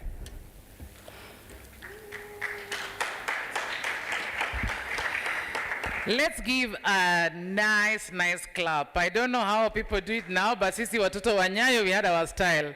So let's just do it because nowadays everything is helter-skelter. We just do a serious one, but with enough energy. Okay, let's go. Aya. Na nguvu kushinda hiyo, like the energetic youth in the room, like us, you know. Let's go. Okay, I'd like to request you to look at your neighbor and tell them you're full of innovation. Yeah, you see, you know, ukimwangalia tu mtu, unaona tu innovation. The clothes they are wearing, you know, hair like mine, this is innovation, isn't it? So, we are all full of innovation. We just don't appreciate it as much. We are all using phones, our clothes, our smiles, everything uses an innovation. So don't die with your idea in your head. Then when someone has already made it public, you say, imagine I had such an idea. Unleash it now. Safaricom is here, you know. They are very good at taking such innovation and incubating you to become the best you can be. I mean, M-Pesa is a brand that we're all using the world over, isn't it? Yeah, so ladies and gentlemen, as we come to the end of this beautiful day, I'd just like to say it's been an honor to be your MC, but most of all, it's been an honor to have this hall full throughout the week from Monday to today, Thursday.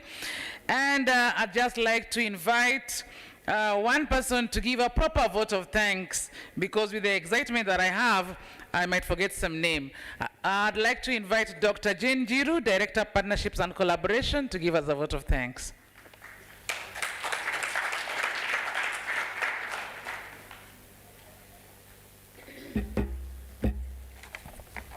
Thank you. Thank you so much, Dr. CP Okoth.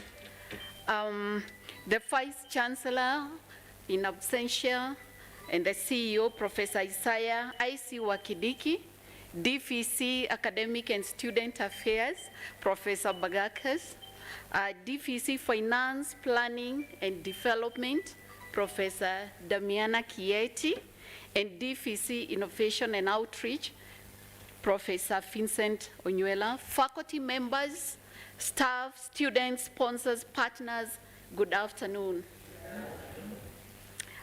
I want to thank all of you for being here today to mark the completion of such a successful Innovation Week and Industry Summit.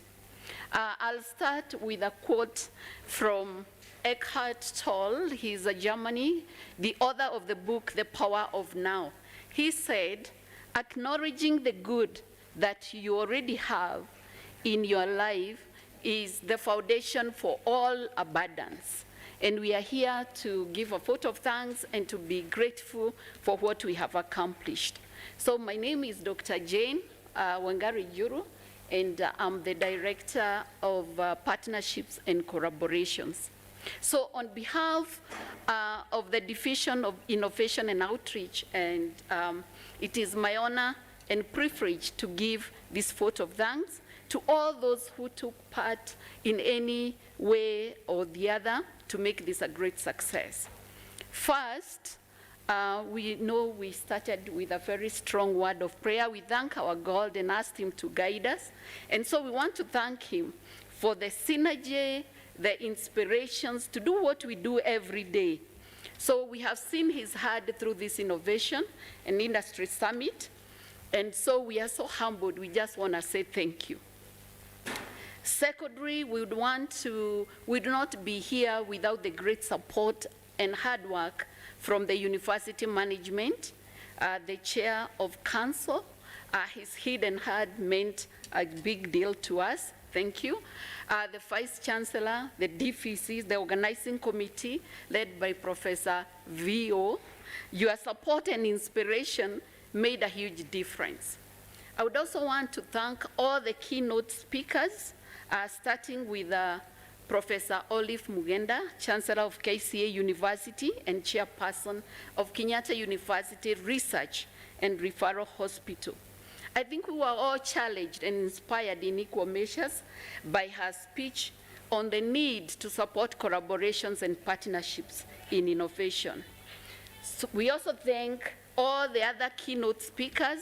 We had Honorable Joyfrey Kaituko, the PS, Maritime and Shipping. We had Nancy Matimo, the Vice Chairperson of Council, and the Director and Business Lead for Serari Group. And we had MS Gladys Giro, the CEO, the Group CEO of DataSec. I think we all listened to their speeches and we were inspired, and I think we are ready for action from today. We also thank all those who participated in various panel discussions. We thank the moderators, Dr. Ibrahim Tiriba, Mr. Dominic Ojoang. You did a superb job, and we are grateful. We also say thank you to all the master of ceremonies, starting with Mr. Rogers Abongo, Mr. Duncan Ouma, Andrew Groney, and Dr. CP Okoth. You are amazing. And we want to tell you to just keep on doing what you do best. We appreciate. Last and not least, I would want to thank all our sponsors. We would not have had such a great event if our sponsors didn't come through. And starting with Project Kopiek, Professor Mushiri's project, we appreciate you and thank you very much. We also thank the British Council, Safaricom, Serari Group, DataSec, Youth Enterprise, Moringa Group, Moringa School, Association of Startups, ISPAC, KCA Foundation, our very own, keep on doing what you're doing, Ministry of Mining, Kenya Revenue Authority, Anti-Counterfeit Authority, Africa Research Impact Network, Communications Authority, Innovation for African Universities, and CASNEBS, and many more. We thank you all for being our partners and our collaborators. So through the leadership of our Vice Chancellor, KCA University believes in fostering industry academic partnerships to drive progress, innovation, and economic growth.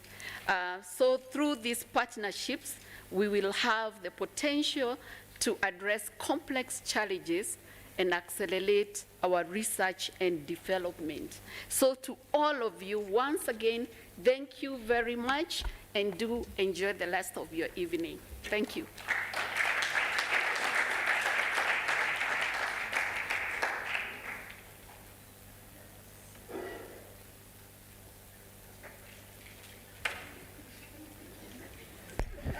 You know, I was really admiring Dr. Jane Jiru until I forgot.